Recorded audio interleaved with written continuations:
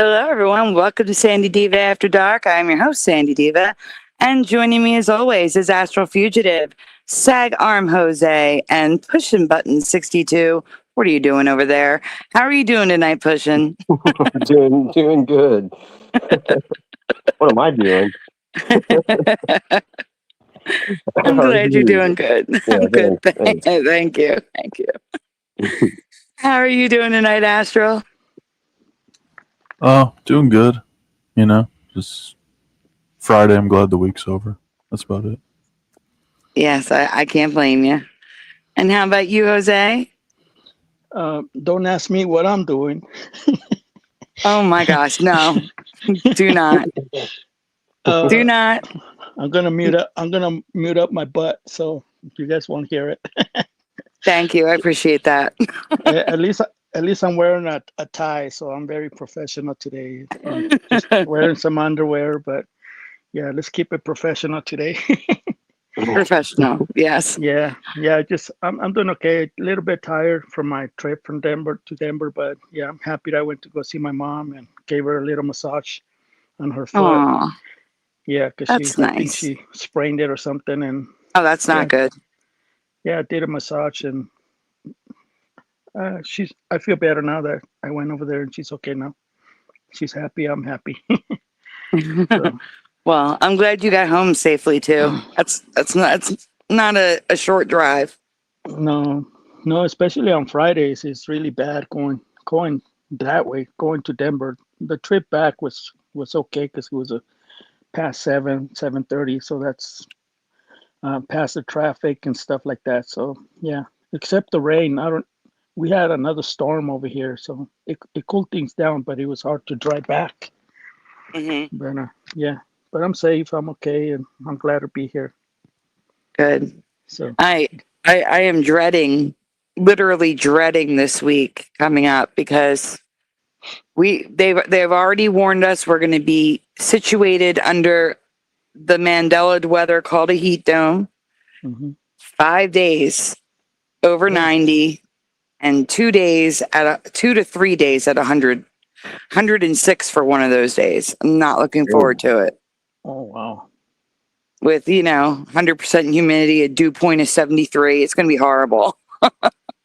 Yeah, I'm not looking forward to it. I think you're getting the weather that we had this past week, about 3 days ago. I think that heat wave passed through the Colorado, and I think it's heading your way. So yeah, it was bad. Yeah, it's going to be bad here too. Yeah. Wow, Noise Guru says that storm was insane for about 30 minutes. It split our tree in two. Oh, wow. Well, I'm glad you're okay. That's not good at all. Wow. Yeah. Yeah. D-Man, you're in the Northeast though. That's different than the Mid-Atlantic. We're getting like no rain this summer. It's horrible. It's horrible. And the rain that we are getting isn't cooling us down. It's just making it more humid. It's awful. It's bad. We haven't been getting enough rainy, and we barely get any rain as it is, but we've been getting less than that. It's crazy. I don't even know. I'm surprised we're not in a drought. Usually they go on about droughts, but yeah, that's weird, huh? We're probably going to be getting that by the end of the summer. That we're in a drought. I guarantee it. All right, let me do some shout outs real quick. Let's see. I think I have everybody, but we're going to, if you're here and I don't say your name, you know the drill. Just say hi so I can add you to the list. But first, in the chat tonight, we had Kitty Caddywhack, followed by Daniel Riffle in second, and Mr. Super Sidewinder in third. And then we had Pushin, Jose, Astral, and then Puck Elf, Dr. Bob's Nightmare, Yanni, LVA Paul, Hammers Facts, Noise Guru, D-Man 216, and that is all I can see for now. Because I just can't get people to subscribe to this channel. Eventually. They'll get over here eventually when they realize that they're missing stuff. But for now, it's a super secret place for you guys. So tonight, Jose sent something, And we're going to do a little PSA to show, just in case other people see it and think it's real. We're going to show it to show that it's not real. And then we're going to... It's AI? No, it's not AI. It's just not real. Oh, You'll see. it's like, okay, I see. Okay, yeah, I see what you're saying. Yes. Yeah, so we're going to get into that. Then we'll get into something that is real. And if we have time, we have stuff that Josh sent over. And we're also going to look at the... what's it called? I always want to say Wikipedia. It's the Internet Archives, anomalies in the Internet Archives. So just something weird to look at, actually. And I haven't seen it. These guys haven't seen it, so it's going to be fresh for us too. Genuine reaction to it. No idea what's going to be in it, to be honest with you. I'm hoping there's nothing bad, but we are on the other channel, so we should be okay if there's any issues. Before we get started, let me quickly get this ticker up because Jose and Astral donated at the end of the show. So you guys are going to remain in the ticker. But before we get started, as always, guys, double check. Make sure you hit like on the stream when you came in. I very much appreciate it because we definitely need this one pushed out by YouTube. Because my subscribers on the other channel, most of them don't know we're here. So definitely hit that like button so YouTube tries to send it to them. If you're new to this channel, please consider subscribing. Ring the bell. You know the drill. Donuts, very much appreciated. Very much needed. Never, ever required. If you would like to donut, links are in the description. Let me see if I have any different ones over here. I do. Here we go. Here's a different donut for everyone. All right. Oh, I've seen that one. Yeah. No, I mean, it's like different from the regular channel. So. Oh, that's right. I keep forgetting you have a whole different set of stickers on this channel. Mm-hmm. Yeah. Not whole different, just a couple different. That's all. I still have, you know, the little donut hole dudes. And of course I have, you know, I actually have a lot of overlap. It's just, I also have a couple that are, you know, specific to this channel, like this one. Oh yeah, that I always feel bad for him, but yeah. Yeah, and this one. Yeah, so we do have some specific donuts for over here. That one was a good quality one. That was a good Mhm. animation. Mhm. That was smooth. I'm interested to see what Hammer's Facts has to say about the data centers. He said he's got some good information or great information on it. So give him a few minutes. Yeah, we did a whole show on data centers. D-Man says, send donuts, not faux nuts. Yeah. All right. We're going to jump right in. Oh, hey, David, a.k.a. Logan Freeman. All right, it's a long one to write down. So give me a minute.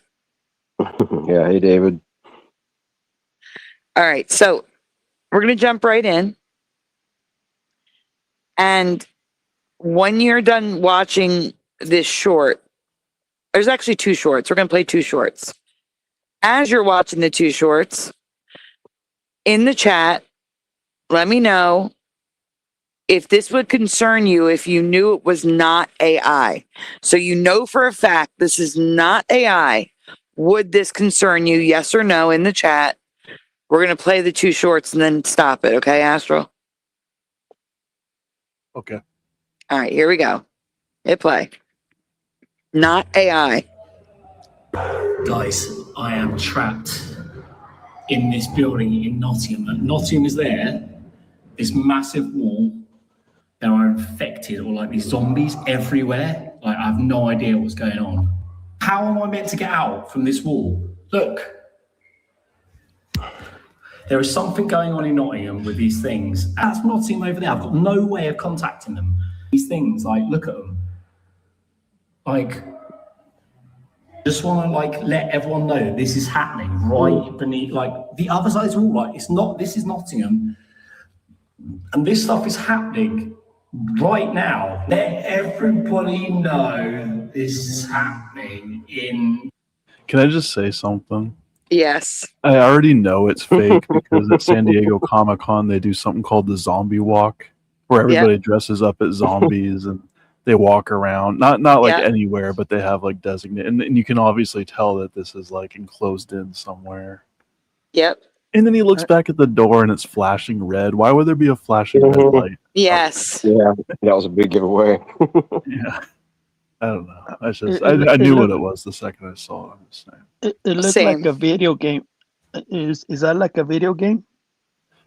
No, This is real. No, it's real, Really? but they are acting like they're in a video game. I see what you're saying. Like it looks like Resident Evil or something like that. Yeah. Yeah. Yeah.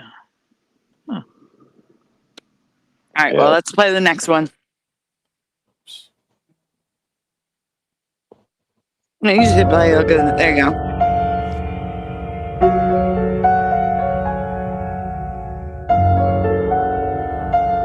Oh, her skin tone is fine.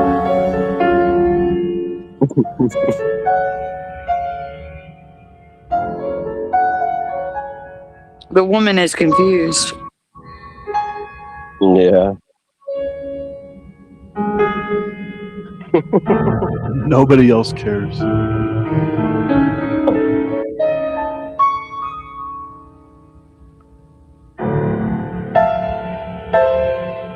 You kind of need makeup to pull this off. Like, I think that's a big part of it.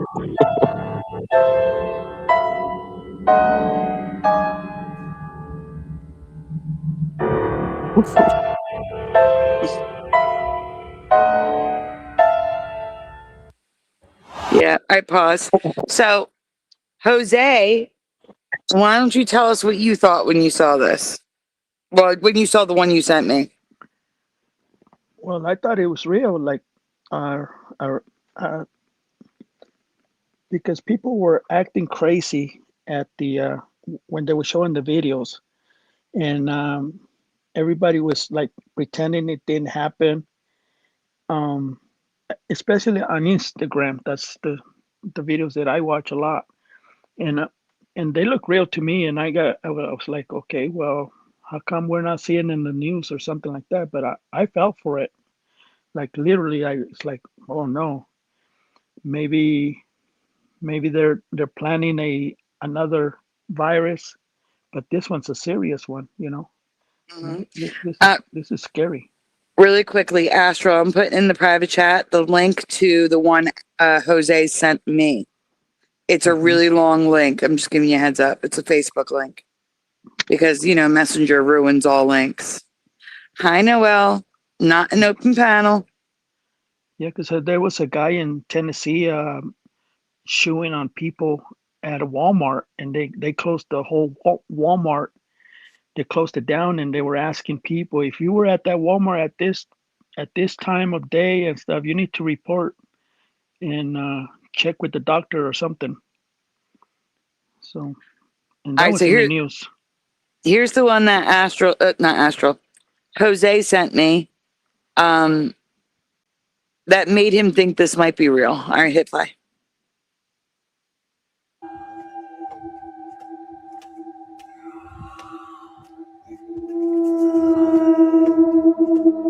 You can mute it. Just mute it. That horrible music in the background. Yeah, drives me crazy. Mm-hmm.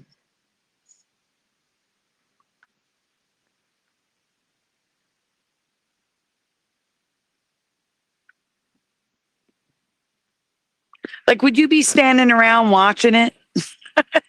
Or would you just run? If something like that's chasing you. Oh, he is running. I mean, it looks real to me. Look at that.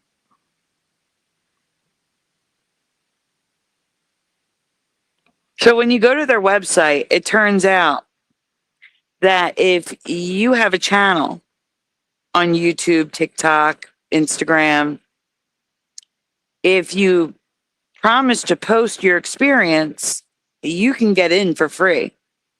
So it is an event and experience in the UK.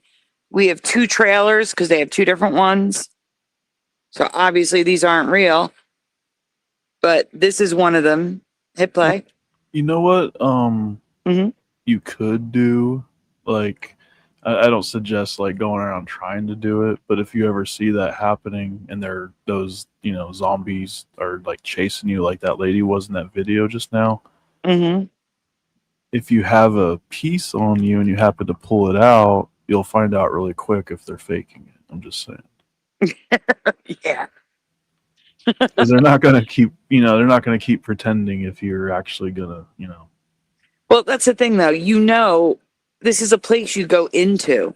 It's like a closed set. You know what I'm saying? Yeah, So I know. I'm just saying if in case, like, if anybody ever like runs into that, like, because there are people out there that really are like, whacked out of their mind on something. So there might Mhm. be a situation like that. I don't know. True. But, yeah. All right. Let's play this trailer for their act. This is the actual thing that we were seeing in the shorts.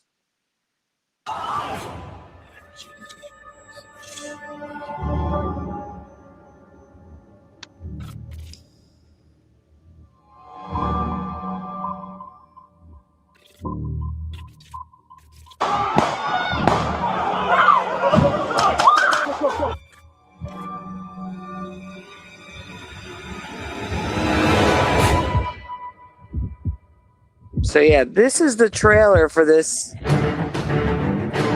experience.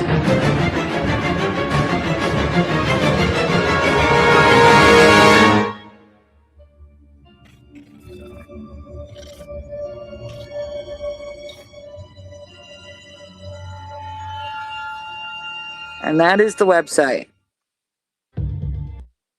And this is the second one they did. Apparently they do all different ones, and it's been around a while. Hit play.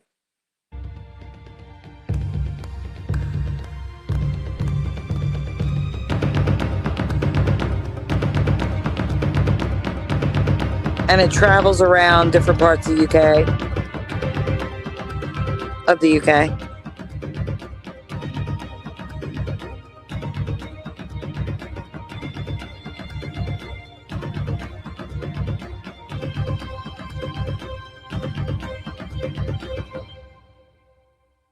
Like, I wonder.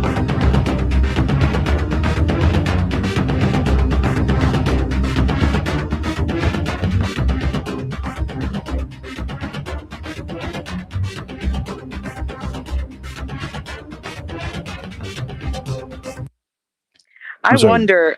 Sorry. It's okay. No, I wonder if it's like paintball. Yeah, that's what I was thinking too. Because when I saw the guy pointing it looked like a paintball gun. Oh, Noise Guru says it too. Yeah. Yep. Go ahead. Oh. Okay. You were probably right. Go ahead. Oh no, that's what I was gonna say. Yeah, it just looked like a paintball gun. Yeah, I didn't even think it was. Oh, go ahead. yeah, but in the serious sorry, Astro, but before I forget, in the serious note, the CDC has a handbook about the zombie apocalypse. It does. And they also, the first responders and the fire department, they have that handbook. I seen it in, well, not personally, but on video and stuff like that. And they are being educated because there is something coming. I don't know if they're talking about, the people with the crack, or the zombies that you find them at San Francisco and Philadelphia and Denver. Maybe that's kind of like a low version of us being zombies because they are contaminated. Maybe they have to wear like safety gear if they get closer to those people, because they're all walking around like zombies, and they're bending over, like, and they can't walk straight anymore. They just bend over and they just stay still in one spot. So maybe they're infected with something, but not as serious as a zombie, virus. Well, the official narrative is they used a zombie apocalypse to make it more fun and engaging so that the people being trained with those handbooks, it's more memorable and they remember, because it doesn't matter what the event is, a zombie apocalypse or Zika virus. It doesn't matter. It's still the same steps when it comes to first aid and emergency. I can never say that word. Being prepared for an emergency. I'm just going to use that word. Anyway, so it literally says that because zombies capture public attention, government agencies use them to make dry emergency protocols memorable and accessible. And they wanted. It also served as a creative exercise to encourage an out of the box thinking while avoiding the diplomatic sensitivities of using real countries in war games. And that was the Pentagon Con Plan 8888, which I'd never heard of. So there's CDC zombie preparedness. I think I said it right. And the Pentagon Con Plan 8888. So there are two of them. No, it's not called fentanyl. And Puck, that is propaganda. What it actually is, it's called tranq. And what's happening is on the streets, they're taking a prescription medication prescribed to cancer patients. That's what fentanyl is. It is a prescription medication typically prescribed to cancer patients for cancer pain. Or after surgery. The government and the news, the media, has the country so brainwashed that they think fentanyl's a street drug. It's a prescription medication that's typically prescribed for cancer patients. However, in Kensington, now keep in mind, Philadelphia is 143 square miles. It's not a small city. It's 20 miles long from southern tip to northern tip. Okay? 3 streets in one tiny section of the city in Kensington. 3 streets. That's what they show every time they talk about fentanyl and Philadelphia. 3 streets in 143 square miles, a 20-foot long city filled with 2 million people. They show 3 streets. Over and over and over again.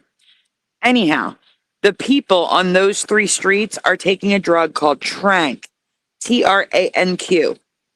It is a combination of fentanyl and another drug that I don't remember the name of, but it's a tranquilizer. That's why it's called tranq. So it's mostly the tranquilizer with some of fentanyl mixed in. And that together makes them walk around like zombies, mainly because they're taking a tranquilizer. So now you guys know, please don't spread propaganda, spread the truth. It's tranq they're taking, and fentanyl is not a street drug. Thank you. Okay, we're going to go on to real zombies now, because real zombies do exist, but not in the way you think of them. And I'm sure most of you have heard of this, but just in case people haven't, I thought we should talk about it, since we're talking about these zombies, which are fake actors. We can skip the to the next one. Did you know? Pause. Okay, so this is going to be a little overview before we watch the full one. Just a nice little overview.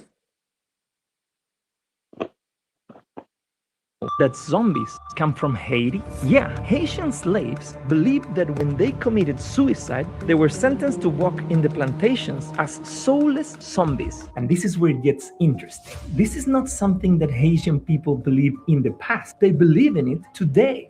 And for them, zombies are not just real, they are useful. Talking with the people here in Haiti, Yes, zombies are slaves. Unpaid, unthanked slaves. That's what they are. Except they can go home, wherever home is. It doesn't make sense, but it has to do with voodoo, Haitian voodoo. So there's a lot. That's why we're going to look at some videos. But let's finish this guy short. Explain to me how it works. You can use the zombie to protect your business. Zombie can work for you. It works like this. You pay a voodoo priest to have dead people as zombies do any kind of labor you need. You can have zombies guard your house at night. You can have them collecting fruits or make them clean the house. And for them, it's very convenient to use zombies because you don't need to feed them, they don't need rest, and when the work is done, they simply vanish. So the next time you watch Thriller, you'll know where it really comes from. All right, stop. Next and pause. Let's keep it creative. I took jujitsu for. Okay.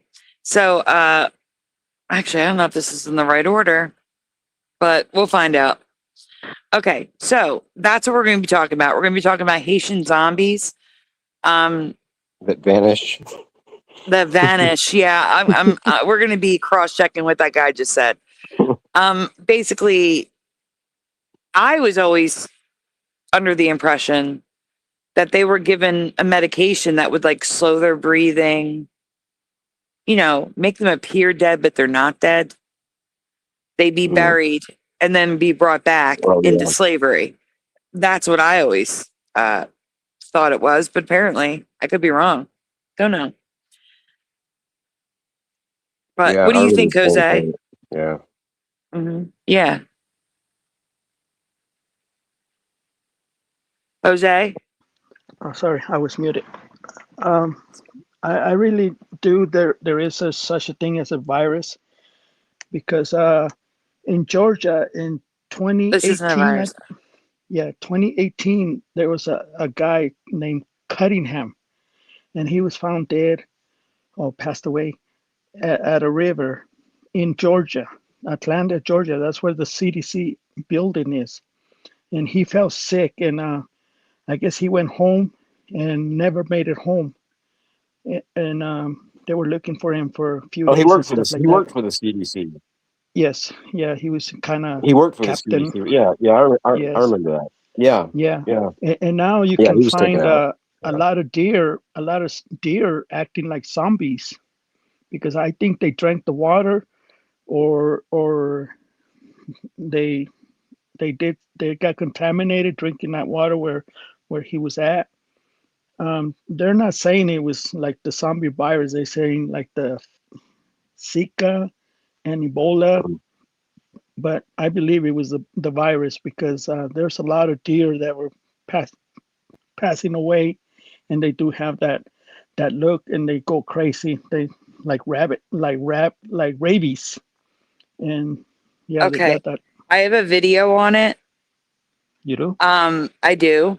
And they have the name of the disease is chronic wasting disease. So, Astro, I'm going to send you a video in the private chat. But what I'm trying to tell you is in Haiti, it's not a disease. It's something that they ingest.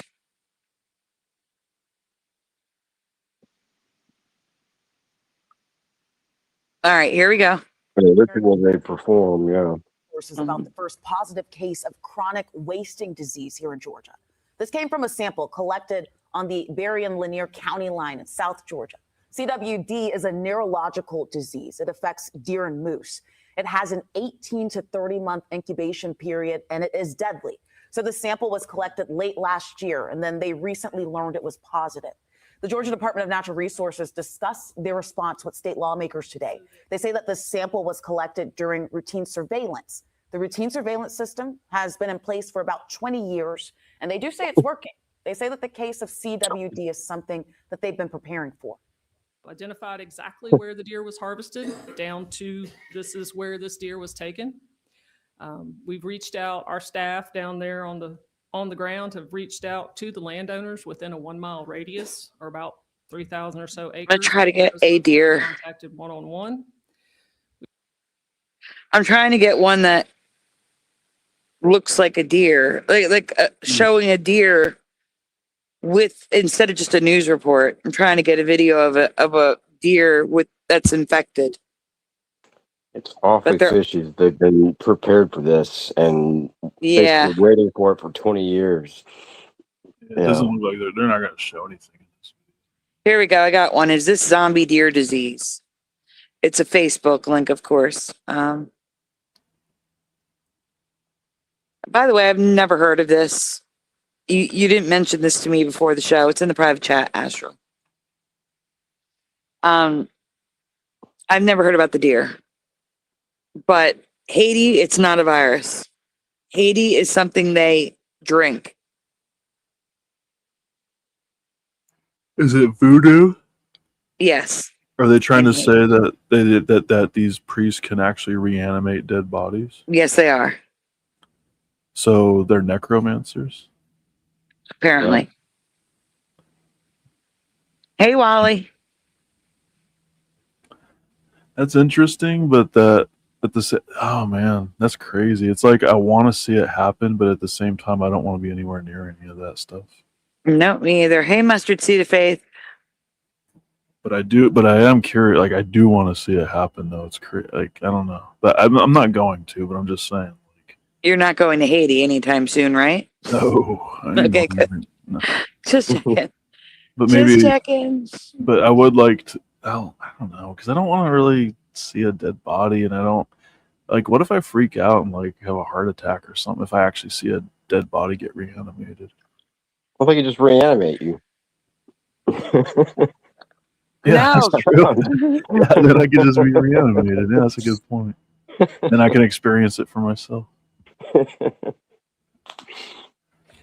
might be a little bit different on the show, but you know. Yeah, you might not be quite as quick as you are now. Or as talk, yeah. I'll just be grunting.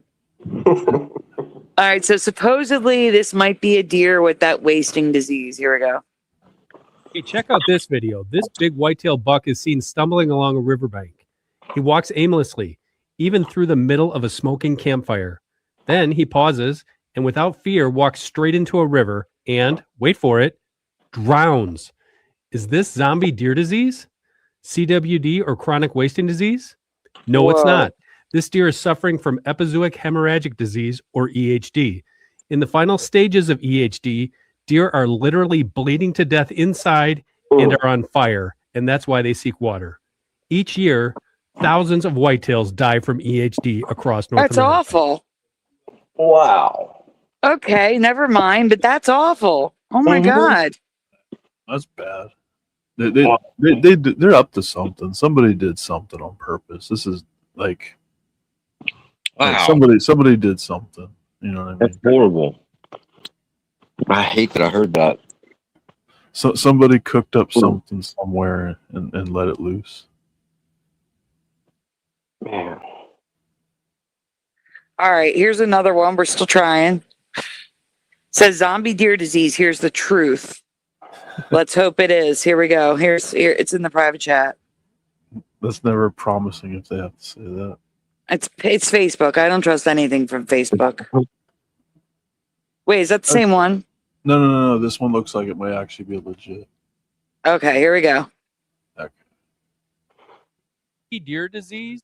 This deer running around in circles, does it have CWD? Oh, wow. Yeah, No, it does not. Look at it. It does not. It's otherwise healthy, almost with. He just said he does not have it. Yeah, but look at that crazy look he's got in his eyes, and his mouth's just hanging open. Yeah, they're gonna say he has another disease. Watch. Hit play. Okay. Certainty, this is epizootic hemorrhagic disease, which is the same one that the other one drowned itself. Or something like cranial abscess disease or a number of other bacterial diseases that deer get. Do not buy the hype that you see in these videos online. Chronic wasting disease is very evident in the fact that the deer is wasting away. And as far as the deer with all the warts on its body, these do not harm humans. That is papillomavirus, which is normal among deer, and the meat is safe to eat. I don't know That's if a lie. That's a lie. I would not eat that in a million years. Hey Sandy, I sent you a picture with the map for you guys can see how this virus is spreading in the United States, and it's really bad. I mean, yeah, my brother-in-law, he stopped hunting because what I showed him. he said, "Nah, I'm not going out there anymore." Astral, can you share that picture, please? Yeah. So if you saw a deer with this wasting disease, they will look emaciated. Mhm.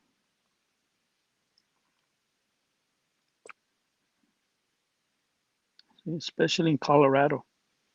Those are some horrible diseases I did not know deer had. Yeah. Mhm. Yep. Oh, it's almost like they don't. I don't know. It's almost like something doesn't want you being able to hunt for your own food or something. Yeah, maybe that's it. Maybe they don't want you to get free food. You know, if the stores run out of food or something happened with the with the war. They want you to buy their genetically 3D printed meat. Mm-hmm. Yep. Yeah, they've already taken out the fruit and vegetables. Yeah. I would say, I think he said that. I think I heard in the last video correctly that this wasting disease, this zombie disease, is spread by gnat bites. So they get bit by a gnat, which spreads the disease, which would explain why the clusters. You know, they're like, it's like a cluster, then a little bit farther away, there's another cluster. Mm-hmm. So something's flying that's giving it to them, is what I'm saying.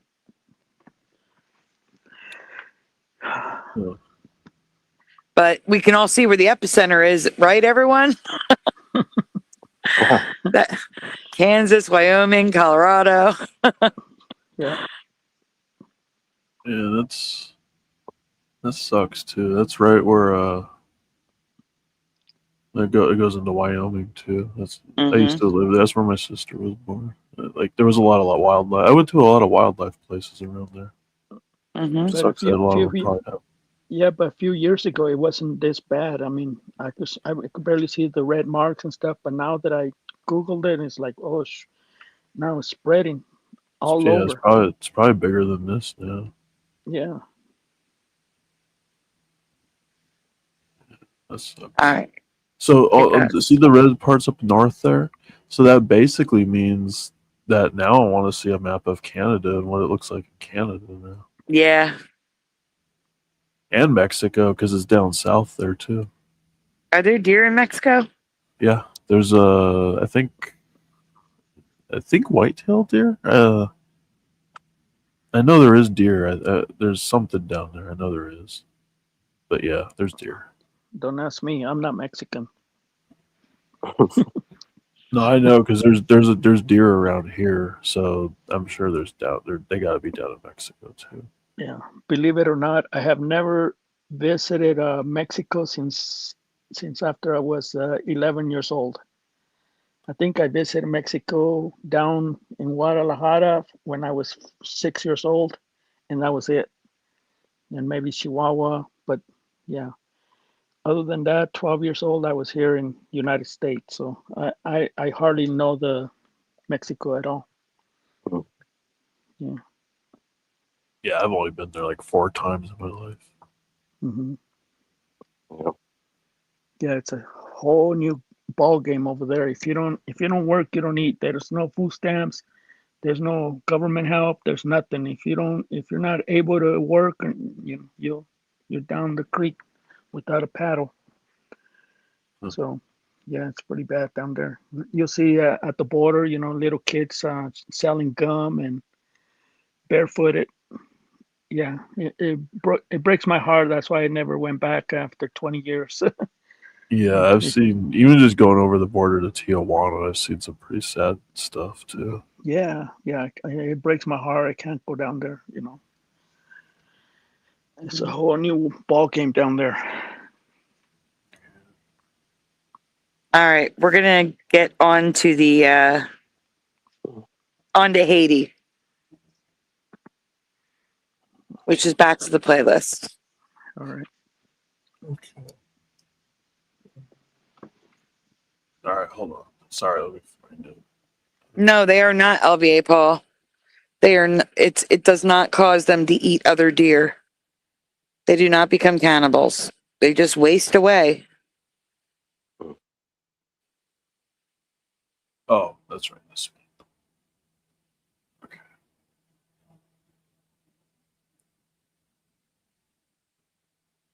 For about 4 weeks. This looks like an ad. You think so? I don't know. We'll see. And I would wrestle the instructor occasionally, or sorry, roll with the instructor. And what that instructor did to me, Jimmy does to his interlocutors. It's just so easy. How long's this one? Yeah. And I really 4 like his minutes mysterious and road. 4:30 or 4:36. Okay, you playing this at 1.25? Yes. Awesome. All right, let's continue. Because I love it. You know, like I have family members who are really interested in like questions about 9/11 or Bigfoot or things like this. So to be able to share these excellent episodes that then get into the faith thing at the end. Exactly. I'm sorry, what did you say, Pushing? I just said hi to Mr. Cooper Sidewinder. Hey, Mr. Super. Okay. So, sorry. That's okay. Precisely. There's a lot of good stuff happening. He did an episode on the zombies, Haitian zombies. Sum that up for me. Oh, yeah. Since I haven't seen it. Oh, well, basically, they're real. Haitian zombies are real. You're going to have to define your terms. I think I know what a Haitian is. I'm not sure. So zombies are people that are made to look like they're dead because of certain, a certain potion that people use against them. And they mixed up with rituals, voodoo rituals, etc. And they'll actually, when they use a potion on a particular person, which can be applied in different ways, the person will die, but they're not really dead. It's just that potion has slowed down their heart rate so much that it's undetectable, and but the person's alive, and so they'll hurry most of the time. Their heart rate is undetectable? Yes. Most people. Are they almost comatose? So they? It's not. It's their pulse. It's like they don't have a pulse, but their heart is still beating, and their breathing is very slow and shallow, and they look like they're dead, but they're not. Almost like anesthesia. Wait, so they continue to move around in this state where their heart rate's that low? No, they're like asleep. Yeah. They're out. But they come up out of it though eventually. Yes. Right. But they're dead. Some of them might not. Yeah, some of them might not. Some of them might not, and I would pretty yeah, and I would assume that. I don't know. Like that's why I'm curious about this. Like, does it cause like damage to the brain? Could that be why they're zombies afterwards? Yeah, so, they have to. Oh, you know what? I bet I know what they use. Maybe they use that one. What's that plant? That flower? No, because they only use the potion once, and then it just works forever, or what? Yeah, they just use it once. Yeah. Oh, okay, never mind. Because there was that plant that I heard about. I think it's called like scopolamine or something, where you like you like get just a little bit of it on you, and you like go into this like kind of like sleepwalking state, and people like have robbed like people's houses. Like they'll do that to the owner, and they'll have the owner like will like be kind of like a zombie kinda, and they'll just like. And worse things have obviously happened with this too, but like they'll like actually rob people's houses, and the people that own the house will be helping them do it while they're robbing them. Like that's the kind of like drug it is. Like it's supposed to be like really dangerous, because if you have even just a little bit more than that dosage, it could just kill you. But it's like really, I don't know, because I was thinking for a second maybe there's like some of that mixed in there, but it doesn't make any sense though if it works like forever though. That doesn't, because that plant only works like for a few hours, and then I think you come out of it. I mean, unless you don't die. A bit, but wow. Well, we're going to find out in one of these videos. Probably the next one. It's from Mr. Ballin, so Mr. Ballin will probably tell us. Oh, cool. Okay. Just lying. Yeah, they're just lying. They look. There's no difference between them and a cadaver. They look completely dead. even though they might be able to hear what's going on. Wow. And so they'll bury them.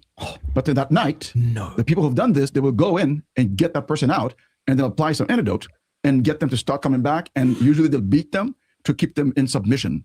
And there's certain food that they're not supposed to eat because that will help facilitate their returning to reason, to in a full consciousness. So they keep them in the in between state, and they use them as workers. Well, how can they use them as workers if they have almost no heart rate? No. Heartbeat. That comes back. Oh, I see. Yeah, with the antidote. Oh, I see. That comes back. But because they've lost so much oxygen by being buried, and they're kind of mentally disabled. They've become mentally disabled, but they can still do some labor. And so it's like. So they basically just put you in a brain dead state. Yes. And so it does just mess up your brain basically. Yes. Okay. So they're disabling people, literally disabling people, and then using them as slaves. And purposely not feeding them because feeding them might make them fully conscious. Jeez. It's awful. How do they even come up with this? And it's still happening today. It's been happening for centuries. Oh, I bet it used to be really bad back in the day, I bet. Oh, I'm sure it's bad, still bad, but it's still really bad. They're still doing it. Yeah, they're still working it in Haiti, especially in Haiti with the voodoo. Yeah, you don't mess around with those people. New Orleans is really bad too. Yeah. Somebody will put a spell or something on you, and yeah, you don't mess around with voodoo. well, there's got to be ways of protecting yourself too. Well, yeah, you don't ingest that medicine or poison. Yeah, don't touch any of that for sure. Mm-hmm. I learned it from watching Walmart, says Noise Guru. I learned of this in Fate magazine years ago, like when I was like 8 or 9 years old. Oh, wow. Yeah, I learned about this a few years ago on YouTube. All right, let's continue. People will do that to people. Smokes. Okay, so by zombie it means someone coming back from the dead, as it were. Right. Yeah. All right. Right. So it's still a bit tricky. I mean, they're not eating human flesh, are they? Not necessarily. Although I imagine it's not impossible that this would happen, because again, they're controlled by the master, and sometimes there are some that escape. We are not painting a great picture of Haiti pause. in this episode. We've talked. He just said it's not like they're eating humans, and he said not necessarily. Okay, then. So possibly that's not good. Okay. Oh, I'm sure isn't there probably a lot of cannibalism going on too? Yeah, we're not even getting into that though. Yeah. All right. Gangs. That's true. And I'm glad you mentioned that, because that gives you an opportunity to, like, obviously I moved back to Haiti. I want to get to that, but I still want to stay on the zombies for a little bit longer because this is fascinating. Yeah. Haiti's great. We'll get to that. But the zombies. Yeah. Now, is this so what is this condition called? I'm sure it's in French or Creole or whatever, but what do you refer to them as in Haiti? Zombies. Okay. Yeah. and is it widespread, or is it just a couple of people this has happened to? We can't say how many that's happened to, but there's been scientific studies on them. There have been doctors that have written about them. There's been people that have been zombified, that have escaped, that have been studied. Thursday, can you look up what episode number this was on Jimmy Akin's Mysterious World so I can let people know?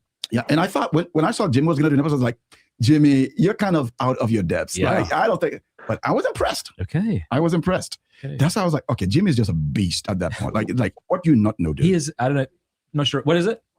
159.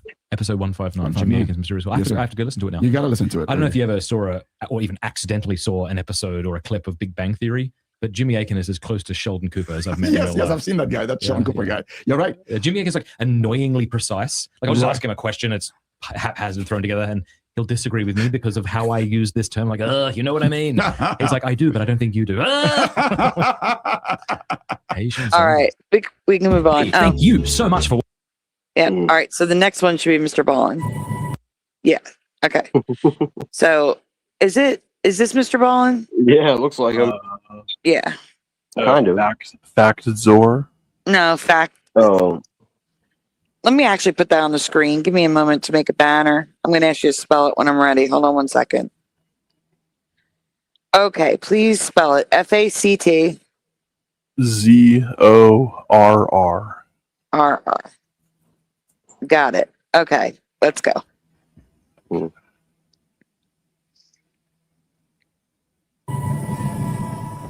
It's 1980. You're walking through a crowded marketplace in Haiti, shopping for vegetables, just a normal day.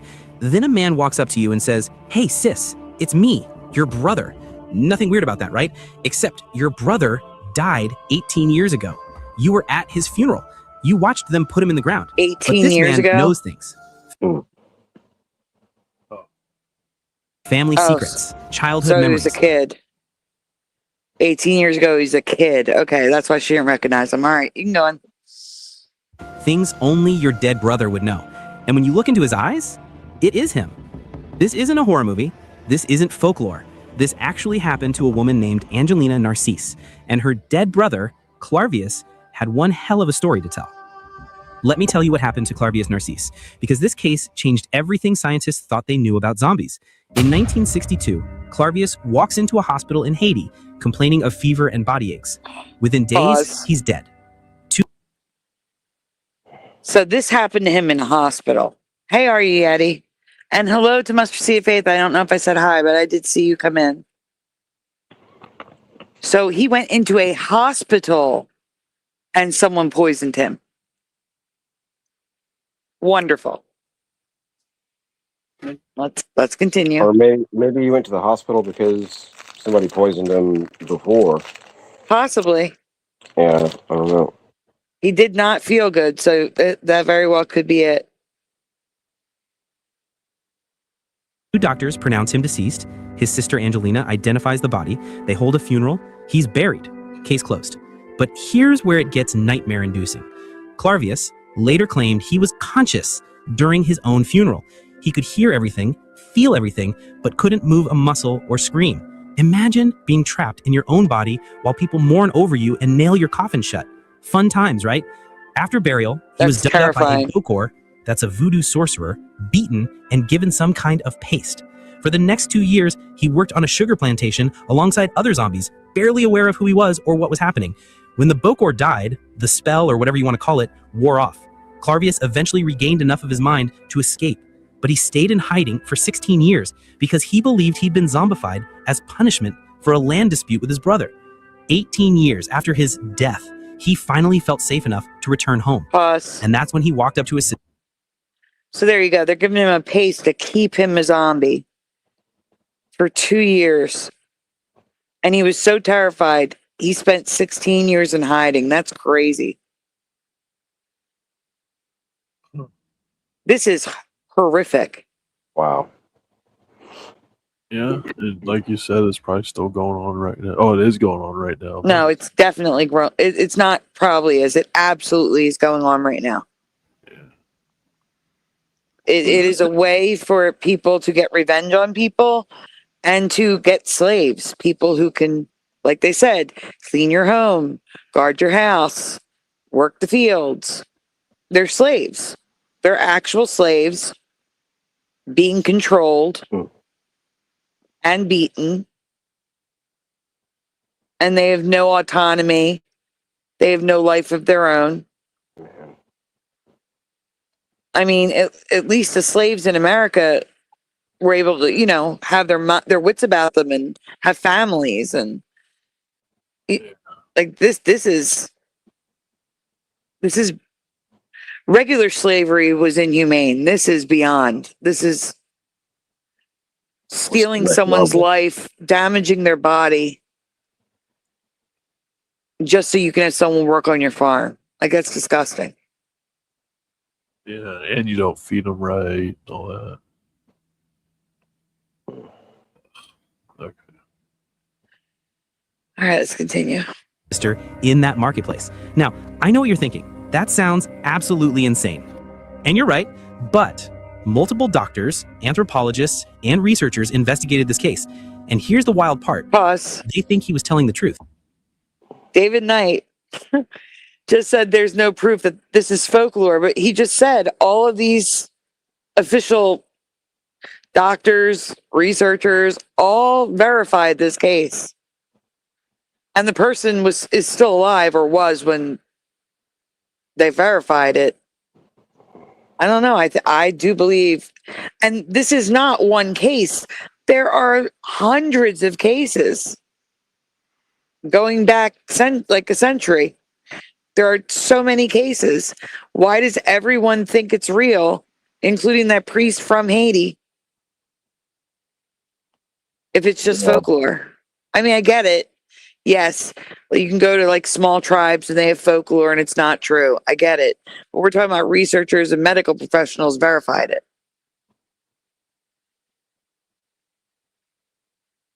Yeah. What do you guys think? I'm with you. I think it's probably real. I mean, it's not like we don't have medicine that does that. Yeah. It just seems like I don't see how they got there. I don't see how they, figured all this out. Because anesthesia. They're literally the medicine they're concocting, whether it be with natural substances or chemicals, either way, what they're doing is they're putting someone under anesthesia. But for an insane long, like too much, the dosages aren't properly controlled, and they're being given too much, which can cause brain damage. I'm assuming, but that's what happens with anesthesia. That's why you're not going to sleep with anesthesia. You're not asleep. You're in a state of unconsciousness where you're like in between life and death with anesthesia. And that's essentially what they're describing here.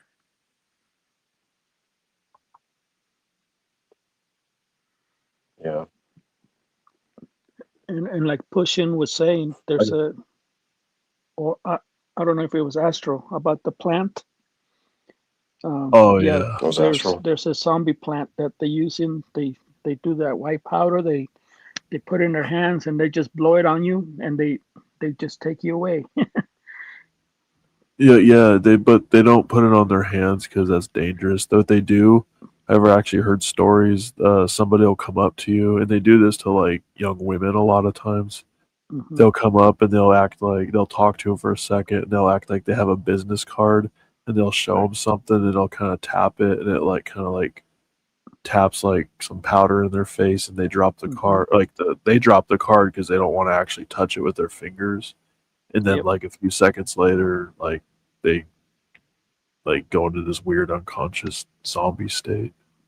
And then they come unconscious like a day or two later and they don't know what happened. Yeah. That's might end up somewhere they don't want to be or something. Yeah, that's when they wake up in Mexico. Yeah. Yeah. That's the cartel for you. Yeah. All right, let's continue. So how do you turn someone into a zombie? Well, I'm glad you asked. And also, why are you asking? That's concerning. In the 1980s, ethnobotanist Wade Davis, basically a plant detective, traveled to Haiti to investigate. And he didn't just dismiss this as superstition. He actually found a scientific explanation that'll blow your mind. Davis discovered that Bokors were using a powder containing some seriously nasty ingredients. Tetrodotoxin from pufferfish, the same toxin that makes fugu dangerous, toxins from poisonous toads, human remains for psychological effect probably, and various other plants and nasty bits.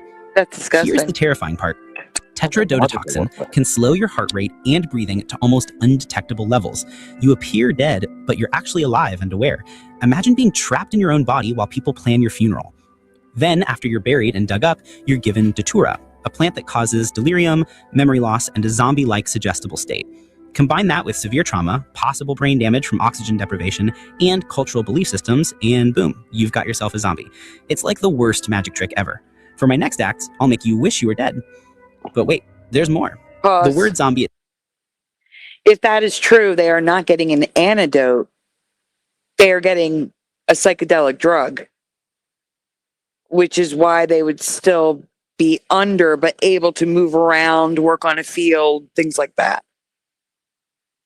So now their bodies are working, but they need to keep their brains, their mind under control.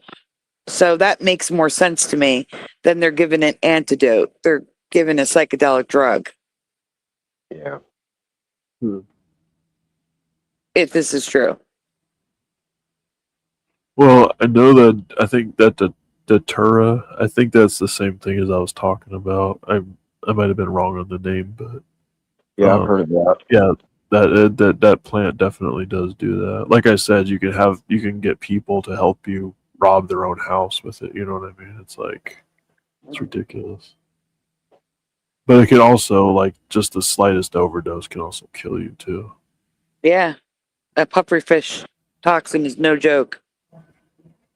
Oh, I was talking about the Datura. Yeah, the pufferfish. Yeah. Yeah, that's ridiculous. You know what? I saw that in a movie, or I forgot what the movie was, but the guy had a gun in his hand, and he went to go pull the trigger, and it had like some barbs that had like poison, and the guy that did it said it was like some pufferfish, and the guy was like paralyzed, but he was like still awake. You know what I mean? It was like, so I think that's the same pufferfish that they used in that movie. Oh, yeah, definitely. Yeah. That's crazy. So if you get stung by that pufferfish while you're diving, you basically just go paralyzed in the ocean and probably just drown to death, basically. Well, yeah, because it paralyzes the muscles of your rib cage too, which means you can't breathe. Oh, that's scary. Yeah. But your heart will probably stop first because that's a muscle as well, but it also gets paralyzed.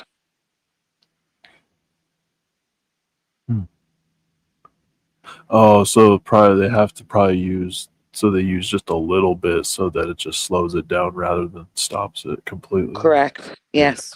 Okay. Yeah, that's dangerous. Yep. Itself comes from Haitian. Or did you want to go, or you were going to? Oh yeah, no, you were. Yeah, go ahead. Okay, sorry. Creole and West African languages. In Haiti, zombies aren't brain-eating monsters from movies. They're victims. Think unpaid intern, but like exponentially worse. Now, before we get too excited about the cool science, Slave. let's remember That's what you're trying to this say. is entertainment for the people involved. Unpaid intern. No, it's not an unpaid intern exponentially worse. It's a slave. They are creating slaves and literally permanently damaging people for life, if not killing them, to create these slaves.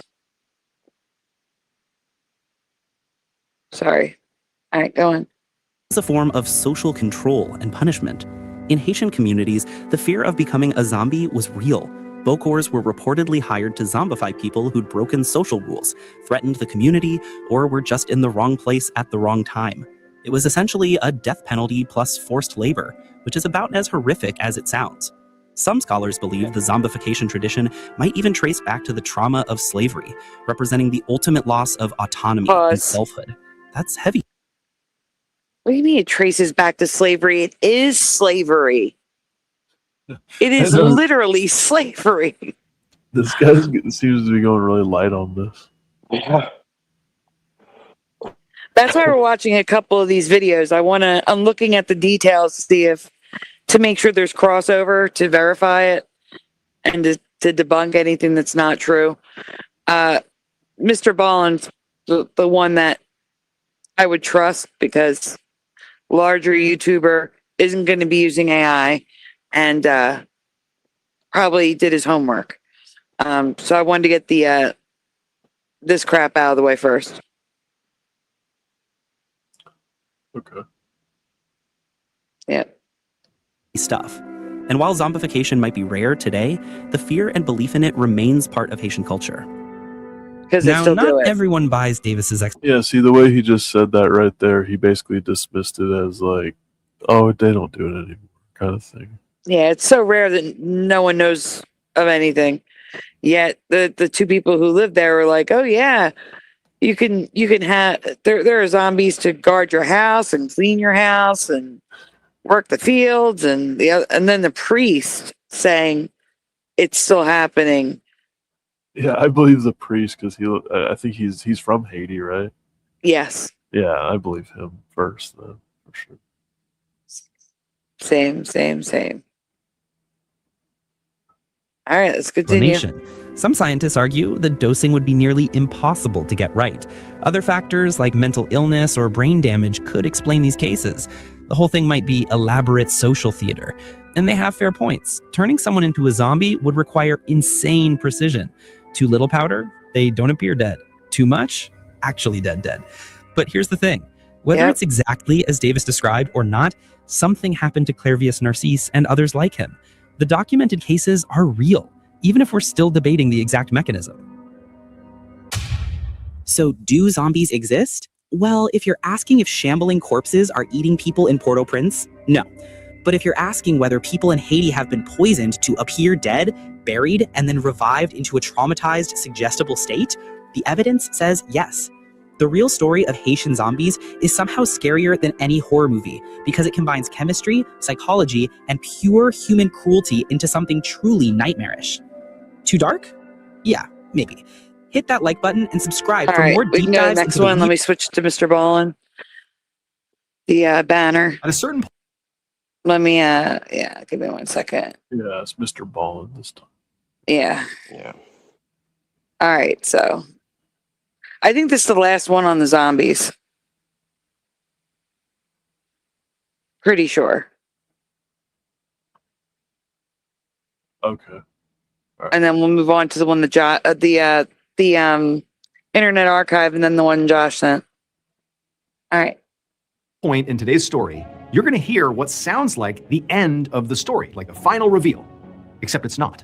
There's a whole nother layer to this story if you just stick around, and it is completely insane. But before we get into today's story, if you're a fan of the strange, dark, and mysterious delivered in story format, then you come to the right place because that's all we do, and we upload 2, 3, even 4 times every week. So if that's of interest to you, please offer to take the like button on an amazing vacation to this gorgeous private island with this beautiful beach. But as soon as you pilot the boat in and drop them off, you just turn around and drive away and don't come back. Also, please subscribe to our channel and turn on all notifications so you don't miss any of our weekly uploads. Okay, let's get into today's story. Hey, I want tea.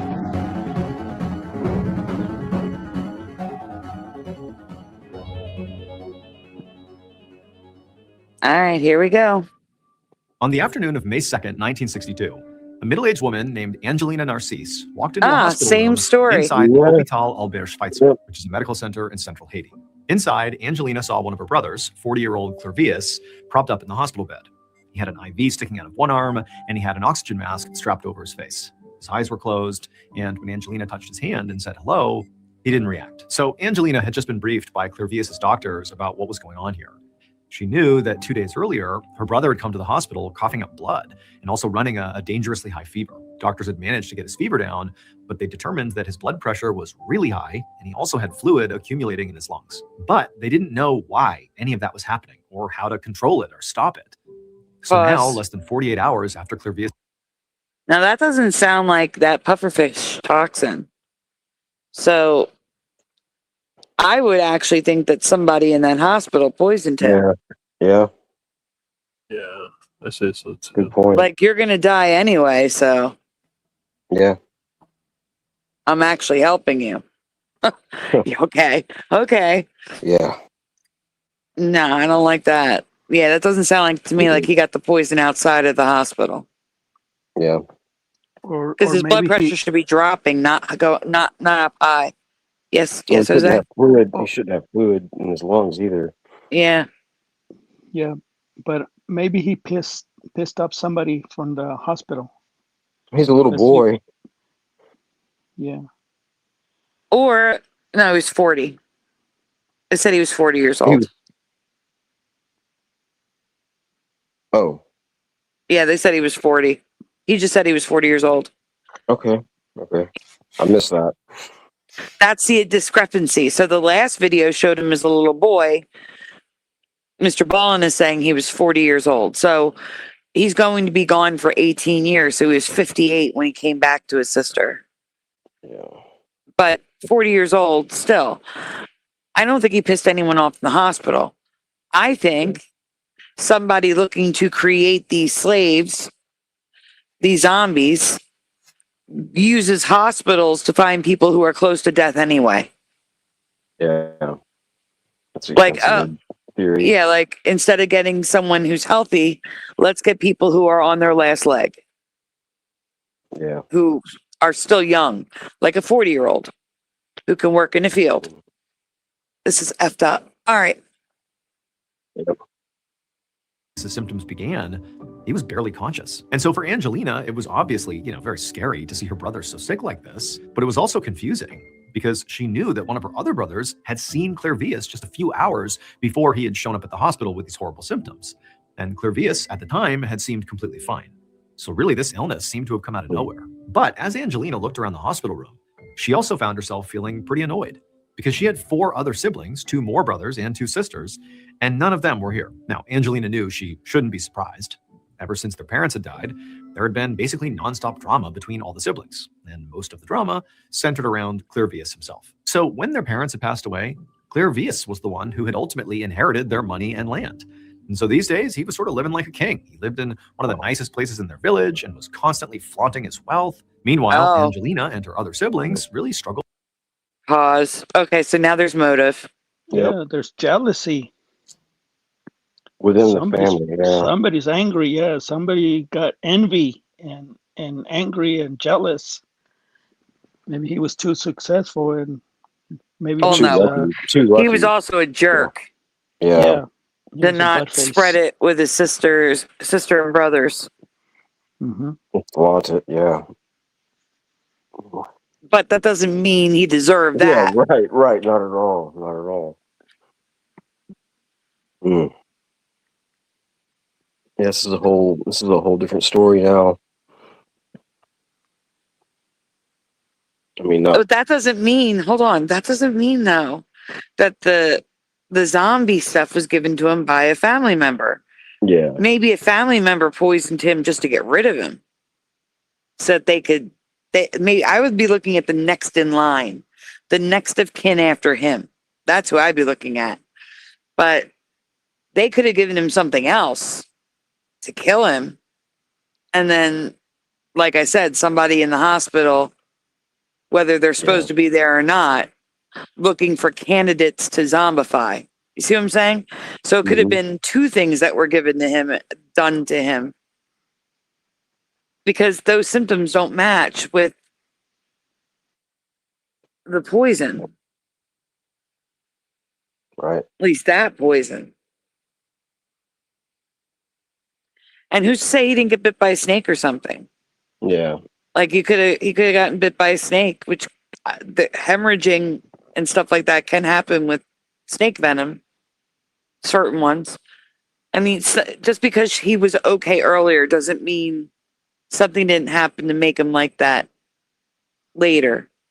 That was not nefarious. You know what I'm saying?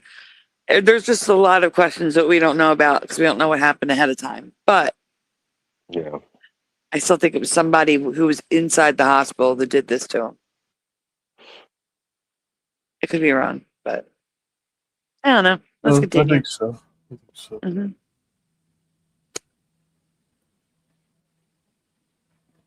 All right, let's go on. Financially, and anytime they asked Clairvius for help, he refused, which had caused a huge rift in the family. So Angelina was now the only one who'd even shown up to visit him in the hospital, despite his condition being so dire. But, nonetheless, she sat down on a plastic chair inside the room, and for a few minutes, she just watched Clairvius breathing. And for a while, his breathing seemed normal. It was rhythmic, slow, but normal. But then suddenly, Clairvius's breath seemed to almost catch in his chest. And then he began making a sort of wheezing, gurgling sound. He's like half conscious. So it was like his body was reacting to not being able to breathe. Angelina instinctively just stood up and grabbed her brother's hand and began to squeeze it. And as she did, she saw her brother's eyelids flutter open for a second. But then his eyelids closed. And she watched as underneath his eyelids, she could see his eyes kind of darting around all over the place. And then at the same time, this sort of wheezing sound that was coming out of her brother turned into a choking noise. And so Angelina at this point, let go of her brother's hand, she ran into the hallway. And that's weird. She's in the room with him? Yeah. Yeah. That's weird. Okay. we had to pause it. And I just wanted to mention that it's weird because usually that stuff is instantaneous, not delayed release. So unless she left the room to go to the bathroom, she's the one who did it. That's all. Yeah. All right. She found a doctor, but unfortunately, by the time she explained what was going on and she and this doctor returned to the hospital room, they found Clervius no longer making any noise. He was totally still. And so the doctor rushed over to him and he checked for a pulse, but he couldn't find one. And he turned to Angelina and he said, "I'm sorry, but your brother is dead." The following morning, May 3rd, Angelina arrived at the small cemetery near their village for her brother's funeral. And she was glad to see that at least this time, her four remaining siblings had decided to show up. Yeah. But at the same time, Angelina, I mean, she was in shock. She couldn't believe what had happened. The doctors had told her that ultimately Clervius had died from something called malignant hypertension, which is basically blood pressure that's so high it causes organ damage. And also it causes pulmonary edema, which is fluid in the lungs that can ultimately make it impossible to breathe, which very likely was what that sound was her brother was making before he died, that choking sound. But the doctors told Angelina that despite knowing sort of what actually happened to Clervius, they didn't know why it happened. It was totally unclear how he got these symptoms in the first place. And unfortunately for Angelina and their family, it seemed pretty unlikely that they would ever figure it out. It would just be this mystery. Now, as Angelina walked up to Clervius's gravesite, she looked down and she saw her brother lying dead inside of his open casket. She reached out and touched his hand one last time, and it was so cold that Angelina pulled it away right away, and then she began to cry. The ceremony was kind of a blur for Angelina. I mean, the whole thing just felt surreal. Pause. But eventually it wrapped up, and Angelina... It's just playing too long. That's odd that they buried them the very next day, but I guess if you don't have embalming and stuff like that, I guess it makes sense, especially with the heat that Haiti has. Because they have to beat decomposition. I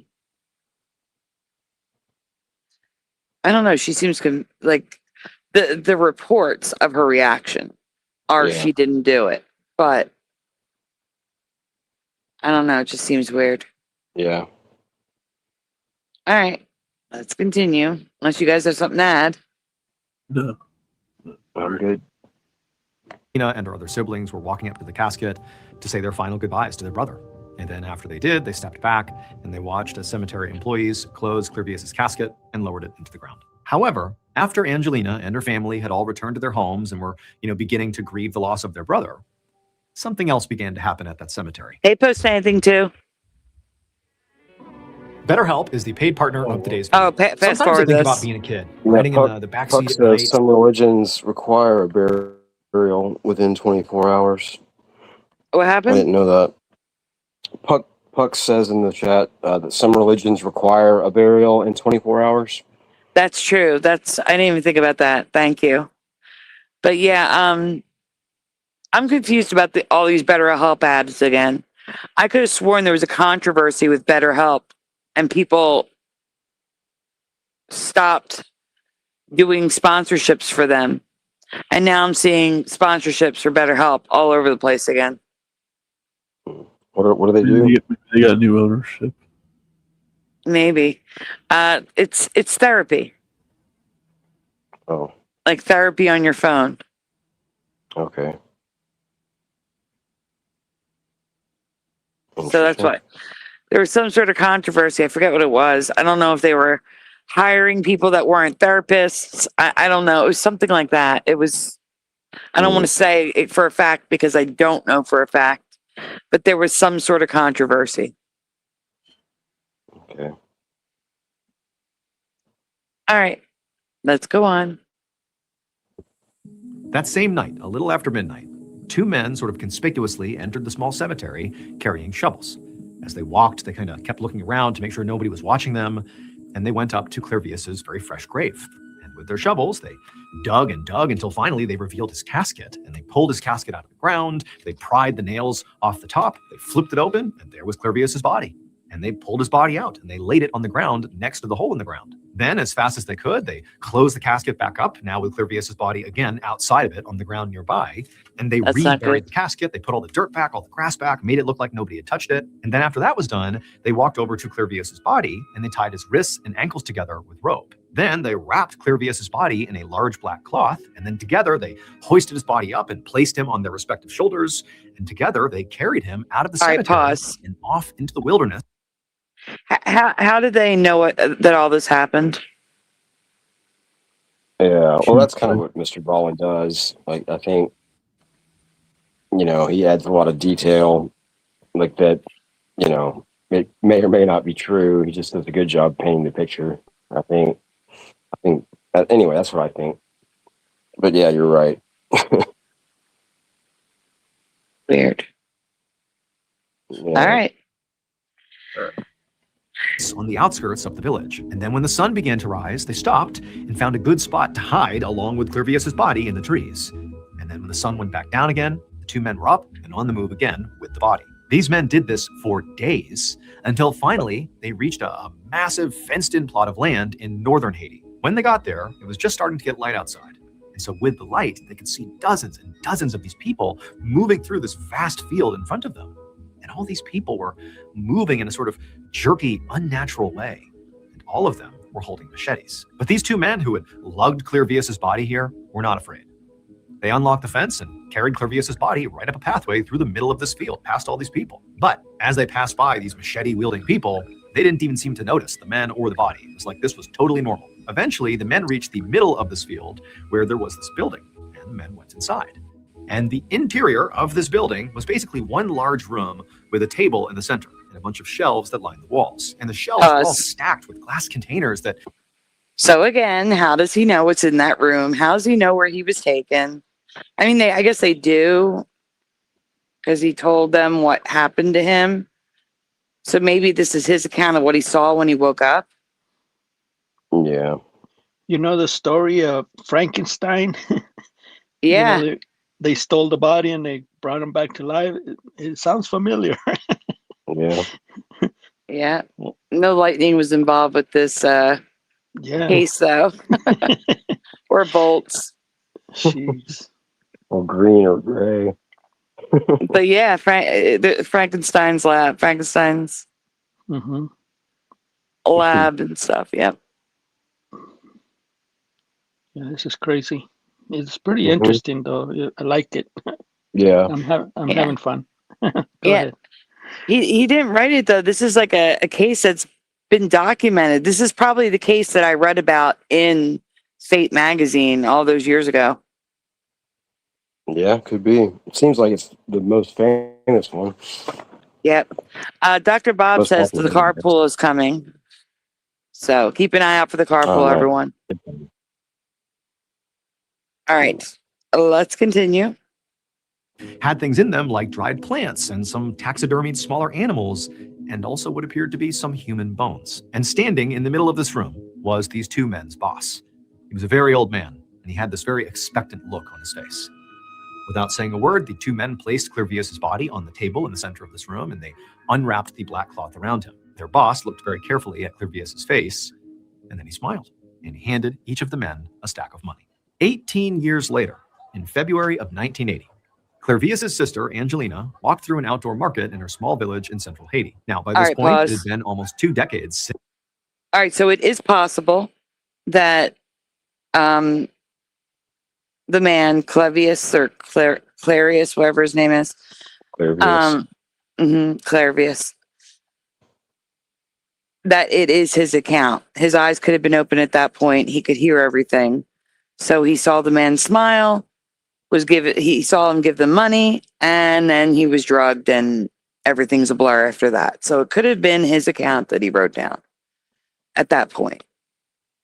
Yeah. Or they could have even shut this place down after, if he ever eventually tells authorities and... No, it's legal. It's legal? Well, it's got to be. I mean, they're out in the open.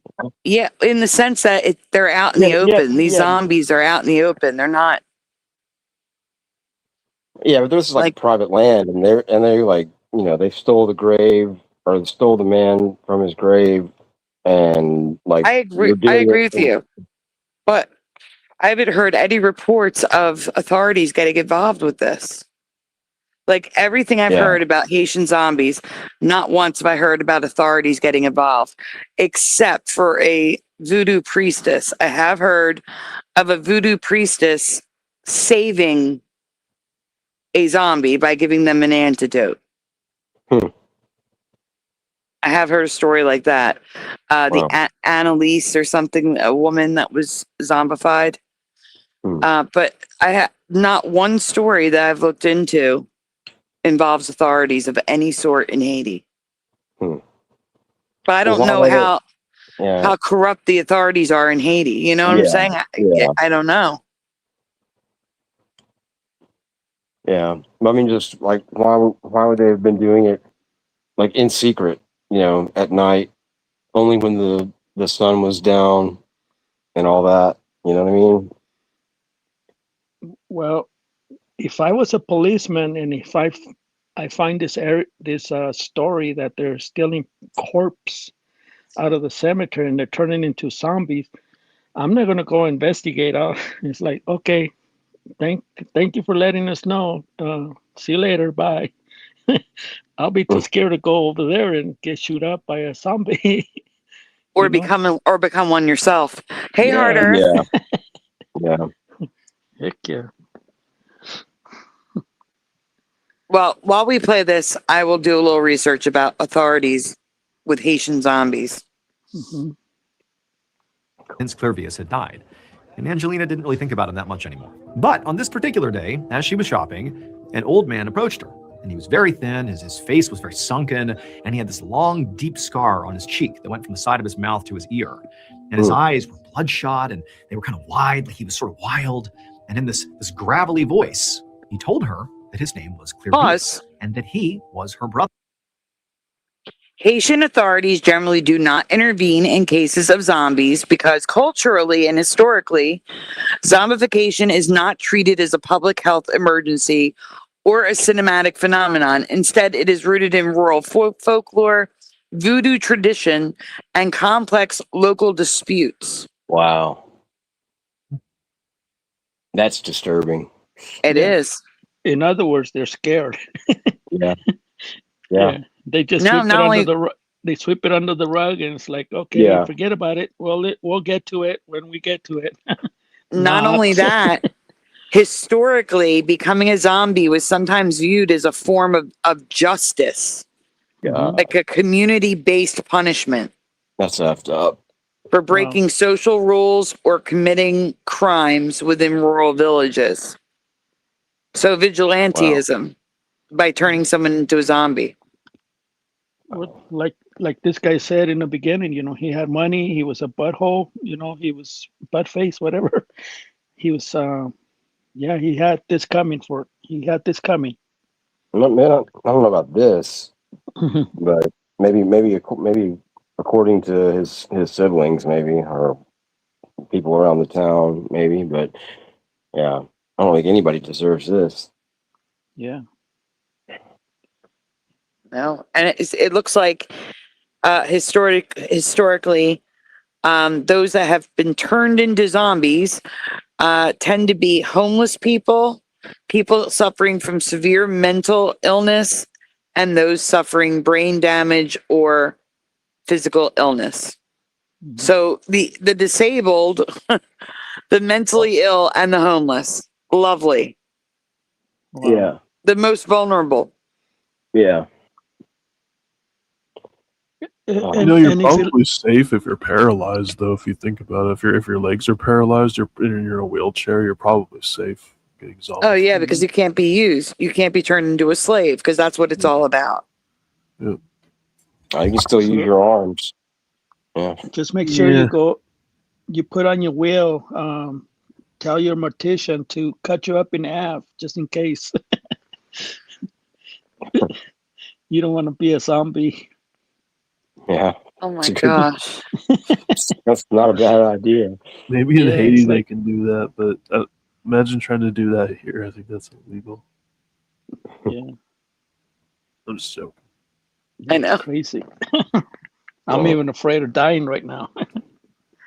Like, just think about Colorado Springs has a story about witchcraft, and they're ranked pretty high with the United States. So yeah, you don't mess around with Denver and Colorado Springs, because if you mess with people, they'll mess with you back. especially if they have a little bit of hair or something that it belongs to you. I mean, they can really put spells on you. Mm-hmm. But yeah, it's out there. I mean, I'm a firm believer on witchcraft and stuff like that because I live around them. So yeah, like you said, New Orleans is really known for that too. Yeah, big time. Yeah. Yep, I hear stories about New Orleans a lot. Oh, I do believe the carpool may be coming in. We have 2 new people right now. We have Chilster Deluxe and Heart Earth came in. Yeah. Good to see you guys. All right.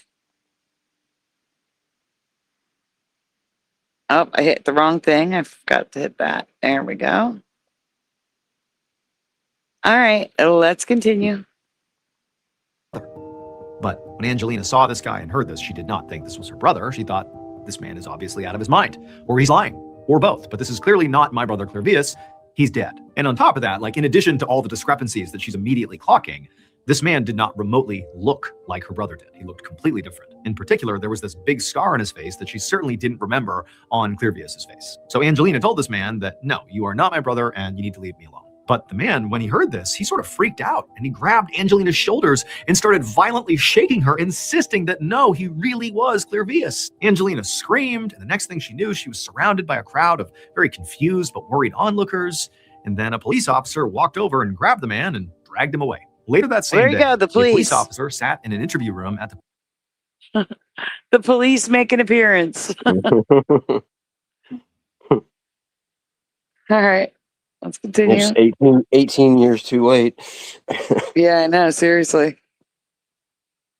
police station across from this older man who kept insisting he was Clairvius. And the story that this man told the officer about how he could be a man who had died 18 years earlier really was absolutely insane. Because this man claimed that 18 years earlier, when he died, he remembered that moment because he heard the doctor literally pronounce him dead, and he heard his siblings start to cry. And then he remembered the cold when the hospital staff moved him to the refrigerated morgue. And then he remembered the sound of them nailing his coffin shut, and he remembered what it felt like when one of those nails punctured through and cut his cheek. That's how he got that big scar on his face. It was a nail in his coffin going through his face. Basically, he wasn't dead. He was totally mentally conscious of everything happening to him. He just physically couldn't move or react in any way, and he didn't know why. But everybody thought he was dead, and he wasn't. And then he said later that same night, as he's literally in a coffin underground, basically waiting to suffocate to death, he became aware of two men suddenly unearthing him and removing him from his coffin. And then they tied him up, wrapped him in cloth, and then carried him into the wilderness for days. And then okay, so they are getting those reports from him. That makes sense. Yeah. That has got to be the worst. I was going to say such a sense of relief for him that someone was digging him up.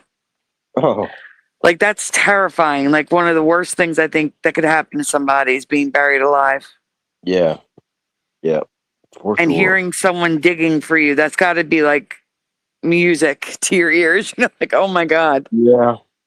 Yeah. But unless like, you know, being a local, he knows more about this, you know, like this whole process or whatever. That's kind of more of a known about thing amongst the locals. I mean, it would be melancholy kind of. It would be a little bit of this and a little bit of that. Yeah. Anyway, yeah. I agree. And finally, they enter this building in the middle of this field, and they set him down on this table. And then he heard this third man thank the man that had carried him. And then this third man poured something into Clairvius's mouth. And then this guy just started chanting over and over again. And then a few minutes later, he found his body sort of was beginning to work again. He could open his eyes, he could sort of move his limbs, but things just felt different. Like suddenly his vision was very strange and hazy, and his body movements were jerky and uncoordinated. It almost felt like his mind was moving slower than it really was supposed to, like it was just dumbed down or something. And it was at that point that Clairvius said he realized what was actually going on here. Clairvius said this old man that had poured whatever in his mouth and was now chanting, he was a Bokor, which is a voodoo priest in Haiti. And Clairvius said the Bokor had used a potion to turn Clairvius into a zombie. Clairvius told the police officer that he'd been absolutely terrified and he wanted to fight back, but his body felt like jello and he could barely form a coherent thought. So there was no way he could actually do anything. He said that Bokor, shortly after this, untied him, made him stand up, and then marched him outside of this building.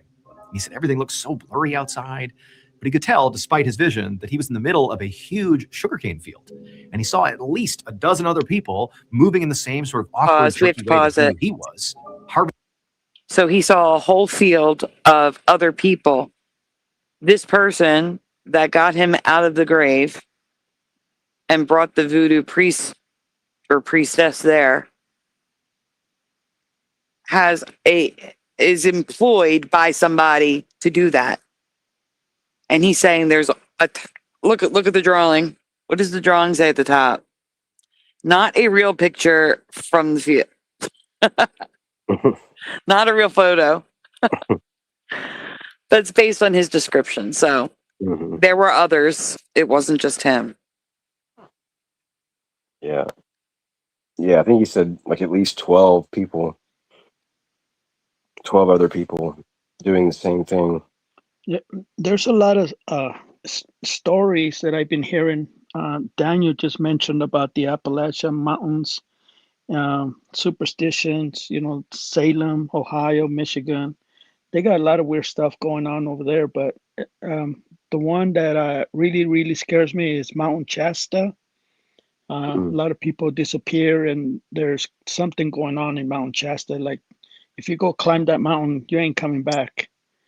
So there's a lot of stuff in the United States that, people just hide it and they don't talk about it. Interesting. Yeah. I'm trying to find out what Noise Guru is referring to. Noise Guru said something like, I saw that on Tales from the Crypt when I was 10. Oh. Scarred me. Hammer's Facts said, yeah, I saw that on Tales from the Crypt too. That does kind of sound familiar. Yeah, now that you say that. But are you guys talking about the zombie thing or the Appalachian thing? I think the zombie thing, that's what I'm talking about. Yeah, I'm talking about, but they could be referring to something in the chat. That's why I'm double checking. Yeah, right. But yeah, I think I do remember that. Vaguely. Very vaguely. Buried alive, yeah. Oh. Oh, the buried alive thing. Okay, I got you. All right, yeah, that would scars me too. It's one of that's just drowning and being buried alive. The worst things. The worst. Yeah, for sure. Or well, I guess burned alive would be probably the worst things. All three of those things. Yeah, all of them. All yes. And falling from an incredible height. That too. We could just add a whole ton of them, but let's just continue with the video. Sounds good. Moving on. Yeah, moving on. Harvesting the sugarcane with machetes. The Bokor at this point handed Clairvius a machete and told him to get out there and get to work. No post anything. You didn't lose your wrench. This is my second channel. I only gave wrenches to the people who were here the first time, and then I do random wrench giveaways on this channel for specific things. So just show up and eventually you'll have one, I'm sure. But I don't want to do another 1500 club. That was rough. I had to take away wrenches and it was bad. Are they wanting to post something? Oh, okay. They want you to post a link? Yeah, I'm not sure. That's what I was asking. Oh no, post anything. Just said, did I lose my wrench? No. You have your wrench on the main channel. There's only like 25 people on this channel who have a wrench right now. As opposed to the 1,500 on the other channel. Wallet says giveaways. I said, no, what if you donate, you'll get a wrench. So you have to buy them. No, that's not nice. I'm just kidding. Oh my gosh. Well, not a giveaway, but like hustle. Random wrenchings. We'll say random shieldings because there's shields now. So, on like we just did a special show Why were we here? Was it the show where I talked about why I'm pushing donuts so much about the rent? Yeah, because they showed up. I gave them all shields, all wrenches. Yeah, that's right. Yep. Because we didn't advertise it. We just went live. It was late. So if they were at that show, they got a shield or a wrench or whatever you want to call it. They got blued. They got blued. Blued. Oh no. All right, let's continue. Now, something deep in Clervius's mind told him to use the machete to attack the Beaucourt so he could escape. But he said he didn't. Instead, he just walked out into the field and did start working.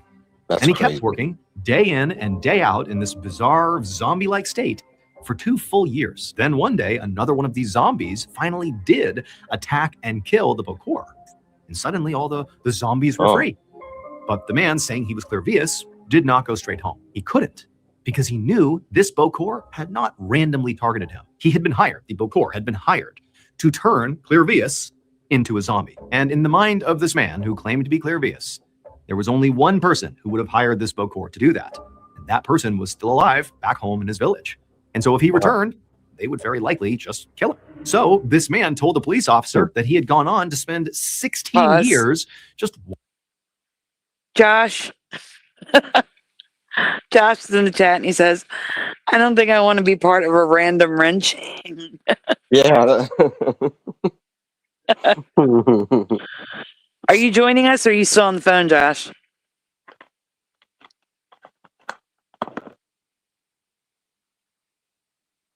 As she beats a wrench into her hand. No, just a stylus. All right. Man, my head is finally gone. Thank God. Good. Yeah. I didn't even know you had one, but I'm glad it's gone. Oh, good. He's going to join. Yeah. Yeah. Thank you. Oh, now I get really dizzy as I stand up. Weird. Hey, Astral. Yeah. You know what that means? What's that? If you get tired, you don't have to stay as late. Josh is on his way. He's going to break the stream, so just prepare yourself. Yeah, I was about to say. I know I said 3:30, but I'm actually kind of. I'm like. I know. Right now. I had a feeling. Yeah.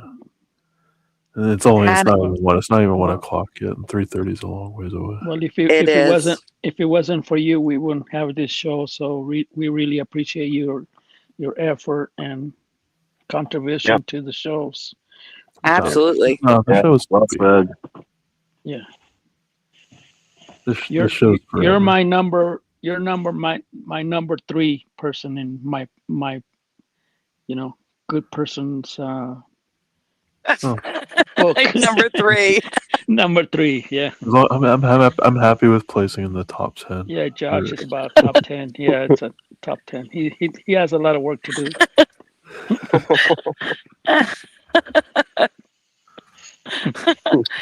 You got trophies from Wally, Astral. Thanks, Wally. Yeah. Josh has arrived. So if you get the timestamp, we'll just make Josh work now. He was almost done anyway. He's at 6:18, and it's a 21-minute video. 6:18 of 21. No, 16. I'm sorry, 16:18. Oh, okay. Yeah, I'm trying to. There's more to the story. Is the playlist in the After Dark? No, I have to give you the link. Hey, Josh. Hey, what's up, Josh? I can barely hear him. Yeah, we can barely hear you, Josh. Yeah, right. Josh, you need to get a new headset. Yours is crackling right now. Whoa. Super crackle. Is this better? Yes, that's better. Is it? Yeah, talk. Hello. Can you say hi to the chat? Yeah. Say bye to Jose. No, Jose's not leaving. Astral is. Well, Jose's leaving too because as soon as I get here, he leaves because he knows that I'm going to start roasting him for all the shit he talks about me when I'm not on on the panel. So he's like, no, this is Jose's show. This was his idea. He's got to stick around for it. Yeah, I have no choice. I have no choice but to stay. Yeah. Did you see that I did? I gave you a shout out in one of my videos, sort of, in that video that I made with Pushin.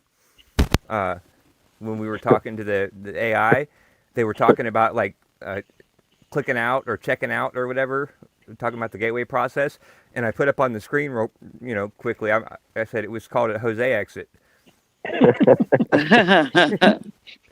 Yeah, you never know when I'm gonna leave. You leave as soon as I get here. That's when we know you're gonna leave. Yeah, but I'm not gonna tell you when I'm gonna leave. I'm just gonna leave when I do. It's like I know how it is. Later, number 10. Yeah, but at least you're my.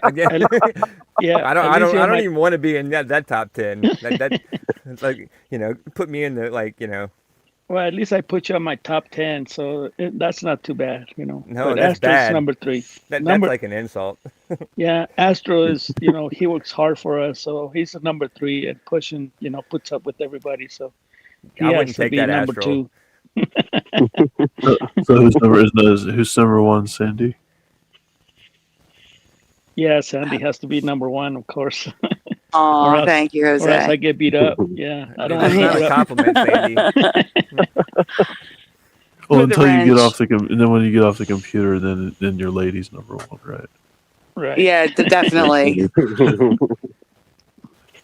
All right, so you're going to finish out Mr. Ballin, and then Josh is going to take over after Mr. Ballin? Or you want Josh to pick up from where you are? I can finish him out. It's only like 4 minutes. Like I can hold out. Okay. Yeah, I might as well just finish it. Okay. All right. Let me get the thing back up. Everything got shut off. So, all right.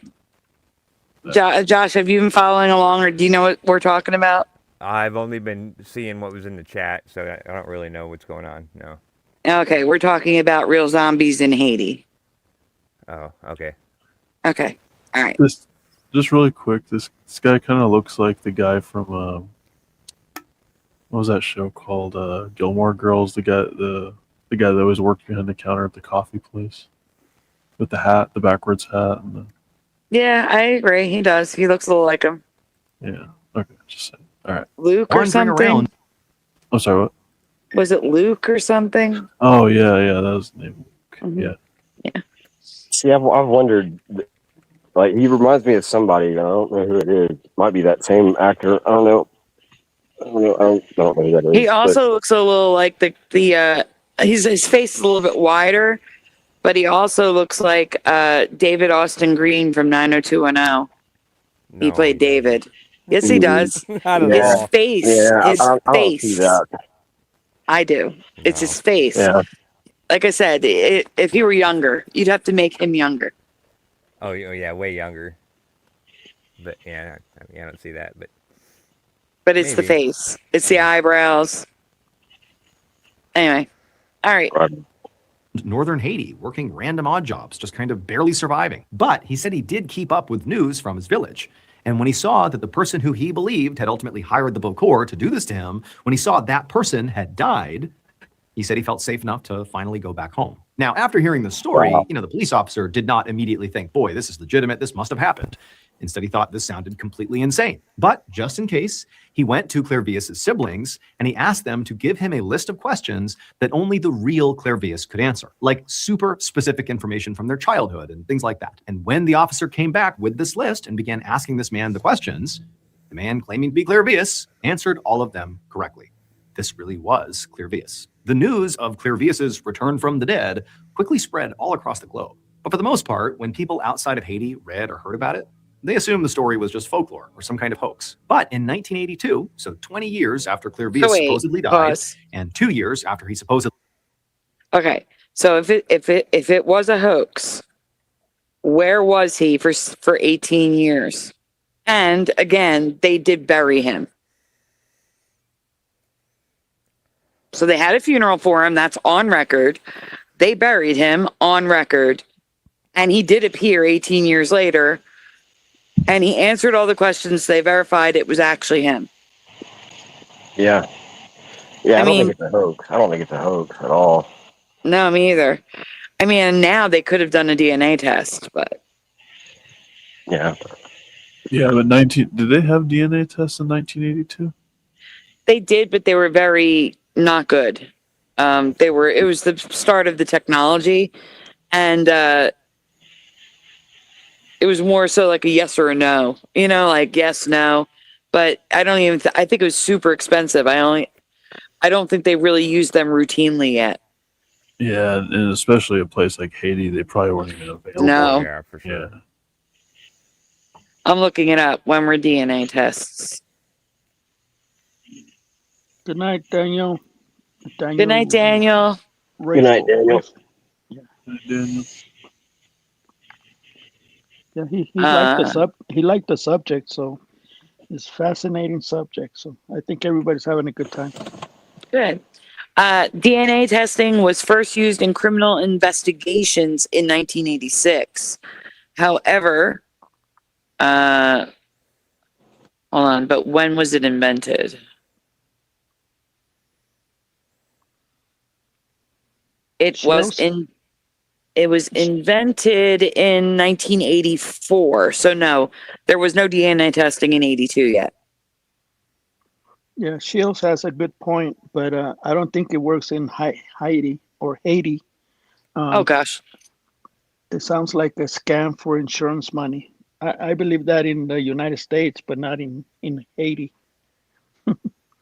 Yeah, and again, an 18-year scam, that's a long time. Hey, Walter. Yeah, right. Yeah, that's a long time if I've ever heard one. Yeah. And yeah. To go through as being buried alive, that's I don't see that. I don't see many people doing that. It's not even worth it. Yeah, it's not even worth it. And I don't know if you noticed, but Haiti is not a big place. And I'm pretty sure everybody knows everybody. So for him to even hide for that long was probably difficult. I can't imagine if he wasn't terrified for his life, hiding that long. And what did he do to that person? I wonder. And what did he do to get food and stuff like that? Well, I guess he could go to another village and live in another village and just keep a low profile. Yeah, I'm sure there was somewhere he could go where nobody. Yeah, did he know Hillary Clinton? I bet you if he was probably friends with her, she kept him safe. Oh my God. Allegedly, entertainment purposes only. Entertainment purposes only, YouTube. Okay. You know, for all we know, is probably the Clintons are probably funding this whole zombie operation. That's probably I never even thought of that. A good one. I mean, somebody's got to be training all these priests. Oh my God, I can't. Oh my gosh. All right, let's get this video over with. He came back to life. A Harvard University researcher named Wade Davis actually traveled to Haiti to investigate the story. And what he found was that Clairvius was definitely telling the truth. You know, if you're going to go to Haiti, that's definitely the way to go, is with a machete. Yeah. I thought you were going to say with the Clintons. Well, you might, you might want them to, just to help, just to protect you a little bit. Yeah. Actually, I don't know. Oh, sorry. Oh, no, asshole. Yeah. I was just gonna say, you have seen that footage of Bill Clinton, like where they're putting makeup on him and stuff. He looks like a zombie. Oh yeah, I saw that where he was like completely checked out. And yeah. Oh, that was weird. Yeah, and that's real footage too. And that is also Mandela. That footage. Oh, like it's new to this reality. No, it's Mandela. Something happened in it that many people don't remember, at least based on when I presented it. No one seemed to remember it. Oh, wow. That footage from that interview, him and Hillary were sitting on the couch being interviewed. I recall that. I do not recall the lights almost killing them. Oh, The lights that. fell down on top of them. Was that the same? That was the same interview. I thought that was different. I thought it was the same interview. It might have been, but yeah, okay. Huh? Yeah, I remember you presenting that about the light and everything, but I thought that was a different piece of footage. But No, I thought it was the same one. It could be. Could be that he looks like that every time he gets makeup put on. Yeah, yeah, I would check out too if they were putting it all over me, but not like that. Wow. Yeah. All right, let's get this video over with. Traveled to Haiti to investigate the story, and what he found was that Clairvius was definitely telling the truth. Here's what many scientists and Clairvius's family believe really happened to him on the morning of April 30th, 1962, when he first got really sick. So that morning, he did wake up feeling perfectly fine. He was completely healthy, just like his sister Angelina had thought. But according to Clairvius himself, that same afternoon, one of his brothers came over and said he just wanted to put the whole family drama, about the inheritance behind them. What did I say? The one next in line for the inheritance. There you go. Yep. There you go. All right, so going. And then he gave Clairvius a hug. But what Clairvius did not know at the time was that during this hug, his brother intentionally rubbed a fine powder onto his skin. Now, this powder did make Clairvius incredibly sick, but it was not designed to kill him. Instead, it completely paralyzed him. He couldn't move his arms, his legs, his eyes, nothing, and it lowered his heart rate so low that doctors thought Clairvius was dead, which is exactly what Clairvius's brother and the Beaucourt he conspired with had planned for. They knew he would be determined to be dead, he would be buried really quickly, and then right after he was buried, the Beaucourt sent those two men to dig Clairvius up while he was still paralyzed. They carried him off to that sugarcane plantation where he became a slave. Basically, he was given drugs every day and forced to work nonstop. And for the brother, Clairvius's brother, the reason he did this is to punish Clairvius for being so selfish with the money he inherited from their parents. This was the plan, turn him into that zombie slave. And it would turn out pause. the active ingredient in the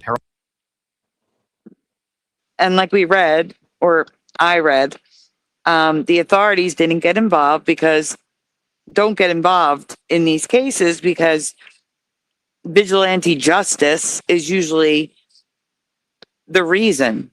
It's usually domestic situations that they don't intervene in because they're being punished for something. It's warranted. So yeah, it's warranted. It's a punishment that the law would not get involved in.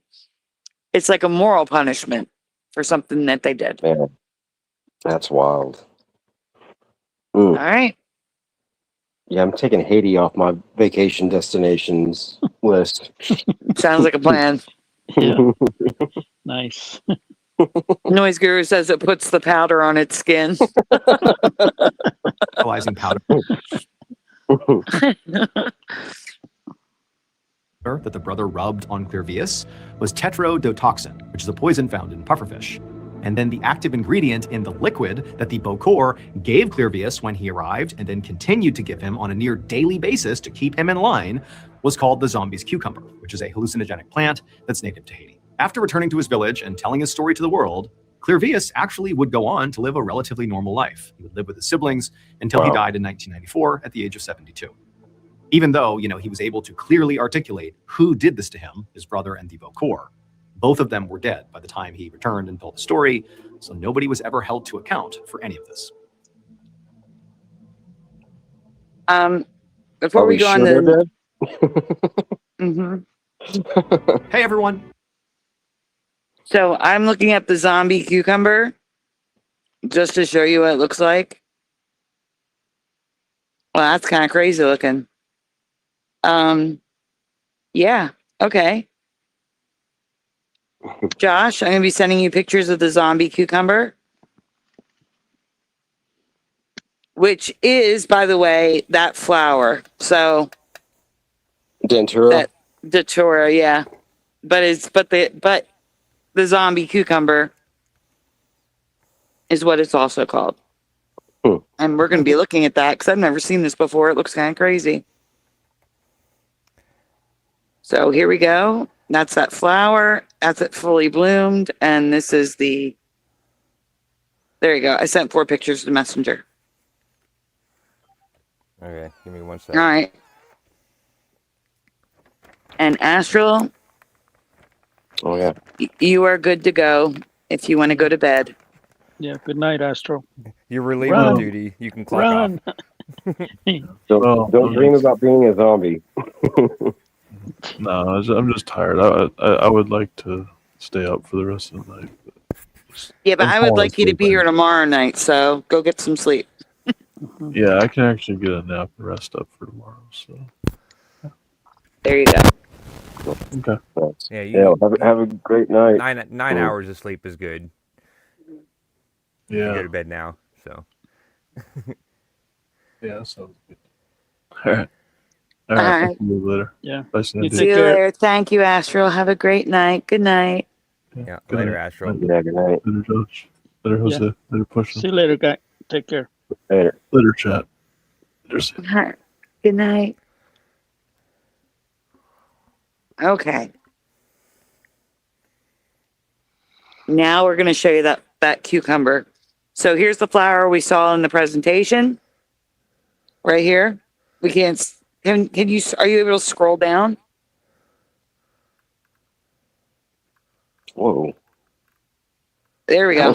Oh, it's gone off like that. Yeah. That looks a lot like a plant that I have or a flower that I have. Yeah.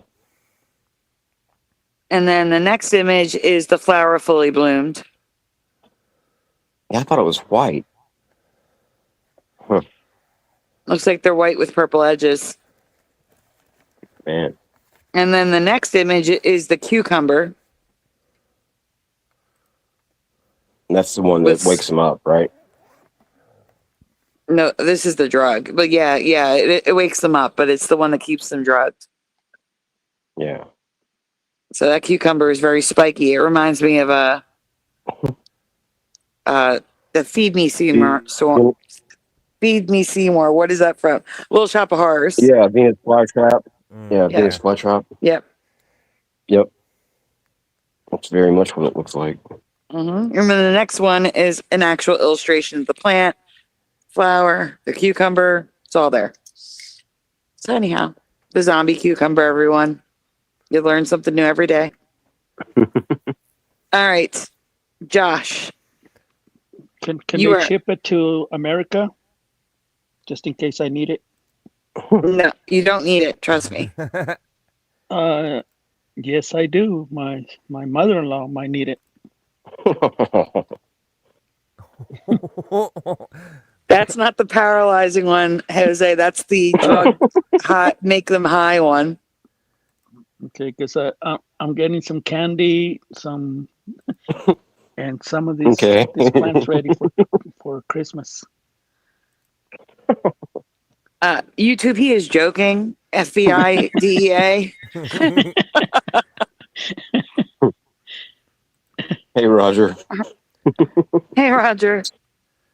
All right, so, oh wait, Astral said good night in the chat. I just saw it. So he's saying good night to everyone there. Yeah, good night.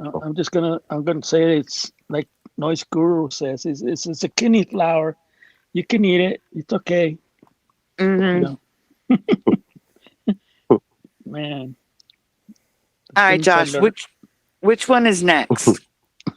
This one is Parallel Pipes.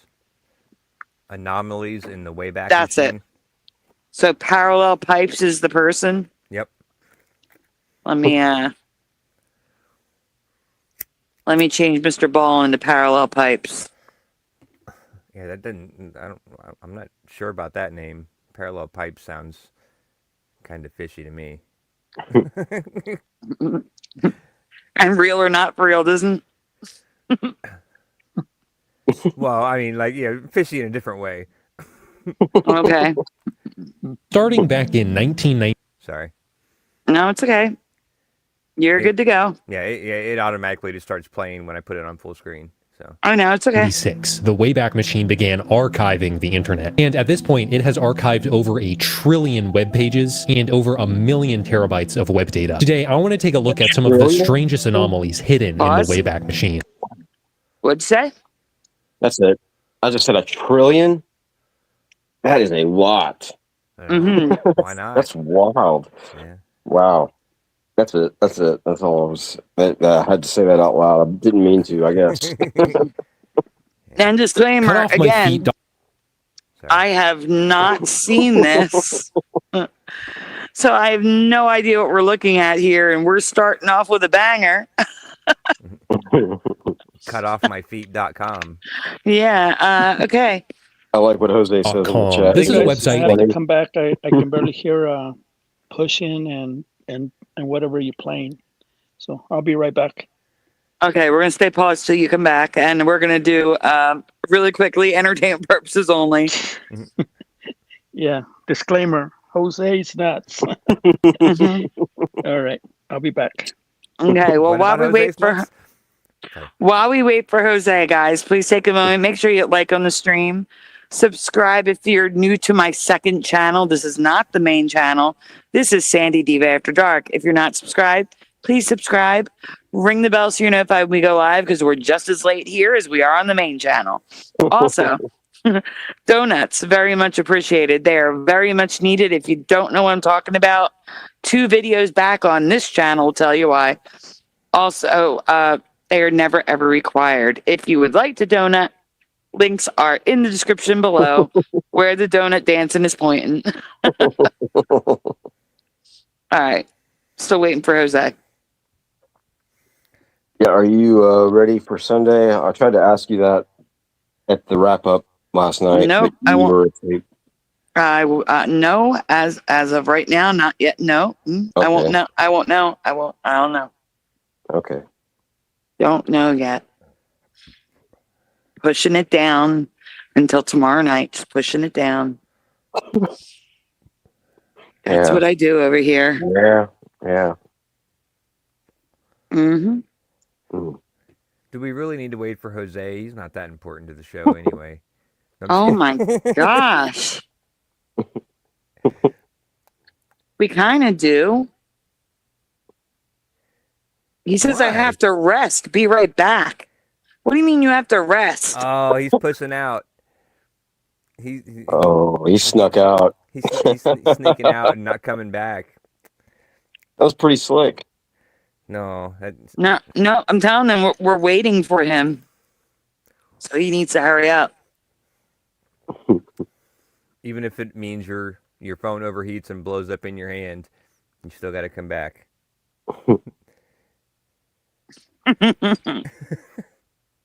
No excuses. I said, we are waiting for you.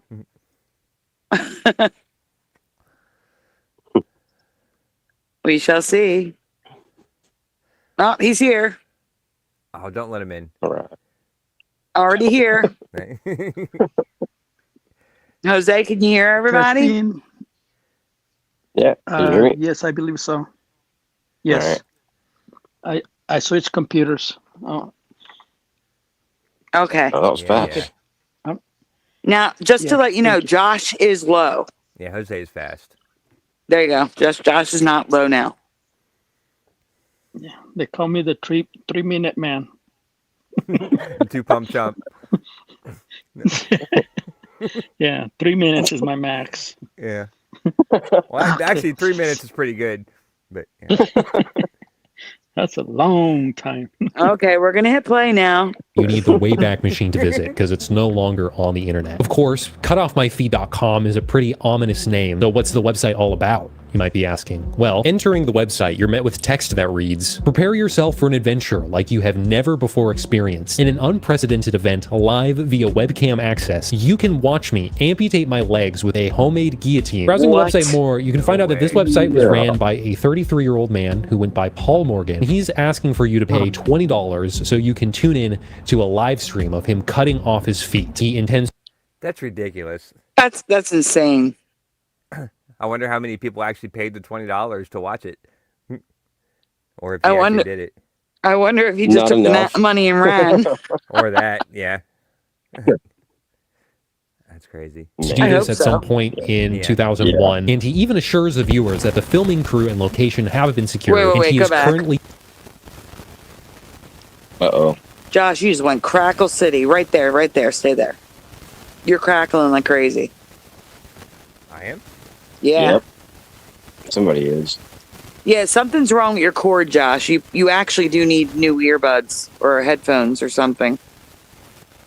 Play around with your cord a minute, because it's really crackly. Almost there. All right, now let's hear you. Is that better? Joshy Pop. It's still there. It's still crackling, but that's what I'm saying. Can we hear you talk? Oh, there we go. All right. Talk, Josh. Yeah. Is that better? There we go. Can you hear me now? Yes, that's better. Okay, so look at this man. Okay, everyone take this man in. Try to picture what this man's legs would look like based upon his shoulders and arms and face. Okay, scroll down to the legs. Or fast forward to the legs, I should say. To a live stream of him. I'm going to play it. It's fine. Right. No, just hit play. Right there. They're right there. See? No, you went too far. Feet. He Just hit intends to play. do this at some point in 2001. And Right he there. even assures Hmm. Looks like Something doesn't look right. Jeez. Like, that's disturbing. Just those legs in general. To me, those legs look like the legs of someone who is paralyzed and can't feel anything. Yeah. And have been paralyzed for many, many decades. In my opinion. Agreed. Agreed. Yeah. No, I agree with that as well, because it doesn't look like they're walking. Yeah. Wow. Like my neighbor's husband who passed could barely stand up with a walker, and his legs look more toned than that. Close, but no cigar, you know? Yeah. Yeah. Anyhow, just want to. So maybe he did intend to go through with it, because he wouldn't have felt anything. Yeah. Wow. Still. But again, why? Yeah. Why? I don't understand the internet sometimes. What did he want it? Did I miss something? Did he wanted to amputate his feet, or and nobody let him? Or No, we don't know yet. All we know is that the intention was to use a guillotine that he made at home to do cut his it. feet off. Yeah. Mm-hmm. Wow. Okay.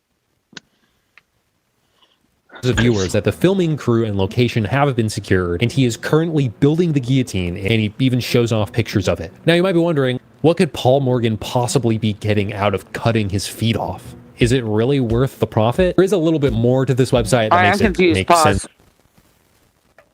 That also does not look like the legs of the man in front of us, who looks like he's very, very, very, very short.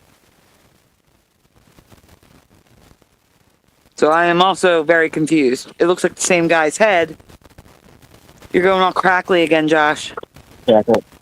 I'm not even talking. It's not that. It's your connection. Something's wrong with the cable. It's complete static.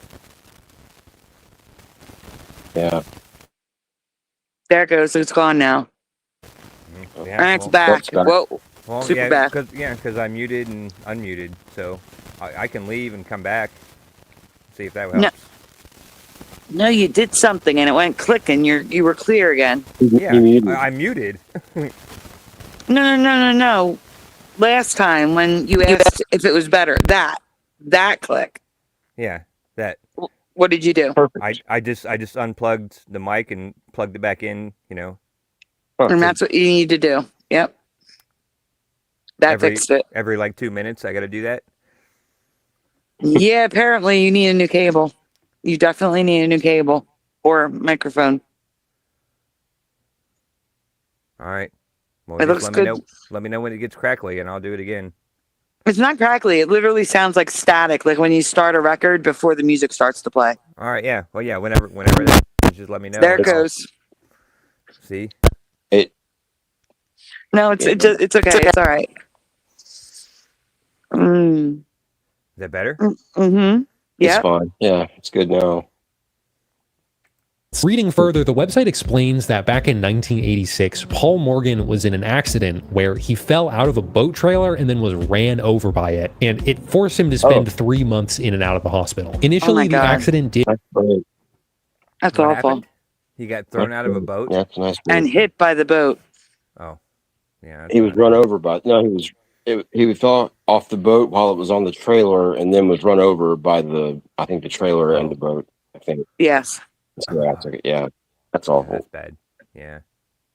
It'll leave him paralyzed, although he did recover to the point where he could walk again with help from prosthetics. However, the prosthetics that he has right now are not very good, but to get newer ones, he basically needs to amputate his feet, and his insurance is refusing to pay for the amputation so he can get the better prosthetics. And so he's like, you know what, I'll just cut off my feet with a guillotine and then raise money to get new prosthetics. It looks like Paul was looking to raise around $100,000 with this idea, but unfortunately it doesn't look like he quite met the mark. The website does mention that he's had issues with lawyers trying to stop him or trying to tell the film crew that they'll get in trouble if they help him with this. I did find this news segment that Paul was featured in, and when you listen to him talk about it, it's kind of like, it's pretty crazy this is what healthcare has come to, but if this is what you really want to do.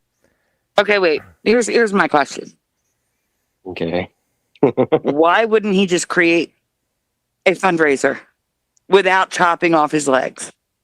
It was probably before like fundraisers became popular amongst citizens. I guess so. Maybe. I don't know. Yeah, that'd be the route I would go if I were him for sure today. What year was this? This looks like it's like 90s or 2000, early 2000s or something. Just from if that boat was from like if that was the actual boat, I would say late 90s, early 2000s. Yeah. Yeah, that's what I'm guessing just based on the film here. Yeah. Wally says good description. That's exactly what it sounds like. The needle on the record before it starts playing music. You can't smell it. You can't hear it right now though.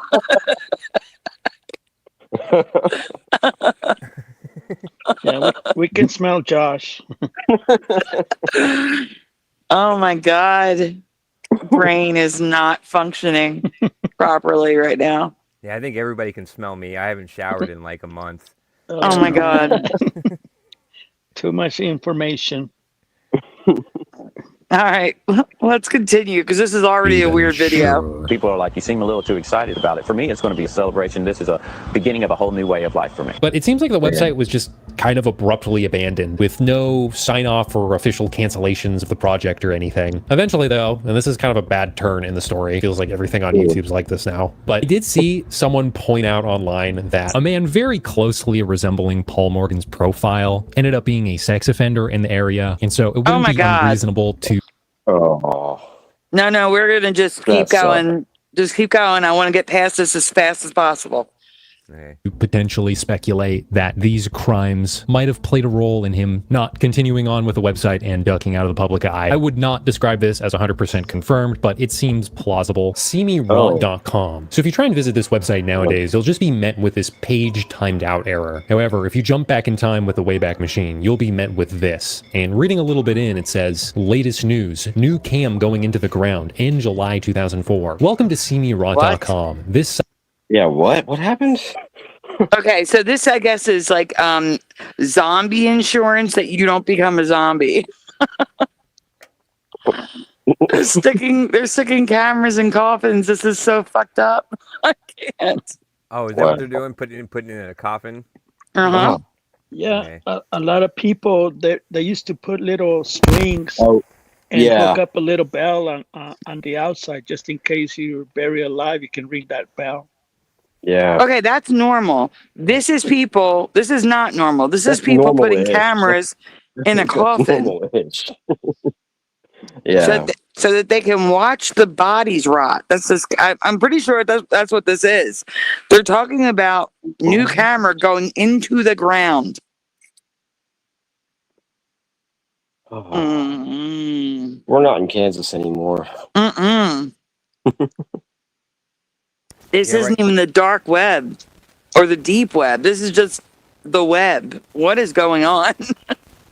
Yeah, isn't that the name of the website that they said it was called bodyrot.com? It's seemerot.com. Or see me rot or something. Yeah. Yeah. By the way, the record's starting to play. There you go. Okay. No, it's still. Site is dedicated to all who have gone before us. 2 months ago, we attached the world's first live coffin cans to the interior of our subject's I knew casket. it. This was done after friends and family had seen the deceased for the last time. We then traveled over 2,000 miles with the casket in the family's chosen burial place, undisclosed to protect gravesite. Digging a little further, you can find that this supposed live stream is of a 41-year-old woman. And yeah, this website's like 100% fake. This supposed live stream right here is just like an image or GIF that changes every couple seconds. Oh, yeah. You can see it's fake. Who's burying a 41-year-old woman in that? Like, come on. What? They usually put them in. 41-year-old woman? Yeah. Whoa. Unplug.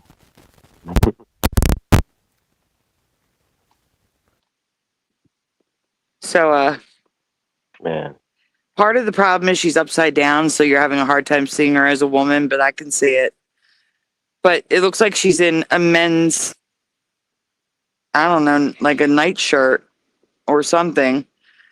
Like, they usually put makeup on women, put them in a nice dress. Like, I would request them buried in a sweatshirt and sweatpants. Like, I don't want to be in a dress. Screw that. But the point is, look at the red in her face. Yeah. She's alive. That woman is alive. Yeah. No amount of makeup is going to make her look like she has blood flowing in her body. So, anyhow. Josh, you there?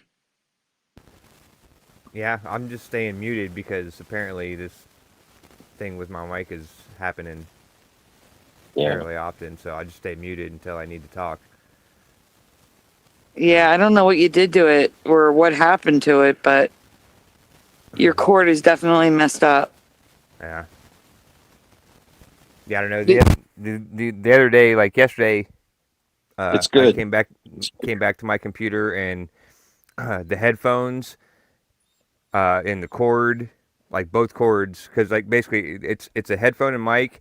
It goes, a cord down. It plugs into another piece, and then the rest of the cord goes into the USB. So the cord is in two pieces, and all of it was like the headphones were on the floor, and the cord was pulled out from the computer, and they were both detached. So apparently, I got up and walked away at some point with it still plugged in and didn't realize it, and I don't remember any of it. I just woke up the next morning to it. So I'm guessing something maybe got damaged that, when I was blacked out and walked off and fucked it up. That'll do it. Yeah. Yeah. That's what happens when you do drugs. I don't do drugs. I only smoke weed. I don't do drugs. Okay. Ooh. The computer's on drugs. Oh, alcohol, I guess. Alcohol is a drug. I guess I do because I do drink some. I was thinking that noise. He says, blow your plug like a Nintendo cartridge. I would do that. Try it. Can't hurt. The port and the plug. Just try it. Can't hurt. Just don't do it while it's plugged in so we don't hear you doing it. Yeah, we don't want to hear you blowing on stuff. Yeah, well, I have to unplug it in order to blow it anyway. So yeah, so unplug it. We'll wait. Take your time. Yeah, sorry, folks. This is plug your ears. This is getting ready X. Josh is blowing and sucking. No, he's not doing the second thing. Oh my God. I can't. Yeah, that's what happens when you do drugs and you go in the chat room. Ay, Dios mío. All I hear is Mr. Garrison. Drugs are bad. I can't do it. But you know what I'm talking about. All right, can you hear me now? Yes. No, but You yeah, sound a little low, but we hear you.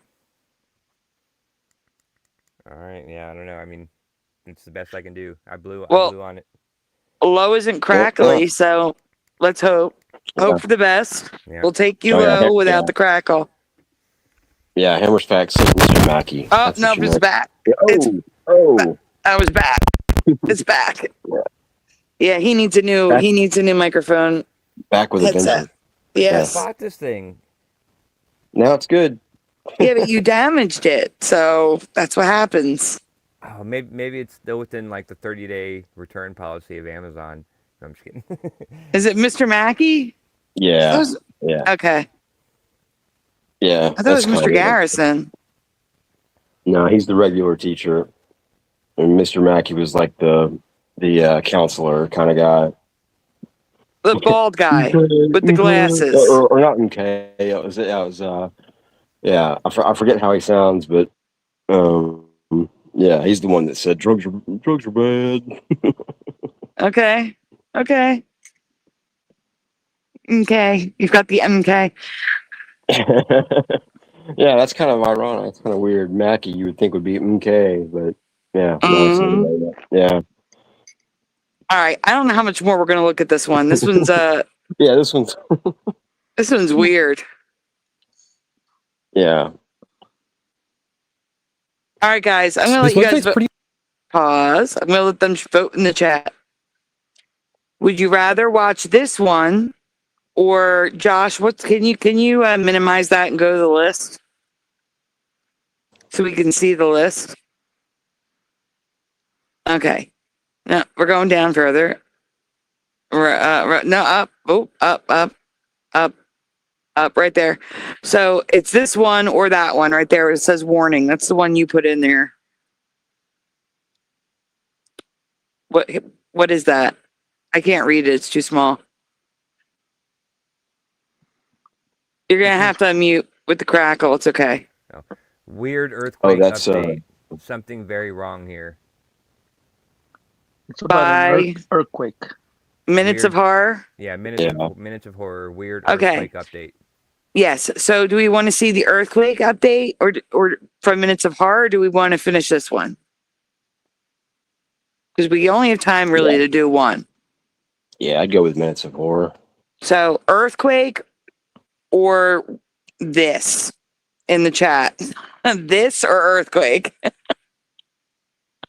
Which one? Which one's which? Just put what we're watching is number 1, and the Minutes of Horror earthquake is number 2. So 1's is what we're watching, 2 is the other one.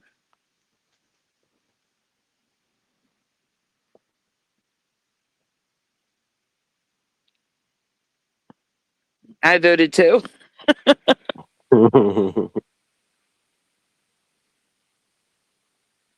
Don't let me influence you guys. I'm just voting. The panel's almost taken care of. Yeah, press 2 or else. We're gonna kick you out. Oh my goodness. We're getting aggressive here. There's 30 people watching and 0 votes from the chat. Are you sure this? I don't think this isn't the playlist. That is not the playlist. Yeah, I don't know what's in there. Yeah, this is just stuff that's coming up in my feed. No. That Minutes of Horror is in my playlist, though. You're sure? Well, where's my playlist? Tonight Show. That is my playlist. Oh yeah. Yeah. Oh, wow, that's crazy.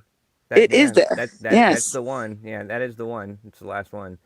But that just happened to show up in my suggested feed for some reason because I was like, there's a Dave Chappelle one in there because I've been watching a couple of Dave Chappelle videos tonight, and so then they've been popping up. I'm like, I know I didn't put that in her playlist for sure. So yeah. No. Oh, Southern Sierra voted. Hey, Southern Sierra. Time to unplug.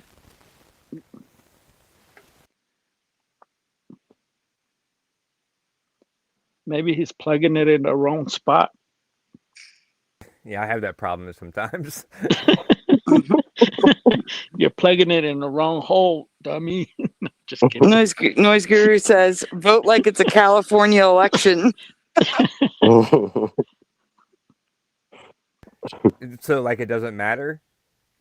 Yeah, so the whole panel just voted for it to go on to number 2. Yeah. I said I changed the title. It's from Archive Anomalies to What's with All the Earthquakes. Yeah, the earthquakes is pretty sad. I don't want to watch that. That's not what it's about. It's not about the. I believe it's about the fact that they're all happening at once. Okay. Yeah, right, yeah, it's not sad. Yeah. Yeah, because I saw some clips. I saw some clips, people being trapped and they're waving little towels and stuff like that. Like, yeah, no, nothing like save that. me, save me. Yeah. Yeah, no, not it that. just broke my heart. People having a bad time with the earthquakes. They lost everything, so yeah, we try to keep it positive. Yeah, you're talking about the ones in Argentina. Let's keep it to people cutting off their feet. Let's keep it to stuff like this. Yeah, Venezuela. Noise says, sorry, vote like it's a California election, 2 days late and multiple times. And even if you're dead. And even if you live in an empty lot underneath an overpass. I don't know what they're talking about. 2 days late. It was like they were still counting votes 10 days later. Yeah. Yeah. All right. Well, it's all 2s in the chat. We have a vote from Southern Sierra. So we're moving on. I will put this in videos we reacted to. So if you want to watch the Anomalies video, you can on your own time. I'm going to do that while we're live. So go ahead. You know what to do. Pause it if I'm not back. I'm going to YouTube to fix it. Okay. Oh, yeah. I saw this. Okay. Remember back in February, certain actors and goofy goobers came out to dismantle Section 230, with all roads leading to controlling what people say and mass censorship. Take, for example, this individual right here, Joseph Gordon-Levitt, and what he had to say about Section 230. I understand what Section 230 did to bring about the birth of the internet. That was 30 years ago. And I also understand how the internet has changed since then. Because back then, message boards and other websites with user-generated content, they really were more like telephone carriers. They were neutral platforms. But that's not how things work anymore. Today, the internet is dominated by a small handful of these gigantic businesses that are not at all neutral, but instead algorithmically amplify. You know what? The most attention. Pause. Speaking of, do you know that I had to go around to 3 AI image generators to get the thumbnail that I got tonight? Because I was told by Microsoft Copilot. Can you unplug real quick? I was told by Microsoft Copilot that it couldn't generate the thumbnail I asked for. Basically with a zombie in it. Yeah, because it's not going safe. You're going through. Because I got the same thing. ChatGPT banned me because I was like implicit content, or you're going against the guidelines in ChatGPT. That was weird. Yeah, they shut me down. Whoa. They didn't shut me down, but they said, we cannot create this because it is not safe and depicts violence. And I said, but there is no violence. And it said, okay, and made me the image. Yeah. But the point is, it's a picture. It's literally a picture of a fictional character, a fictional zombie. Mm-hmm. And I said to make him look goofy. I didn't even say to make him look violent or anything. I said to make him look goofy. And they're trying to tell me it's not safe. It's a freaking picture. How is that not safe? That's exactly what I got, and they took me, come back in 23 hours. You're you're not complicit, because I wanted to make a video for my brother. Make him look angry. Put a bucket on his head or put a mask on his head. Look angry. So like, oh, that's violation or concerning or whatever. You're asking for trouble. In other words, we cannot make a banner. So you come back in 23 hours. That's so stupid. I can't. Man. Wow. That is censorship for no reason. A picture is not unsafe. That is so dumb. Yeah. I can see if you want it depicting illegal stuff. Like, okay, it's illegal stuff. You shouldn't be getting pictures made with illegal acts in it. Okay? That's the best way I can say it. I can't say the actual illegal acts, but you get my drift, right? Or corn. I can see it saying it can't make corn. Yeah. But this is a zombie. This is like asking it to create Godzilla. Yeah. Like, come on. So stupid. Yep. Man. Anyhow, just want to share that censorship happening in the AI. Man. All right, let's go. Okay. And maximizes ad revenue. And we know what happens when we let these engagement optimization algorithms be the lens that we see the world through. We get a mental health crisis, especially amongst young people. We get a rise in extremism and a rise in conspiracy theories. And then, of course, we get these echo chambers. These algorithms, they amplify the demonization of the other. No. Yes, I agree with what it says. However,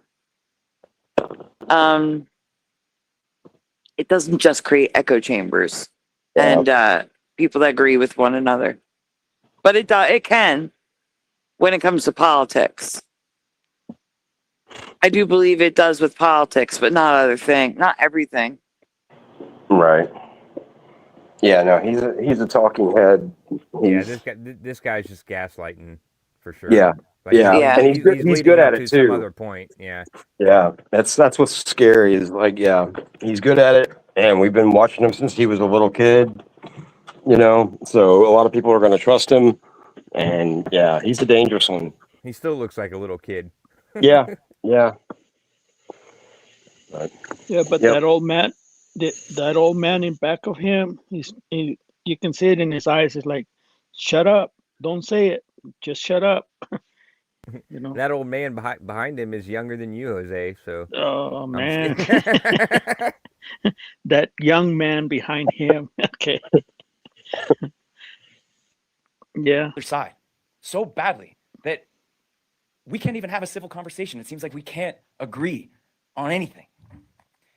And yet, one of the only things that the American public seems to agree broadly on right now, left, right, and center, Republicans, Democrats, independents, we all agree that we don't trust these big tech businesses and we don't like the influence they're having on our lives. And no, I'm just saying I agree.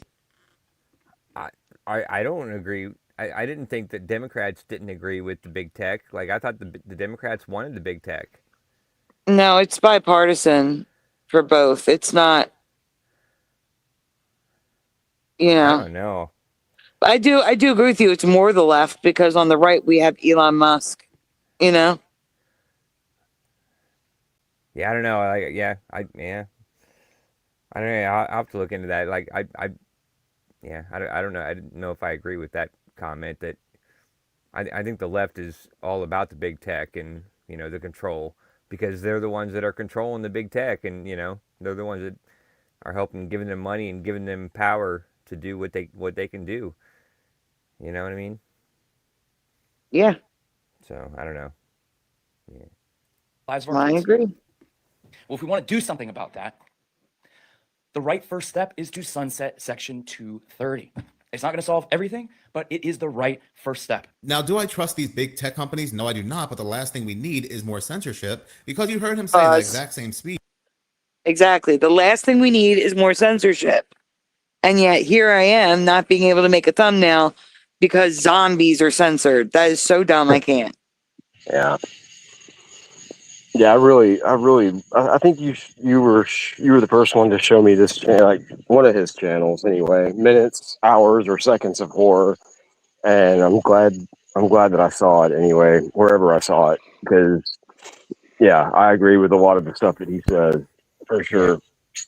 Yeah, this guy finds some good stuff for sure. Yeah, he's got a good he's got good channels, but. The rise of conspiracy theories, these are the people talking outside the mainstream narrative, and they do not like that. For example, remember how many accounts were removed off social media platforms, especially YouTube, for talking about the C-19 and the jab outside the mainstream narrative. But anyway, his speech for internet censorship was a few months ago, even though they're still pushing for it to this day. But why am I talking about this now? Well, you see, it came out that Peter, they see me sweating, but oh baby, I'm not sweating Theo, was holding these secret meetings, these secret rendezvous over in Ireland with the so-called powers that be, actors, the military, leaders of the military, tech giants, policymakers, senators, congressmen, and it wasn't a left-right thing either. It was bipartisan. And when you get all these people together in secrecy, like I said time and time again, you're really stepping in deep Triceratops feces. It came out that the secret organization Dialogue holds these. All right, we were talking over the video, and all I heard was Triceratops feces. So I'm very confused. Can you rewind that a second, please? Yeah, I did. Thank you. Sandy has a thing for Triceratops feces. No, that is just what my ears heard, because it did not belong with the video. All right, I put it back 20 seconds, so. Okay. All right. Ireland with the so-called powers that be, actors, the military, leaders of the military, tech giants, policymakers, senators, congressmen, and it wasn't a left-right thing either. It was bipartisan. And when you get all these people together in secrecy, like I said time and time again, you're really stepping in deep Triceratops feces. It came out that the secret organization Dialogue holds these Bilderberg-style meetings every year, and this year, they had it scheduled for August 12th to the 16th. This hacker released this group of names of those. August 12th to the 16th. That's my birthday. Wasn't something supposed to happen August 12th? August 8th. I thought it was the 8th. Maybe it was the 8th. I don't know. Isn't that the anti-gravity day? Yes. Yeah. Yes. Okay, just checking. One of those dates, yeah. Yeah, just checking. Okay. Who would be attending this year, and one of the names just happened to be Joseph Gordon-Levitt. You have all these mega tech companies listed on here. You have the CEO of YouTube on here, Palantir, all these mega policymakers, and then you have Joseph Gordon-Levitt. I know. He's the one from Third Rock. Third Rock from. Okay. Yeah. Okay. Yeah, he's the one that's speaking, that was speaking earlier. Like reading, yeah. He's the talking head they got to sell this to the public. I got you. Yeah. All right. Okay. I'm following now. Just checking. Okay. Gordon-Levitt. What would his role be in this meeting of tech and policy, but an agenda pusher, whose main agenda is dismantling the fact, and you can see it right here, that no provider or user of an interactive computer service shall be treated as the publisher or speaker of any information provided by another information content provider. But Joseph Gordon-Levitt is just a mouthpiece. This Sunset Section 230 Act was introduced bipartisan by Lindsey Graham and Dick Durbin. To all the isolationists, I don't believe. Forget it. I'm not with you. I'm with Israel. I will be with Israel to our dying day. They're the best. Not only do we have mass censorship possibly being spoken about here, I mean, it makes a lot of sense, but this is also being led by Peter Thiel, who has created an AI judge called Objection that acts like judge and jury to what people say online. Without having to spend thousands upon thousands of dollars and spending years in a courtroom, all you do is give. I don't think so. Excuse me? Yeah. Yeah. So when I make an AI thumbnail, first of all, I always edit it in my photo app. Like I never make something and just throw it up on YouTube. I always edit it. I edit the color. I change things. I put things in there. I always make it my own a little bit. Okay. That being said, it can take me up to 2 hours to get one thing that I can use based on what I've written. I'm talking about full on arguing with the stupid thing. Yeah. I said to do this. I said to do that. No, what the heck are you doing? Why? Like last night's next up thumbnail. You have no idea how hard it was to get the people standing in line to face, us instead of their backs to us. Oh my God. If I could show you the fails, That might be a good video one day. It's just the fails. Yeah. Yeah, you're just showing your process. Yeah. The point is this. If it takes that long to get a thumbnail that's even remotely viable for me to edit and use, who's going to trust an AI to, excuse me, judge what I'm saying online and give out $2,000 fees and stuff? Outrageous. That is so outrageous. I can't. Oh my God, I can't. I cannot. You have to be a reptilian to, agree with this. This is insane. This needs to be abolished immediately. Yep. I wish they'd just pull the plug on it. Yeah. Honestly. He's a billionaire, so yeah. Yeah, let's hope. It's insane. Mm-hmm. And it will fact check the claims and again be the judge as to what's being spoken about. So because Joseph Gordon-Levitt is getting a lot of backlash for his name appearing there, he gave a statement. He said, "I understand why people have questions and are suspicious. Some of the headlines and posts circulating about this are alarming, if not bizarre. So let me clarify. I have been to 2 dialogue conferences, but I do not know Peter Thiel. I never met him. I never spoken with him or his representatives. I never seen him at an event. From what I've read about his views, we are political and ideological opposites," which really doesn't seem to be that way, given the fact that Peter Thiel spent millions upon millions of dollars to dismantle a website called Gawker because Gawker ran an article discussing his sexuality. But not just that, Gawker also ran many, many articles about Jeffrey. Jeffrey reached out to Peter Thiel to see if he could help dismantle the website. So if anybody knows about bringing down social media or a website, internet censorship, it would be Thiel. But not. Okay. That dude was scary looking. Yeah, I love the way that bringing down social Minutes media of or Horror. website. Dude, yeah. What were you saying? I was just saying, I love the way, like, usually Minutes of Horror or whatever the guy, the channel guy, he usually says Peter the Reptile Thiel, because his name like does spell out the reptile if you mix up the letters. Peter Thiel. That's funny. I believe. You know what? Well, there you go. That's proof right there. Yeah. But seriously, that's crazy. It's that Chappelle show. No, it's crazy that I could see someone, let's pretend he's a reptile. I could see them doing that because they're so full of themselves. They just put it right out there in the open like that. Yeah,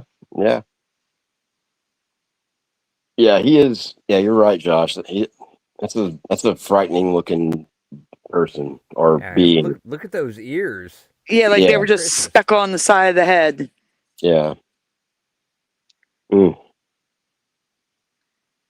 Yeah. Internet censorship, it would Poor be guy. Thiel. But not just that. Remember, Thiel has been holding multiple conferences about the Antichrist. And one of the things that came out is that he saw anybody that speaks poorly or bad about AI, the rise of AI, how AI has been progressing, and transhumanism as doing the works of demons and the Antichrist. Which, if we look at the timing, it is coming out. Yeah, he's insane. So me just saying that should be abolished immediately. I'm working with demon. I don't think so. No. You're a demon in his eyes. Oh no, absolutely not. I rebuke that. No way. Oh, He worked with Greta Thunberg. Oh my goodness. That should discredit him right there. Oh Yeah, my she feeds God. him. She feeds him while he's, sunning on a rock. Allegedly. Entertainment purposes only, YouTube. That the police and the FBI are putting people on watch lists for speaking out against data centers. I mean, it really shows that this man really is anti-free speech when it comes to any criticism against him or things that he is for. Even his partner in Palantir had this to say when it came to his critics. You need a higher purpose, and I also think you often need a lower purpose. Like the higher purpose for me. What's a lower purpose? Well, I love the idea of getting a drone and having light fentanyl-laced urine spraying on analysts who tried to screw us.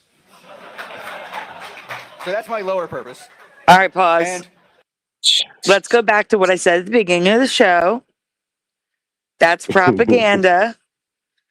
If you spray fentanyl on people, I would hope you're not talking about lethal doses, Mr. Carp. But it would not make them zombies like Trank, because that's different from what's actually being said online. Well, if it was fentanyl and urine, like you said, I'm not sure. Maybe that would. Maybe that's another concoction. Probably dilute it. It would probably dilute it. Yeah. Oh. Anyhow. But he's even repeating the propaganda. That's my point. Yeah. Sorry. But if you play it back a little bit, you can tell that he's on something. Like really hard drugs. Really? I don't see that. I just see an antsy person. No, play it, and guy? he's all over the Peter Thiel. The guy on the left or the guy on the right? Yeah, the one on the left. He's gonna be jumping all over like he's on drugs. That's not Peter Thiel, I don't think.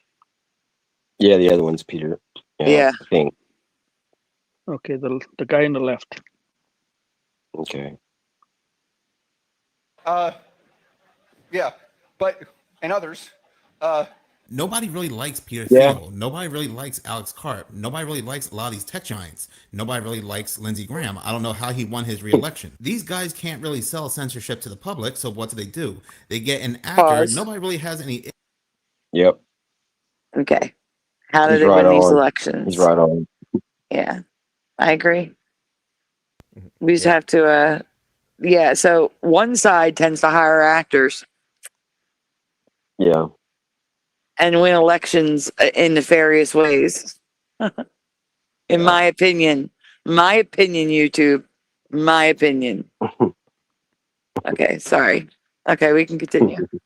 Issues with, you don't really hear in the news causing any problems or has any political alignments, who comes out saying that he's just a dad that wants to not just protect his children on the internet, but many groups of people on the internet. And the best way to go about that is to repeal the only thing that allows us to have freedom of speech on the internet. Like Peter the Reptile Thiel can't do that. He can't come out on camera and give a speech saying, we need to censor the internet because I have a pet lizard. I have a pet lizard I need to protect, and I want to protect all of you. What are you looking for changes to? I mean, because it doesn't sound like you're talking about censorship per se. Are you talking about tweaking the algorithm so it's not just forcing rage bait into my feed? Well, so much of these terrible outcomes that we see are from these attention maximizing algorithms, where there's like a mental health crisis, especially amongst young people, Sure, yeah. as in extremism and conspiracy theories, these echo chambers that make it so we can't even have civil conversations with each other anymore. Yeah, but Section 230 protects these companies from getting sued when all these harms come to pass. And by the way, That's so wild that this is a dude from Third Rock. It is. Like I would have had no idea unless Pushin said that earlier. But like this was like the retarded dude that, or like the dumbest one of the group in Third Rock, right? Like He was the kid. Wasn't he like kid. the village idiot or the moron of the group of the four of them that were there? I wouldn't say that. I mean, no, the other one, what's his name? Yeah, maybe the other one. Yeah, the guy that can't open his eyes.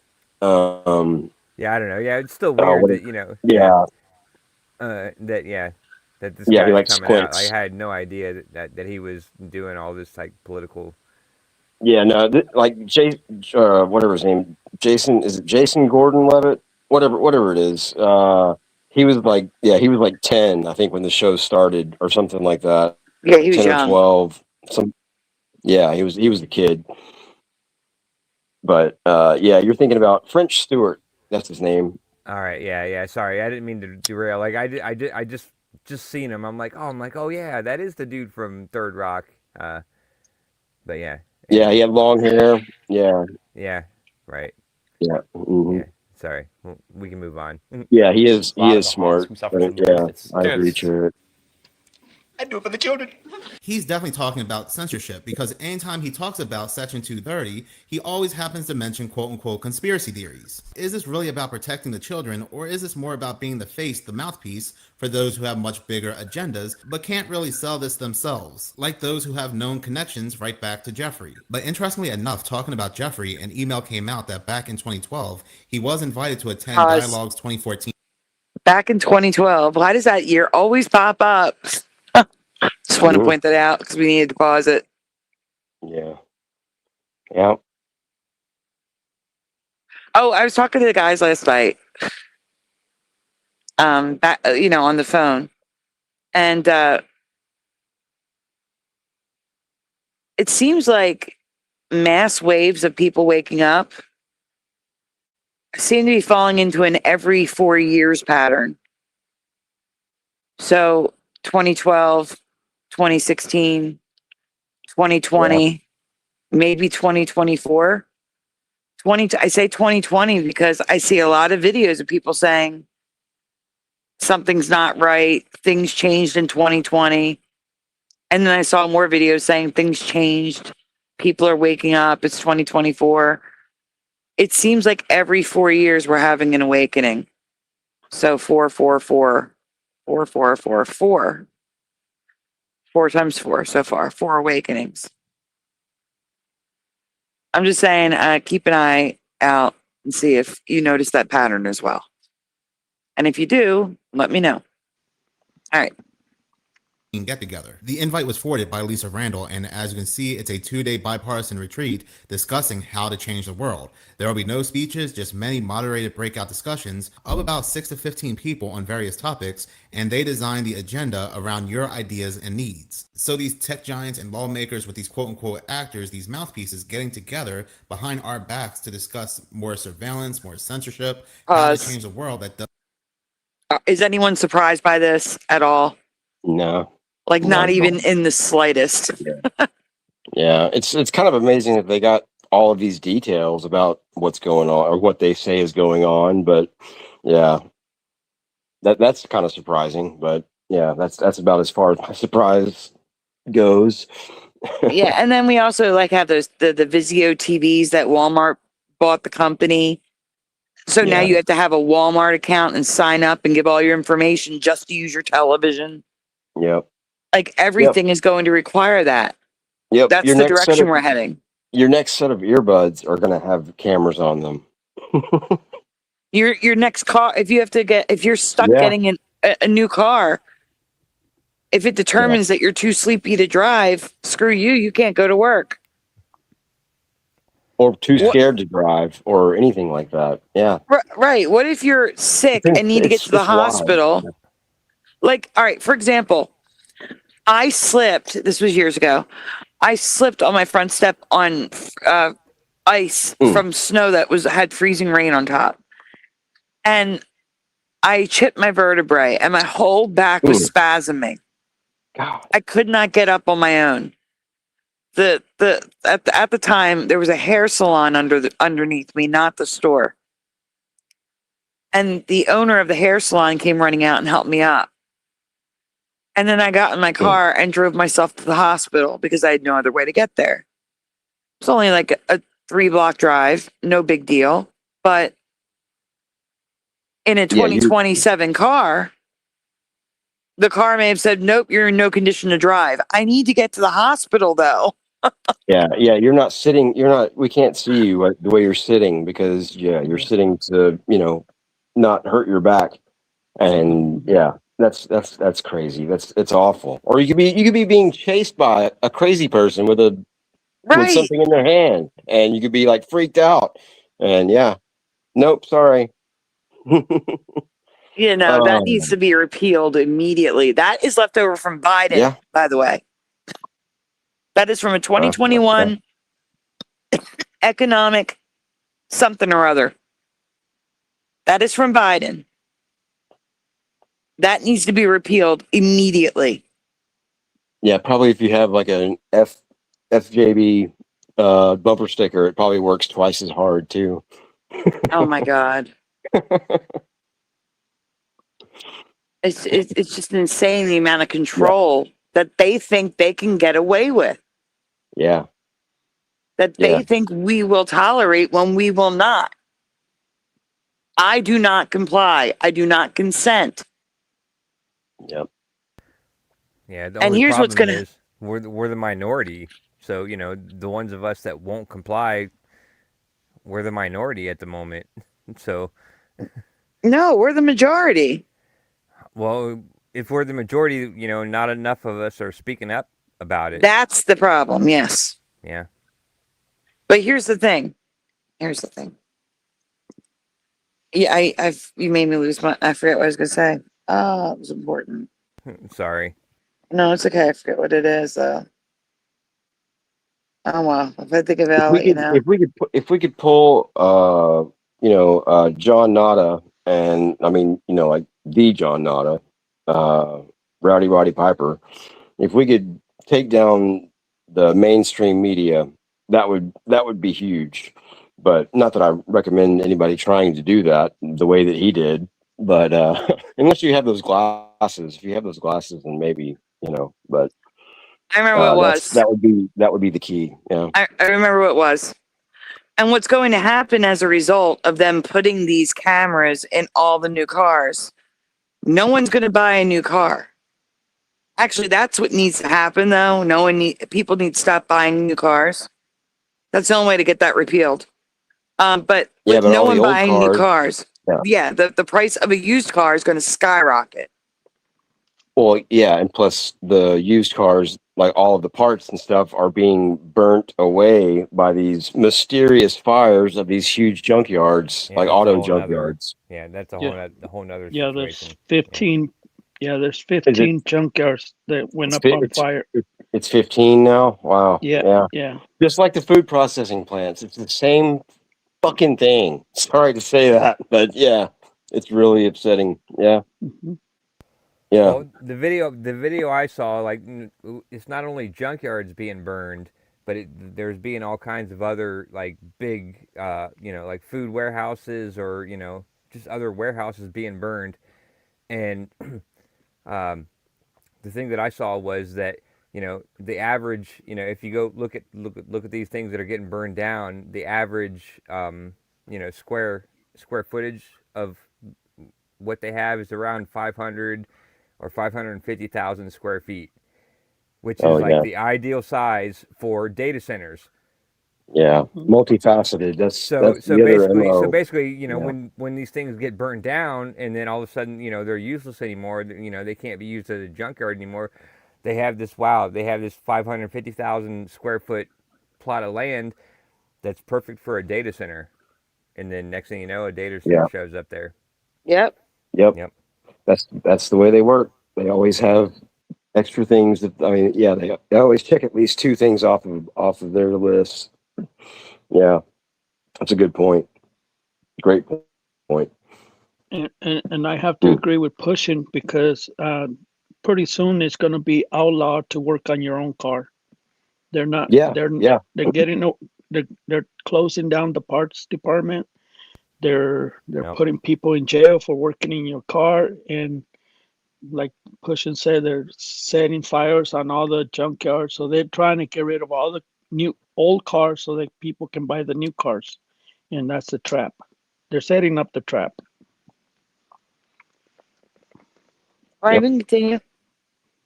does not benefit the public. Because if it did benefit the public and would not cause any outrage, they would not be discussing these things in secrecy. But not just being a billionaire influencer with networks, Jeffrey was also known for something else. So it's also kind of interesting it came out that Dialogue also doubled as a dating application where if you're attending one of these events, you could submit that you are seeking a man, woman, or other. One can only guess what this other just might mean given the fact that we've seen previously what happens when these billionaires gather together on ranches and islands. So I'm assuming this other has less to do about different genders and what they are attracted to and what others identify, and more about different ages, children. And again, given what we've seen previously and time again, something like that is not hard to theorize. But moving on from censorship to surveillance, people are asking if Flock is only meant to take pictures of license plates, then how did it get video footage of this? Let's see. Okay. Thank you so much. Chief, thank you Pause for a all this minute. information. Because we have to pause it. I have a feeling this part's going to be a little long. Yeah. Um, Well, I think this is the whole reason that I put this in, into that playlist is because of this shit, the flock cameras. Because I looked up the flock cameras and there's tons of them in my area, like just in my tiny little city of 30,000 people of Reynoldsburg. You know what I mean? Like there's tons of flock cameras, and Columbus is way more. And so This is the one where they talk about like the condor, right? Like the condor type or whatever. Like that's what they say. Yeah, maybe. Yeah, I think so. Yeah. all right. Just the video we saw just now, was that from what kind of camera caught that video? It's a flock camera. Okay. But it's a flock camera, which are called condors. Right. A flock are the LPRs. Yeah, because I think that's maybe where some of the confusion, correct me if I'm wrong. So if, you're saying the only thing that's detected on there is the license plates and et cetera, but we just saw the video that, it was a normal camera view, right? So that's where I guess some of the public might say, well, okay, it's only detecting license plates, maybe going into the data system, but clearly the video is there at large. So, I mean, I want to be preventing, I just want to be able to explain when someone says, well, I just saw with my own eyes the whole video, that from a flock camera, what would you say to that person, right? Yeah, so when we're talking about flock, right? Flock is the license plate readers, also the ones with the poles. The condors are the ones that are sitting like a traffic camera. But I'm also guessing that these condors are not just meant for monitoring traffic either. Take a look at this. Literally are designed to track a person, aren't they? Yeah. Not to track a person, no. This is a flock camera known as a condor, unlike the Falcon. Yeah, right. Yeah. They say that it's not designed to track the people, but you can clearly see them moving to tracking people. Yeah, it's crazy. Yeah. Yeah. Yeah, it's ridiculous. Yeah. License plate reader camera, you'll notice this does track the movements of people.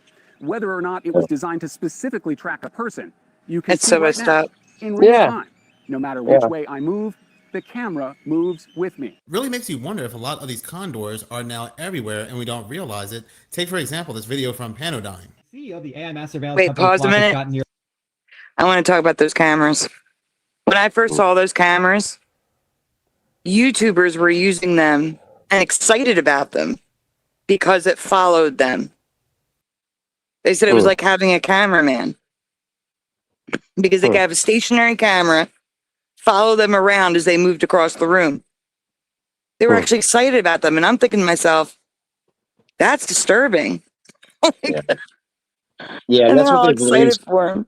Yeah, well, that's what they've released to the public. Like how long ago was that? Because That was like 5 years, 4 or 5 years. yeah, so the government's probably had that for probably 5 years, at least 5 years before that, I would say, and not told anybody. Yeah, like 25 Yeah. years before that, probably. Yeah, that's probably more likely. Yeah, but yeah, man, that's funny though, Sandy.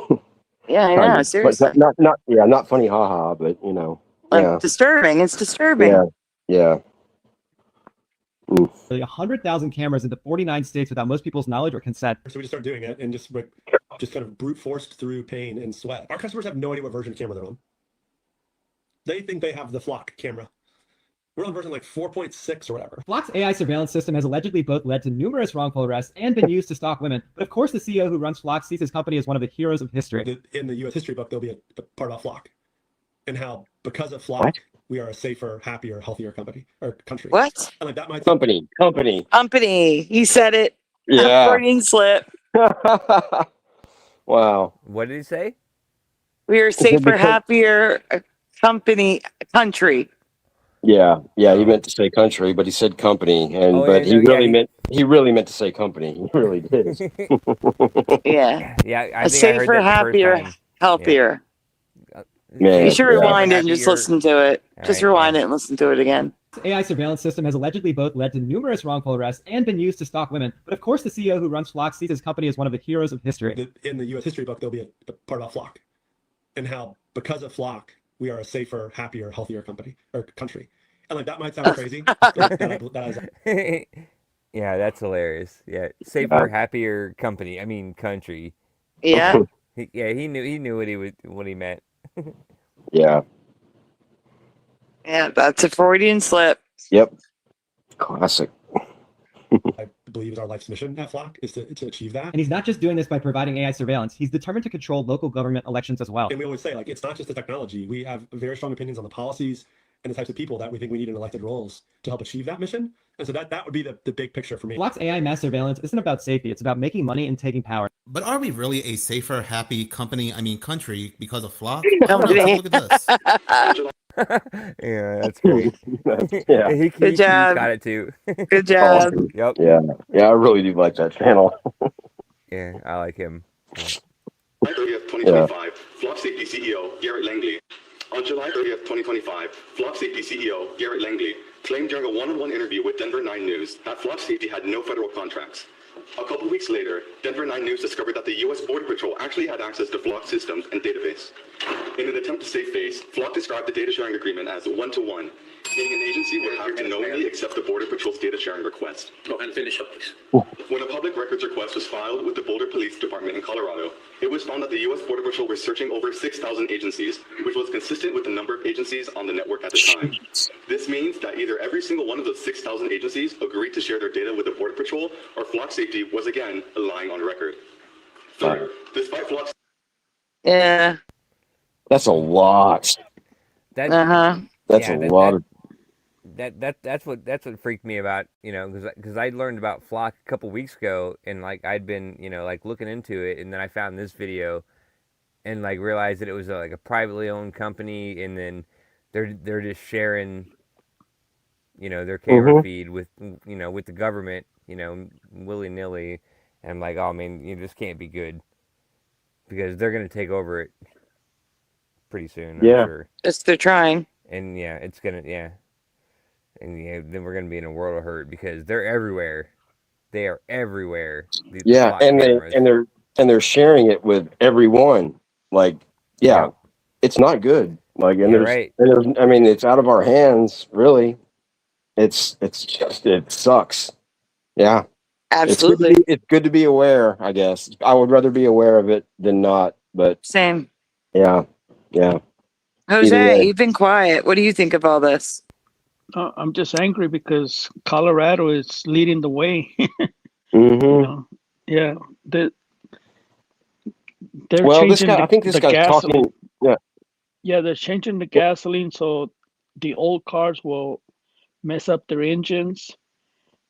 They're doing a lot of stuff here in Colorado that I don't like and makes me angry, and I don't blame people moving out of Colorado. I always tell people, don't come to Springs. It's too expensive. People here are hateful, and they're run by the Freemasons. Yeah. And the cops are, I don't want to say anything about cops because I don't want to get pulled over, but yeah, they're not listening here.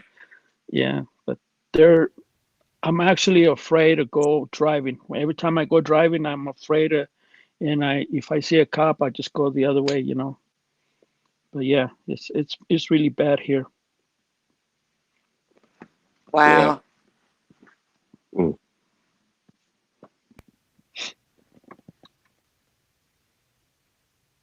Sound like a whoosh to me. Yeah, yeah. They don't care. They'll beat up on an old man like me. I know. Well, if they Especially beat a up on you Mexican. for no reason, then Yeah, you but have a right to I'm sue them. Then yeah, you can but make I like look like a millions. Mexican. Look what's happening to all the Mexicans. I look like a Mexican. I can be a target. You know, It and don't matter if they violate your your constitutional rights. You can get a lawyer and sue them, and win $1 million or a couple $100,000 even. yeah, You but how it'd am be I all going to good. cash a check if I'm, all broken up and can't even go to the bank to cash a check? Well, They don't you mess. got your woman, right? You got people that can take care of you. They can help do that kind No, of stuff. It's nobody. just a matter if you're willing to take the beating. I tell you what, nobody will stand up for Aurora police. I mean, just Google it. What is the the meanest police department? And you'll see Aurora, Commerce City, Fort Collins, Colorado Springs, Pueblo. I mean, they're the roughest towns, and because the cops they don't put up with it. They just go at you and make you Yeah, disappear because in they're the blink of an tyrants. eye. Yeah, Yeah, they well, are. they need to be taken down, and they need to be like brought up to the Constitution, and do things Yeah, the but right way. they're all in it. All the Freemasons, they're all the courts, the lawyers, the Yeah, you just judges, the gotta find somebody police. bigger than them. Everybody's in the game. They're all together. They Yeah, all right. belong Yeah, to this yeah, it's a society. gang for sure. Yeah, yeah, Hmm. and not even the gangs that they're in Colorado Springs. They're even afraid of the cops. They don't mess around with the cops here.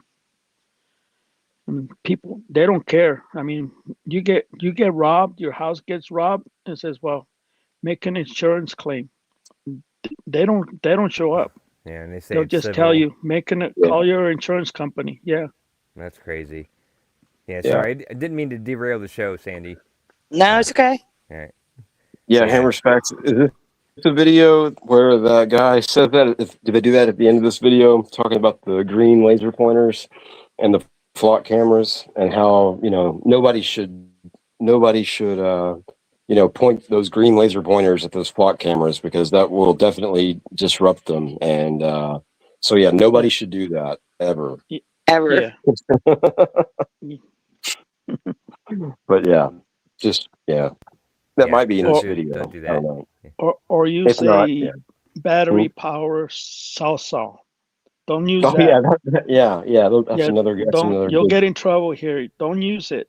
Battery powered salsa. It's salsa. Oh.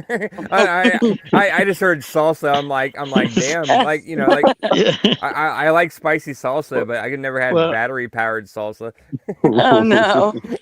I'm trying to be discreet here. I don't want to get in trouble. I don't want to He's spend using my rest of code. my He's day. in code. All right, I got you. Yeah, I'm It's sorry. in code. Yeah, don't use battery sauce. Yeah.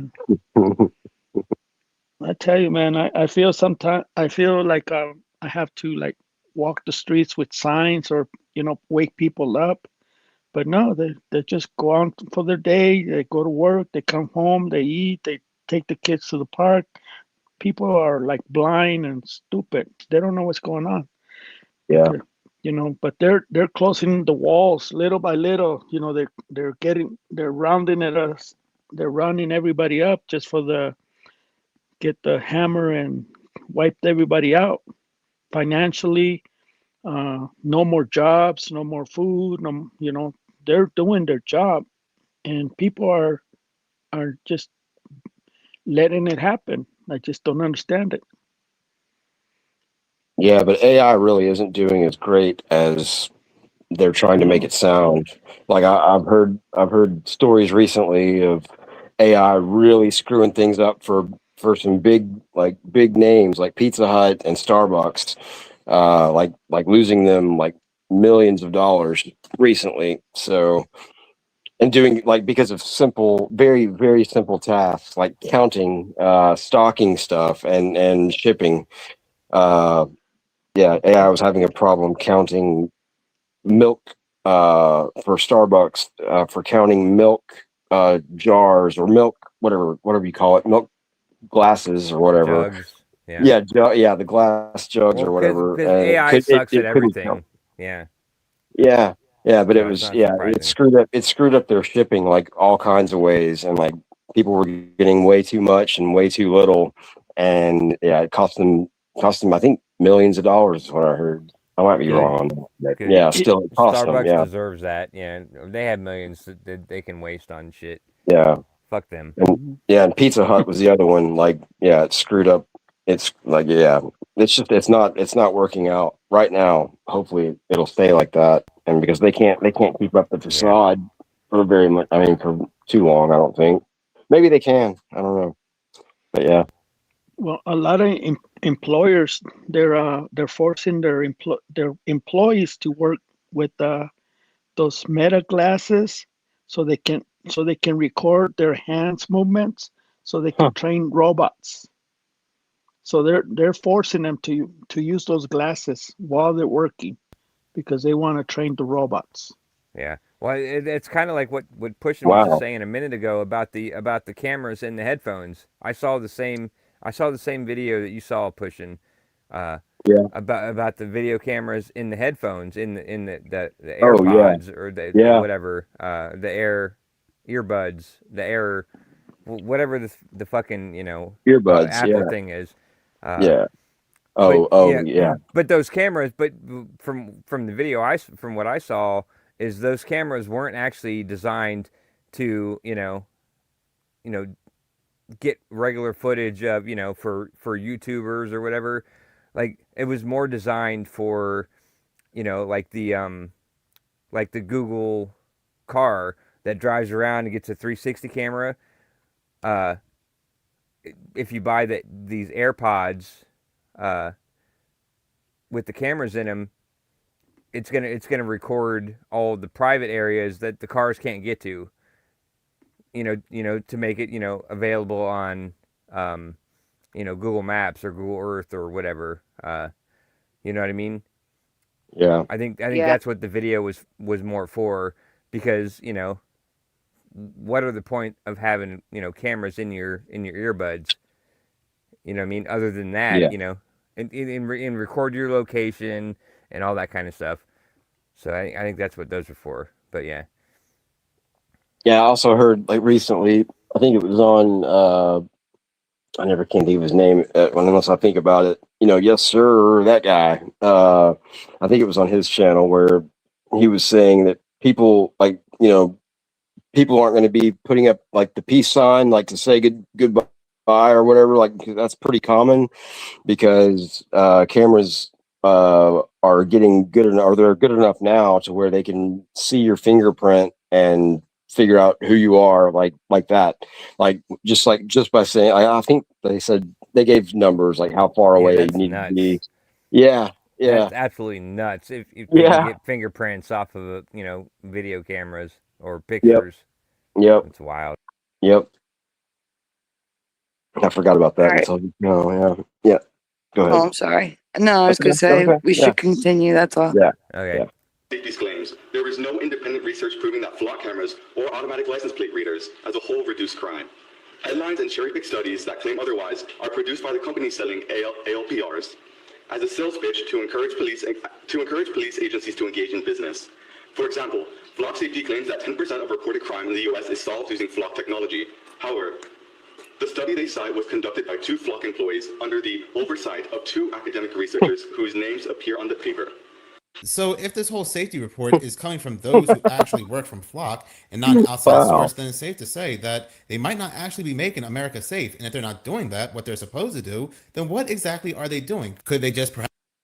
Exactly. They're given the report based, their own internal people are determining this and be like, yeah, our cameras, solve this. It's not an outside source. You know what I mean? So didn't he say that it was the study was done by Flock and the crime was done by Flock? or the crimes that they I were didn't hear him catching. say that, but the I thought study that's was what they done said. by Flock. It was caught by Yeah, Flock on that's on enough. their cameras. Yeah, that's and so enough right they there. were doing their own internal studies. So they could lie about anything they wanted to, and give any results. It wasn't an outside source. It wasn't a third party. So they basically gave the results that they wanted to, and that's. Yeah, but they fact checked it. So you're right. How do you fact check? Internal affairs, right? Investigating themselves. Like anybody investigating themselves, they're not going to, reveal the stuff that they don't want revealed. Yep. So I don't know. Yep. Yep. That's all. Yeah. Not good. Yeah. Apps be in business to collect data and give away data. What is the contractual language with data sharing amongst police departments, the federal government, other third-party entities? Because I know this has come up in other communities pretty frequently. We don't have many federal agencies on our share list. Who is on the current share list, if you can There say? are over 2,000 agencies on the share list. It's So this is off topic. You know the Incredibles, right? Yeah, a little bit. I guess. Okay, so you know the character of the old woman doctor with the short black hair and headband and glasses. Yeah, sort of. Okay, I don't. Okay. Yeah, I don't. It's that woman. It looks just like the woman. That's all. Just had to share that. She definitely looks like a character. I'll tell you that. But I think she's good. I think she's on our side. So I know, but she does look like her, so I had to share that. Yeah. Okay. That's all. That's funny. Nationwide. Yeah, he And do they just have to said get that they're permission from you sharing with. before they access it, or can they access the information at any point? So they can search against our network at any time. How often are folks accessing the data? Do you know? Very often. The lock cameras have been in operation even though we're lapsed on the contract? Yes. All right. Because this body is being asked to review and approve something that should have been reviewed and approved back in roughly early April. When I initially was approving along with the rest of the city council this technology, I thought that the information would be limited to our police department and local police departments. My understanding is some other cities have been sued and lost for information going beyond that. Because they're going to limit the information. Of course they are. Sure. Yeah. I sent the picture to you guys just so you could see it. Okay. You sounded like that YouTuber saying, "Okay," or whatever. Okay. He is. Even maybe. I say, yeah, okay. Yeah. Sure. Surely. Sure. I can't. Do you want me to share the picture now, or do you want it? Oh yeah, sure. Only if you rewind it back to the woman's face, so it makes sense. Oh, okay.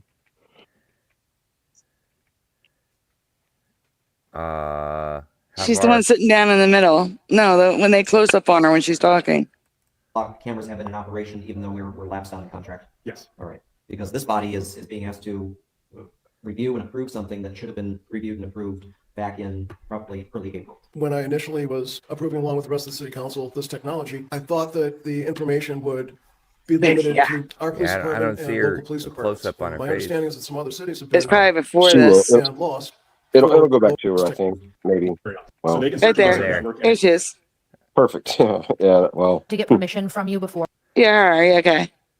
I mean, her hair's a little long, but it's her. Oh. It's her. Yes. So that's her. All right. Anyway. Good Sorry call. for the detour, everyone. Okay. Yeah, it looks like her. Yeah. Yes, it's her. All right, let's continue. And can I say something before I forget? Sorry. No, you're fine. What this flock cameras, I think what they're doing is that the president passed a law, and it's going to come in. It's going to pass in November. It's a new law that if you get caught driving a car that doesn't belong to you, it's a fine for $1,000. If they find you in another person's car driving it, they're gonna find the owner $1,000, and if it happens twice or 3 times, you can lose your car. What? That's ridiculous. even No, if they there's have gonna be permission to lawsuits drive like the car? crazy. Yeah, look it up. It is coming true coming near you in That's December. lawsuits like November. crazy.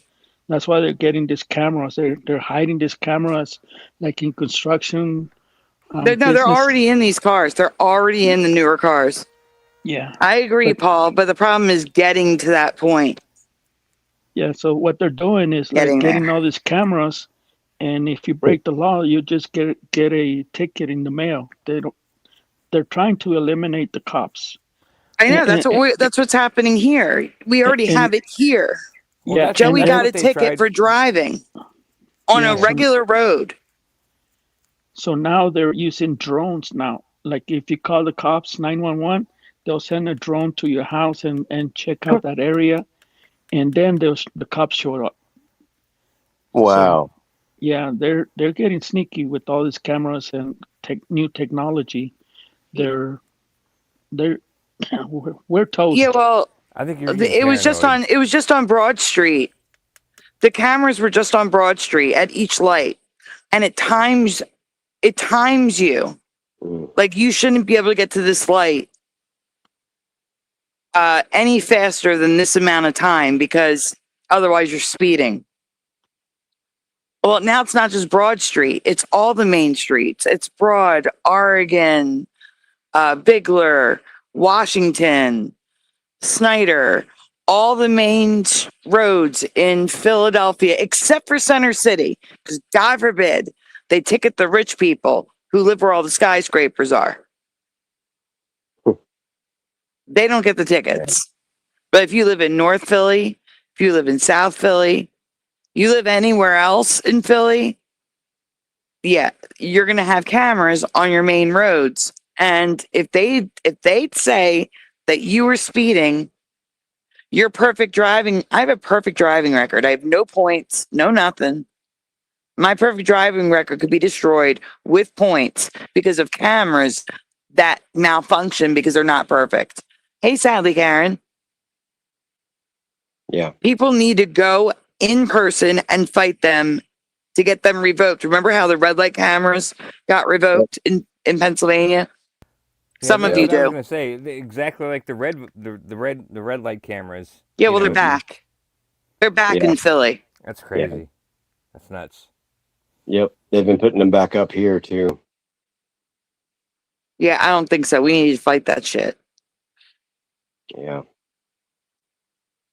It's insane. It's insane. Well, we still computers can make mistakes. Yeah. What if you're being chased? What if you're being chased by someone with road rage? What if you're being what if your wife's having a baby? Yeah. Yeah, right. What if you're trying to get to a hospital? What if you're trying to get out of the way of someone who's driving drunk or crazy or there's an ambulance behind you and you need to get over? Yeah, that's what I was going to say. Like an ambulance or you're going to get a ticket for speeding. Get the F out of here. Yeah. Or running a red light. Yeah. All those things. It's stupid. And, I'm sure soon enough, Peter the Reptile Thiel, he will get that judge, the AI judge, that whole thing passed and correct, like the way, everything that he needs to do for it. And that's what we're going to be dealing with. Not a real judge, not a human judge. So while we get a free shake at things, we should be standing up against it and fighting every ticket. Yeah. Yes, fight everything. Mm-hmm. I don't care if you don't care. You got to fight for everybody else. This cannot stand. Yeah. Because it will get worse. This is already really bad. Exactly. Yep. Yep. I agree. I got a disclaimer. I just Googled to see if President Trump passed a new law about the driving cars, and it says no, President Trump did not pass this law. It's a social media viral rumor that's going on around the liars. No, it's not. I'm looking it up. Hold on. Yeah. Probably because you said Trump. Again, this is a Biden law. Mm-hmm. This is a Biden law. When does Biden's new car laws take effect? Hold on. The Biden era vehicle regulations are in a state of flux at the moment. Advanced impaired driving technology kill switch. They set a standard mandating passive technology that prevents or limits vehicle operation if a driver is intoxicated or impaired. Stated to roll out new passenger vehicles while the mandate was initially targeted for 2026. Processes face delays. It's expected late 2026 or 2027. Tailpipe emissions and EV mandates. Now, Trump did repeal the electric vehicle mandate, saying that it's unjust to force people to switch to EV vehicles.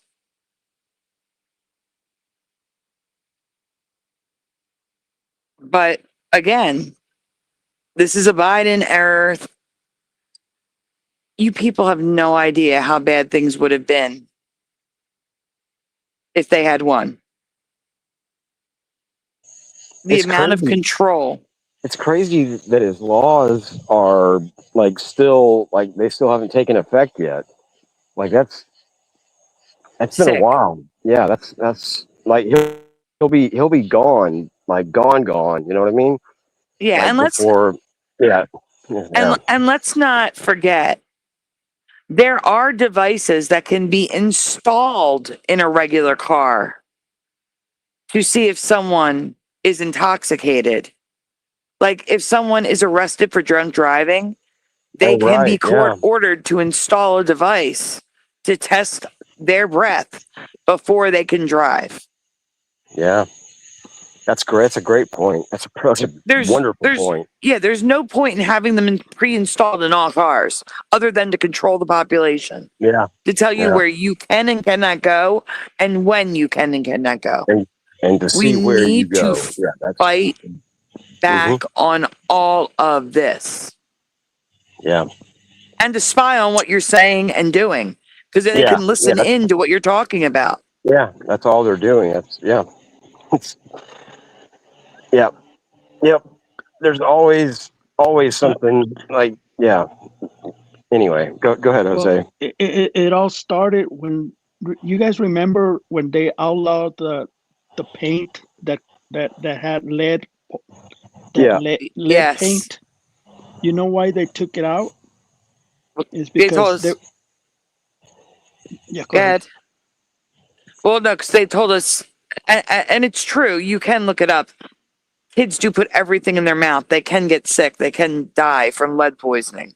Yeah, but one of the things that I found out is that the reason they outlawed it is because they don't want the 5G antennas or everything that is penetrating through your walls. It was somehow they were blocking lead line rooms. Yeah, lead totally blocks. It jams signals. But I got to tell you, it also blocks Wi-Fi. So if your Wi-Fi is not working well, you should check to see if you have lead paint. Yeah. So that's what I found out, that it wasn't really people getting sick out of it. I think no, it's also that. It really is also that. Yeah, I'm pretty sure it is, but that was more the main thing. More so, yeah. I think you're right. Yes. 5G to penetrate your houses and penetrate you to get to you. See, but the thing is, were they really thinking about 5G all the way back in the 70s? Yeah, I think they probably were. Yeah. Yeah, they're way ahead of us. Yeah. Yeah, it's like we're playing an unfair. I mean, we play an unfair game. Like they really know way more than we do, and it's not fair. It's yeah, we're on the hardest level. That's for sure. It is crazy to think about, though, that they were thinking about that in the 1970s. But yeah, I think that is the case for sure. That's crazy. Personally, yeah. All right. Let's continue. And Rogan C is a no. Motion carries. Next item. We don't have many, just 2,000 agencies. Oh, okay. Now, I'm going to be a little bit meaner than them, so please don't violate my rights. Normally, I wouldn't come to a city council meeting. I'm one of the county's pains in the ass. Historically, I stay out of the city, and the city stays out of my business. It was a pretty decent arrangement. But then y'all sent me one of these tickets from one of your AI red light cameras you have deemed as necessary infrastructure in your city. Thing about this is I was in Seminole, Alabama at the time I allegedly ran this red light downtown. How can I be in two places at once, you ask? Don't worry, I asked myself that too. Outside of Scotty beaming me up 30 miles in an instant, the only logical conclusion is I wasn't there.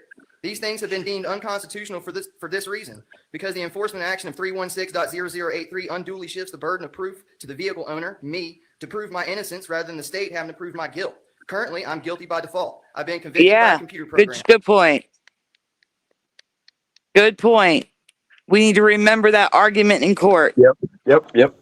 Yeah, it went from innocent until proven guilty to guilty until proven innocent. Yeah, it's been that way for a minute too. And the burden of proof is on you to prove your innocence. Yeah, it's not fair. It's an unfair game. And it was funny because he also said, "Scotty, beam me up." Yeah, right. Beam me up, He Scotty. did. Yeah, I heard that. He said it backwards. I did hear that. Nice. Look, this is my non-Mandela channel. So clip it, please. Send it to me, and we'll show it on the main channel. Well, no, I mean, no. We'll show it again. It's a good reason to show it again. Yeah. It wasn't really residue because he said it the way that it actually is said. He said, "Scotty, beam me up," instead of Yeah, beam but me up, Scotty. it's a good reason to play it again on a different channel. And it's a good I remember this guy. Yeah, this is a good. I've seen this one a couple times. I like this one. This speech for sure. Yeah. Wait, hold on. This whole mess of who committed the infraction. If you is just settled by said police beam me up, officers. Scotty. that would have been awesome. Wait a minute. Give me a minute. Okay. Give me 1 second, because I'm pretty sure he doesn't even say that. Huh? Let's see. Give me a minute. You said beat me up, Scotty. No, he said Scotty beam me up. Yeah. Oh no. Oh no, it's beam us up. It's beam us up. It's not beam me up. It's beam us up. Well, it's everything. It's everything up. It's everything except for beam me up. It's like beam us up, or beam me up, Mr. Scott, or there's every variation, but there's just not the variation of beam me up, Scotty. Beam me up, Scotty. That's the only one that doesn't show up. Everything else, you can find. No. That's what I'm trying to tell you. It's not every variation. It's only Scotty beam us up. And beam us up, Scotty. No. That's what it's saying. I thought saying. he said everything else. That's what I remember was him saying everything. I mean, that's what I remember the Mandela. Well, maybe it was Mandela again. Yeah, maybe. But from my memory, he said everything but beam me up, Scotty. It was beam us up, or Scotty beam me up, or anything but any variation was all acceptable, but just not beam me up, Scotty. Yeah. So well, that's what I remember. It might be Mandela again because it's saying otherwise, but okay, let's continue. Right on. Pulling somebody over and actually witnessing them in the driver's seat. The AI camera doesn't do any driver verification whatsoever. To get your constitutionally mandated due process, you have to jump through hoops put up by Automated Enforcement Division, a private company in Orlando that's owned by another corporation called Novoa Global, which is owned by a Chilean-Swedish millionaire named Carlos Hofstedt. So not only does this process flow through a private company, our DMV records and personal registration information are accessible by a foreign actor. But anyway, AED sends you this paper, and if you want to fight this thing because you're wrongfully accused, me again, you can't just request a hearing through PPD or the courthouse. Remember, Carlos is involved, so if you have to go through his company, his website, print off his paper, fill it out with enough information to take out a home loan, have it notarized, mail it to the foreign actor, Carlos in Orlando, and then wait for something from someone to tell you about a hearing. This is undue burden even to begin to try to get some kind of due process. Paying is super easy, though, go figure. And about that, you can't pay cash, PPD doesn't accept it, neither. Yeah, that's pretty fucked up, honestly. If you get a ticket for running a red light and you have to give all your information to this Venezuelan company Yeah, I don't think so. Some I other know. foreign company. That's ridiculous. That's Yeah, absolutely and they don't ridiculous. take cash. Yeah, and they don't take cash. You have to pay with a money order or a card. Man, yeah, That's unbelievable. That's yeah, man. My blood's boiling now. It's a light boil, but yeah, man. It's a light boil. No, it is. It's because we don't stand a chance. I mean, I see a lot of people protesting on the streets and everything, but nothing changes. I mean, we really have to get our pitchforks and, sharpen them up, Yeah. because that's the only way we're going to take care of it. We have to take care of it ourselves, because we're tired of depending on the politicians or everybody to take care of the bad people with the files and everything else. Nobody's doing anything about it. And the people are worse than everybody else, because they're just bending it over and taking it up the booty, and with no Vaseline. They're just taking it, That's the second time. That's the second time you've been talking about, being bent over, Jose. Yeah, I'm I don't know gonna what's on your switch. mind. I'm gonna switch gears and say, guys, please take a moment. Make sure to like on the stream, subscribe if you're new to my second channel, ring the bell so you're notified. If you're watching on replay and you see a hype up option, please consider hyping it up. You only get 3 a week though, so I understand if you can't, but I would appreciate it if you could. Also, donuts are very much appreciated. They are very much needed, but they are never ever required. If you would like to donut, links are in the description below. And if you want to know why we're pushing them so much, the video 2 before this, a girl sitting in a dark background with a window or something or a light, that will explain it all. Okay, let's get back to the video. Does Carlos. According to 31 USC 5103, all U.S. currency and coins must be accepted for all government obligations, fines, fees, taxes, and due. So not only does this whole thing violate constitutional due process, it violates federal law by not accepting U.S. currency to satisfy a government action. Whoever thought this was a good idea is a self-loathing, America-hating, bureaucratic hobgoblin whose pockets probably got stacked with Carlos bucks. You got my attention, though. I'm going to become a more frequent voice down here working to expose frauds and petty tyrants. Congratulations, you all got yourselves a new pain in the ass. Pause. Great job. Great job. Yes, we're gonna give applause for that, man. I'd like to know if anyone knows where can I see more of his arguments? Yeah, he's I doing want a to good say job. he was in Georgia. I want to say he was in Georgia for some reason. I think Alabama. He said Alabama. Well, yeah, but that's where he was. I for some reason I want to say Georgia, but maybe it was Alabama. I mean, I know he did say Alabama, but I think Georgia was the clip earlier that we were watching. Oh, I okay. just realized the tick when Josh broke the thing. I forgot to put the ticker back up. I'm sorry, Astral. Sorry, Jose. That's right. I just realized the ticker was down because of Josh breaking the stream. Man, Sorry, I'll leave. Yeah. No, it's okay. It's always Josh's fault. He just comes here and screws everything up. Josh couldn't have done it. He was in Seminole, Alabama when that happened. So good. But haven't you noticed that people that speak up, they get taken out? Maybe people are afraid to stand up for this country. People need to stop being afraid. Yeah, but if you notice, if you stand out of the crowd, they'll take you out. No, that's what they do. They'll hook you up somehow. Yeah, it seems that way. Fine. If people want to be afraid, then they'll have to just be satisfied when we are the communist states of America or the socialist states of America. If people didn't speak up during the war, any war that our veterans stood up for, we would not be here. Our world would not look the way it does today. We cannot let them do this. We know it's wrong. We know it infringes on our freedoms and it infringes on the Constitution. We cannot let them do this. Yeah. They do not have the right. Mhm. I have a socialist mayor. A lot of blue cities have socialist mayors. And they seem to think that because they're mayor, they can do whatever the heck they want.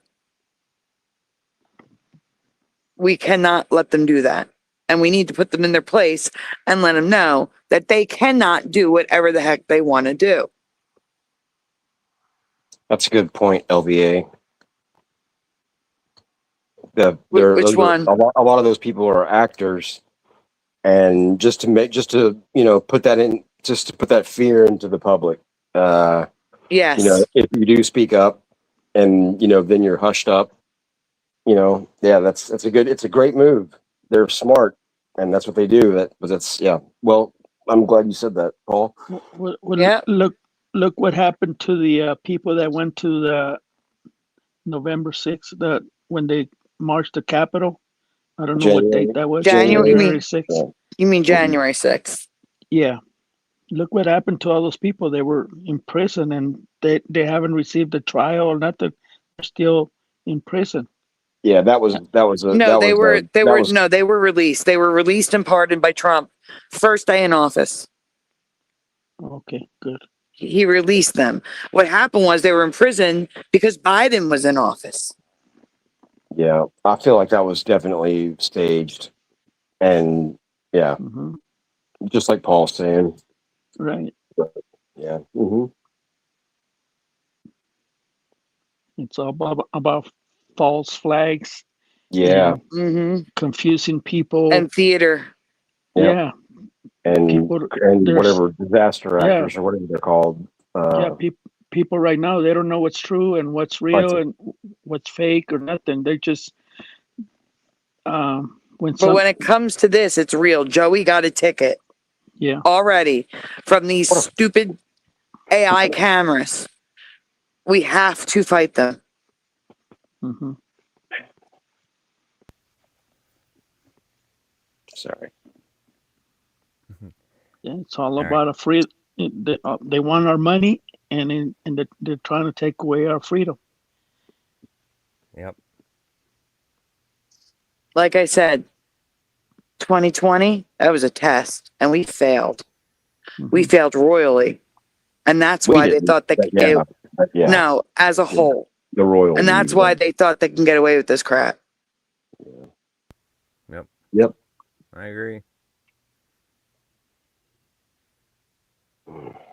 So continue. And you remember I'm sorry, what they said about the 33? There was 133 countries saying there was 33 cases over here, or there's something about 33. That means they were complying. They were saying, yeah, we got our people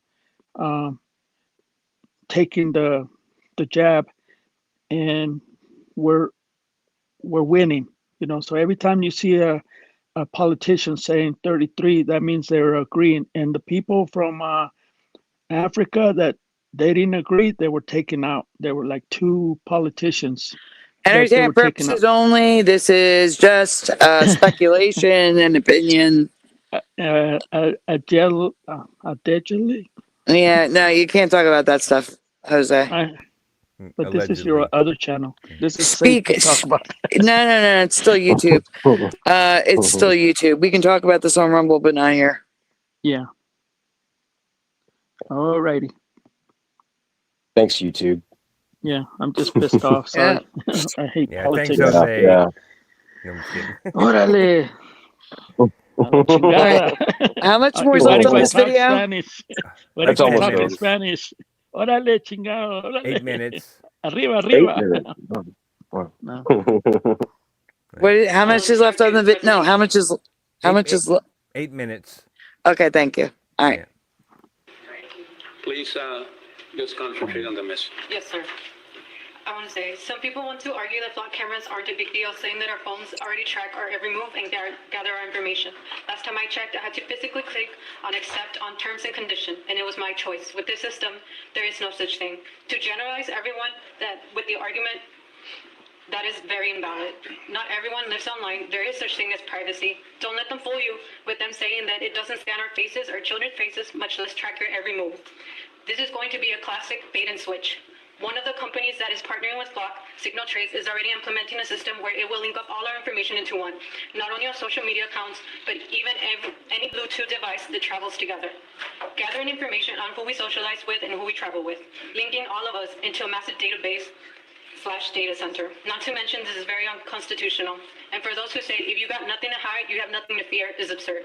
You have medical history, you have financial behavior, you have political views, and location patterns. Privacy was never about hiding crimes. Would you want scammers who can easily hack into our system, or anyone else, to know all your personal information, making you an easy target for extortion, or for them to know that one of your loved ones has cancer or even dementia to take advantage of that? I'm not a criminal. Why are we willing to surrender our liberty in the name of safety? To quote Benjamin Franklin. Pause, because they already did that in 2001. Yeah. They already got away with being able to access our text messages and phone records in the name Patriot of Act. safety. Yep. Yep. Yeah. Mm. Yeah. Well, what I was wondering this whole time while I was watching this is why, like, this one chair has the POW MIA cover on it when none of the other chairs have it, you know. Like, It's probably always reserved for a prisoner of war or a veteran. Maybe. okay. Yeah, Or maybe. But there's nobody there. It's just kind of weird that it's just right there front and center and there's nobody there. It's probably to distract you from, her argument. I guess. Well, she didn't sound too intelligent to me to begin with.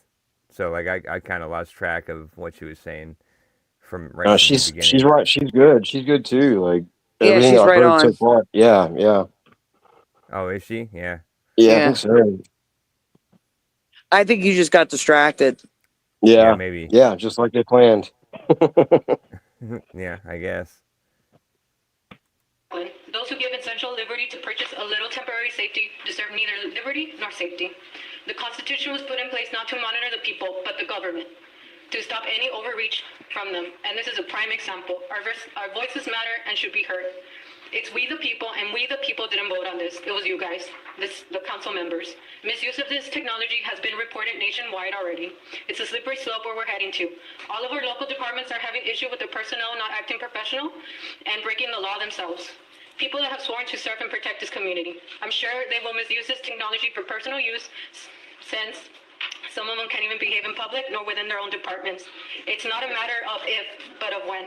Again, this isn't an anti-police matter. This is anti-surveillance issue. Pause. Exactly. Yep. Yeah, The LBA great. Paul says a state of emergency is declared every year since 2001 for extraordinary, unconstitutional powers. Yep. And yet. Yeah. Loophole. Yeah. That sounds right. Can I use can I present a case? Like let's say you get harassed by a policeman and you want to report him to the police station. They're not going to give you a paper. They're not going to give you a paper. They'll just turn you away. Good luck. Or they'll ask you, well, tell me about it. And it's like, who's the officer?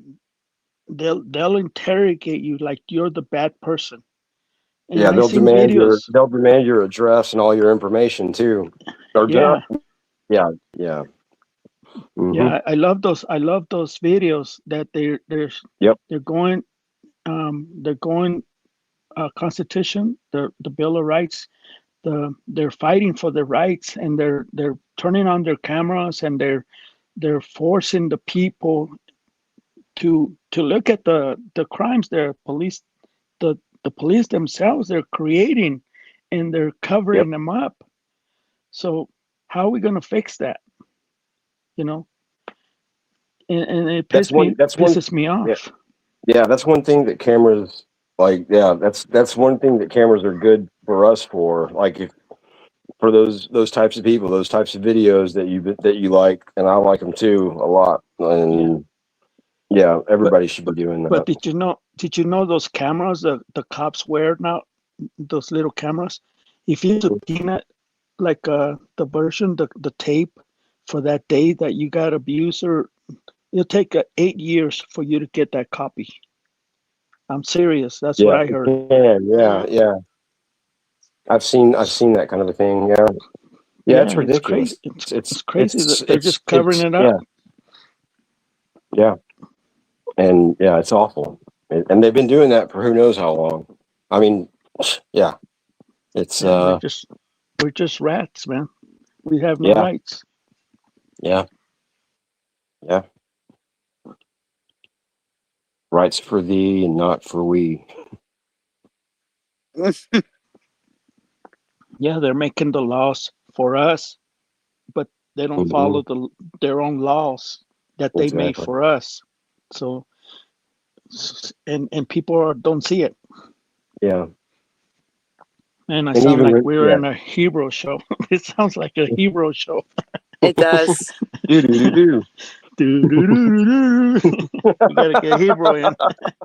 Yeah, on Hero, we're going to be talking about the World Cup and how much Canada has changed because of this sort of crap.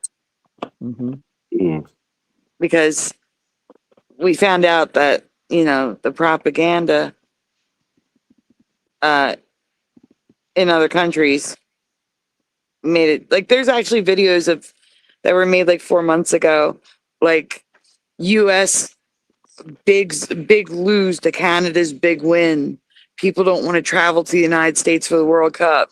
That did not age well at all. People came here and fell in love with our country, and now they're in Canada, and it's radio silence. The only stuff coming out of Canada is not good. So we're going to be talking about that on Sunday, if Hebrew has a show. If. Cool. And other things. I have other things too, but we're going to be talking about that. So. All right. Well, it was funny. I heard the show a couple nights ago. I wasn't able to make it. I was at work, but you were talking about like the Europeans all being surprised about the yellow school buses. Yes. And I could have swore, like I thought you watched Lost in the Pond, and Lawrence talked about that like years ago when he I do, but did a I video. can't say I've seen every one of his. I know, but yeah, but yeah, he mentioned that like like I knew that was a normal thing, like that the school buses, I never knew that was That's kind of that's like what a me weird and- thing. Yeah, That's what I don't know if you were watching the chat, but like William and I were like we were having deja vu like the whole yeah. episode. I was watching the chat. Yeah, I saw all that with you and Yeah. William. Yeah. I mean, and that was no lie. Like I completely felt that way, and he did too. I'm pretty sure. So yeah, that's interesting. I forgot about that until you brought that up. Yeah, but honestly, I never heard that ever. So I must have missed that episode of Lost in the Pond. Oh. Yeah, and then but I the think free refills was the other thing. Like, the yellow school buses and the free refills was like the two main things that like all the Europeans were freaking out about. But that seems like it. No. Like it was like a normal thing, from years ago that Yeah, no, there's so much more that they were freaking out about. Our hospitality, how nice we are, how good the food is, like amazingly good. They even said our fast food was better than their fast food of the same chains. Oh, absolutely. Yeah. Yeah, they're going on and on about, they're sorry for saying anything about air conditioning. They get it now.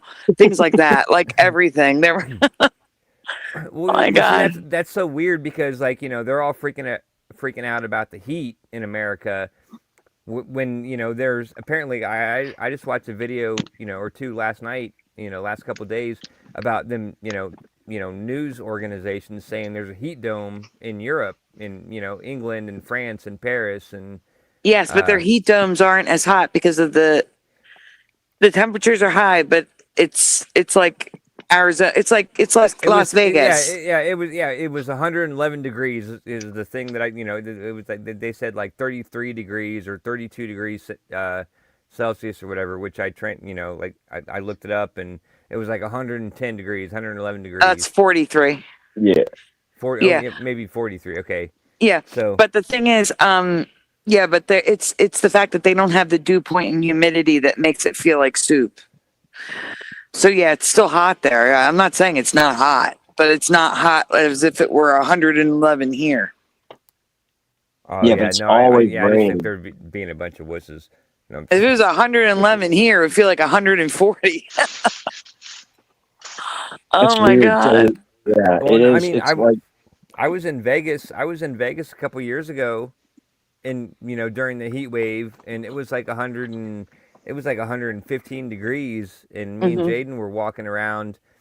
Like we were enjoying it. Like it was hot, but like it wasn't really any problem. You know what I mean? That's what Like, I'm saying. The dew point and the humidity considerably affect how heat feels. Oh yeah, it was totally a dry heat. Yeah, and that's what it is over in Europe. In most places, not all. In most places, it's a drier heat. Right. Even though it's so always they're not even raining. realizing Yeah. the heat and what it's like in America. Sorry, pushing. Go ahead. No, I'm sorry. I stepped on you there. Yeah, I was just gonna say because from what I know of at least London, yeah, That's it's they're raining talking about too. constantly. It's raining constantly. Like And it wasn't Europeans. It was mainly people from the UK yeah. Well, that they London were and talking Paris. about Well, when and it Paris, comes too. to. They shut down the Eiffel Tower because like the normal visiting hours of the Eiffel Tower. That's not what I mean. No, what I'm saying is that's not what I mean. What I'm saying is the people in the UK were the ones saying, like, complaining that Americans always need their air conditioning or air con as they would call it, and complaining that it was hot up there. Like there's this one short that was shared around everywhere last year of this woman sitting in her car complaining about the heat, and it's like 79 degrees. Like I wish 79 in England, 79 degrees. Like, oh my God, that's wonderful in July. That'd be wonderful. Yeah, I take it. So it was more stuff that people from the UK, specifically England, were saying about Americans and their air conditioning. And we were saying, no, you're going to die. You're going to die. You got to drink water, stay in the air conditioning. Yeah. You don't even understand. Did you hear that because like Scotland was playing in Boston, so like all the Scottish fans were going to Boston, and they fucking drank up all the beer, and like all the bars were running out of beer because the Scottish people were drinking all the beer. Like they basically drank Boston. Like they drank all the beer in Boston in the bars. Damn. Oh wow, that's crazy. Wow. Yeah, I just saw that. I saw that tonight. That's pretty wild. That's pretty funny. Yeah, thanks. And it was actually kind of cool. I watched a video of Europeans in Philadelphia, and they were just even in Philadelphia, even in the United States, you hear the media bashing your city. And they were going on and on about how beautiful it was, how good the food was, how much fun they were having, how nice everyone was, even in Philadelphia. Yeah.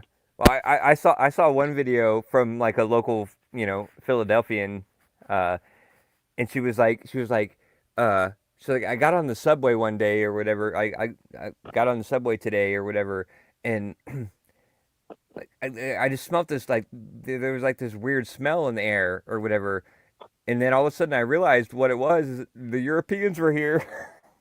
Oh my God! She honestly made a video and said that she could smell the difference in the subway because all the Europeans. In a good way. That's hard.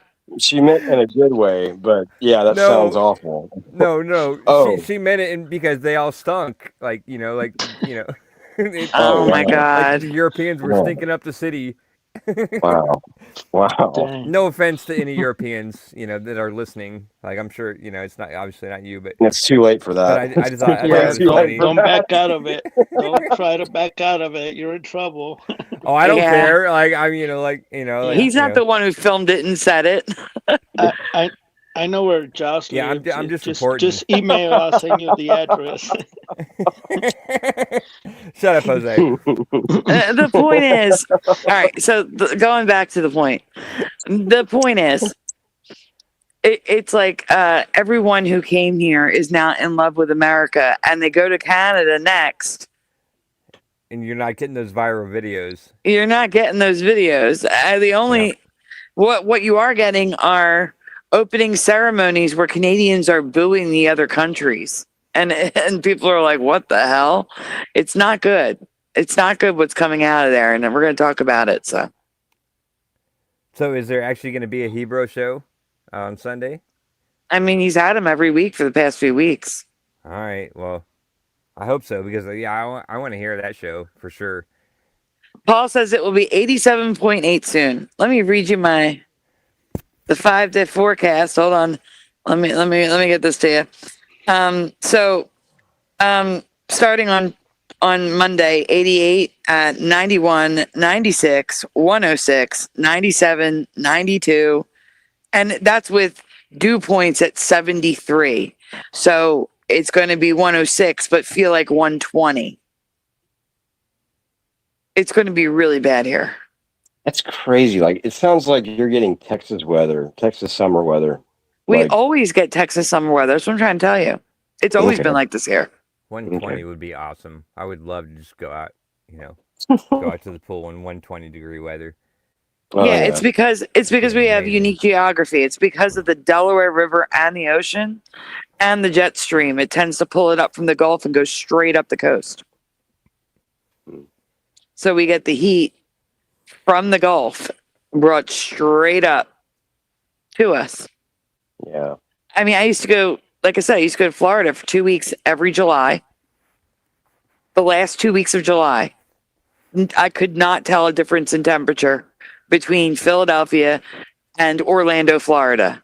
In the last 2 weeks of July, they felt the same. The only difference was you got a break in Florida because it would rain every day at 3:00. You didn't get the break in Philly.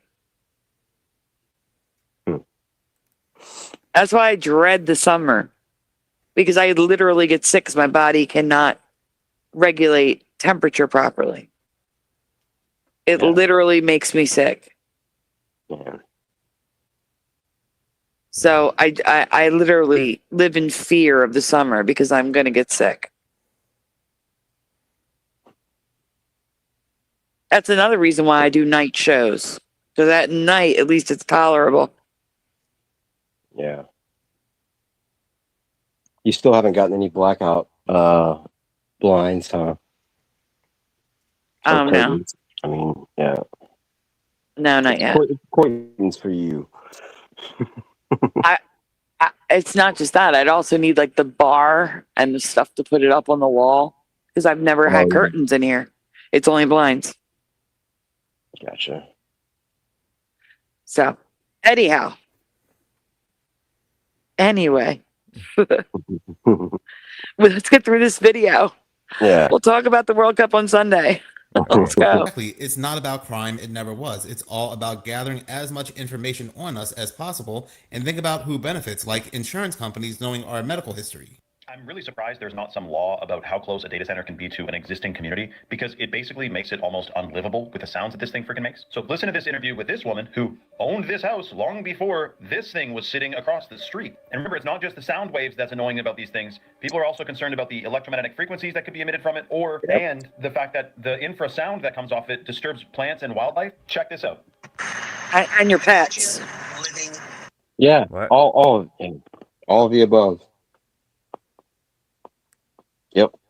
Not good, not good, not good, not Just good. like when they install anything. Like I hate that the government can just come in and do this, and companies can come in and do this. Yeah. Yeah. Even though the communities are fighting it, they're still winning. because it said the people in the neighborhood fought against it, and they lost, and the thing popped up across the street from them. So it's crazy. Yeah, like even with stuff like power lines, like they can go right across your property, like Yeah, right, and yeah, nothing you can do easement. about it. Yep. Yeah. Next to this. I don't wanna. Hear this constant ringing. So Hari, we're at your front door. Yeah. And I mean, you look in the distance. It's right there. And there it is. There it is. It's right there. All it's square. There it is, the Vantage Data Center, standing tall with its blue walls and massive generators. And listen to this next guy they interview. You just hear this noise. It's just like you just want to curse. That bad. And then listen to what they told the woman when this thing first got fired up. Well, we were told in the beginning that it's just they test the generators to make sure they're working in case of an emergency. I think we're only really at the tip of the iceberg of what kind of effects these things are going to have. Of course, we don't know. We know the frequencies that that come off it are a little bit annoying, but are they also, with all the water it's using and all that? Like, I want to see, actually, someone should blow the whistle who works in one of these things. Yeah, I want to know what. Okay, sorry. Go ahead. No, I was going to say, it's not like we don't have cases on file like Aaron Brockovich, where it turned out that things that they build like this contaminate the soil. There's also a huge one in New York State. I forget what it's called, but they were burying barrels of crude oil and stuff, and it contaminated the water. They're using no, not 3 Mile Island. This is somewhere different. But the thing is, like, they're using all this fresh water, right? What are they doing with the wasted water? Because if they're just dumping it, what if there's pollutants and contaminants in it? I thought You they see were what I'm saying? recycling it. Yeah, they claim that. Yeah, they're recycling it. I'm putting my air quotes. But then I heard something about them saying like some plant they were planning on building. They had some sort of agreement to dump the first 100,000 million gallons or whatever into something. I don't know. I never thought about the wastewater, but yeah. Sorry, go ahead. Yeah. Well, like this guy, or I can't remember if it was him or what. Like, or those the last lady that was being interviewed. They told her that it was they were just testing to see if the generators were. They'll just lie to you until just to appease you until they get past that point, and then it's already too late. Like they're just that's the way they work, and yeah. And it's just it sucks. Like even if you do stand up, and you do get an answer from them, it's going to be a lie more than likely. And I don't even know what to do with that information. Like, yeah, just be prepared for that, I guess. Yeah, I don't know. We'll have to see. There's nothing we can do about it. So yeah. Show us the inside. Show us how it works, because a lot of people have questions, if these are for something else other than just servers and stuff, But it's interesting that America would have over 5,500, and China only has like less than 500, when China has way more people. So what are these things really about? Let me know your thoughts in the comments below and follow for more. More and more, they need. The 500 that China has, though, what are the size of them? And the only reason why I ask that is because China does have a space problem where they don't have the room to build more than that. So they could have one that are like 8 stories tall, 10 stories tall. So I'm curious how big the ones in China are. They could be comparable, or they might be a lot bigger. But I know they're building one data center here that's like the size of a small city. Yeah. In Utah. 5,500 to 500, or to less than 500. It's a pretty big difference. Anyway, but yeah, you're right too. Yeah. I wonder about the size. Yeah. Mm-hmm. They're not using water to cool theirs. That's the other thing. That's the other really fishy thing. At least most of them. That's what I've heard anyway. That China is not using water to cool their servers or whatever it is. Yeah. You believe that? I do. I mean, I have. I mean, I kind of believe it, I guess. Yeah, I don't know. I Yeah. don't believe anything out of China. Or Yeah, well, any information I coming didn't from hear that China. from China. I heard that from somebody reporting on it, but yeah. What I Yeah, understand maybe. is if it needs so much water, why they can't use wastewater? Yeah, that's another great point. Yeah, right. Or just the salt water, or just whatever, ocean water or whatever. Take the water and cool it. If you're running through pipes and just cooling down equipment, who cares if it's No, I would not touch the ocean because with all the water they're saying they're going to use, we don't want to decrease the salinity. I would not take the water from the ocean. Well, why do you have to decrease the salinity? Just take the water and run through the pipes and cool No, I'm it saying down. you're taking out salt water, and then there's fresh water being added to it. I just wouldn't mess with that ecosystem whatsoever. I mean, I would not mess with it. Why wouldn't you just build the data centers in the ocean? Right? Oh yeah, you could do that too, but I doubt they would. I mean, Because they have to be close to where they want to. Like, I don't think they have like great range for some reason. That's why they're building them all over the place, because like the data centers don't have the range to get thousands of miles across the country. You know what I mean? So you got to build them for like the regions. Maybe, I don't know. Like I'm just speculating. I have no idea. But you know what I mean? You see all that black smoke, the pipes, the mufflers are shooting out. So they're also polluting the air. Yeah. Yeah. And noise pollution too, and the frequency and everything, like they were saying earlier, all that. What? Yeah. Yeah, not good. The smoke out of the black pipes. What are you talking about, Jose? The picture right there. No, I was smoking some stuff, and it's the black smoke. That's what I thought. Stoned. You were talking about what you were smoking. The black pipe. My all right, pipe. Cool. That's what I figured. I'm polluting Colorado. No, Springs. you're not. You're not polluting. You're enhancing. The atmosphere with that smoke. Yeah. Yeah. That's all good. Everybody's happy. Everybody's happy here. Exactly. Even my dog is dancing. Oh yeah, dogs love it. Oh, my dogs love it. Louis comes to me every time I like light up a joint. He comes and sits right next to me and wants me to blow the smoke in his face. Is that when he says rough pass? Yep. All right, let's get through this. Store information, the more we're going to see data centers, because these data centers are not just for AI, but also could be the storage of all the data they collect on people. And this is what people are currently dealing with living next to these data centers. That video came from Shane Vibes. But it's not all bad news today. I saw this video off Barry Stepp's channel, and it seems like these companies using AI may be having a big problem. But still, I don't think these data centers are for AI whatsoever. These are two of my favorite stories, and I think they will be yours too if you hate having AI forced down your throat. First, a Pizza Hut franchisee who owns 110 Pizza Hut locations is suing Pizza Hut, the big corporation, for $100 million, claiming that Pizza Hut corporate forcing them to use a new AI technology caused widespread chaos and delivery delays, stopped their customers, and led to a significant decline in sales, which is obviously not the goal of any company. And the lawsuit came with some receipts. They said that before.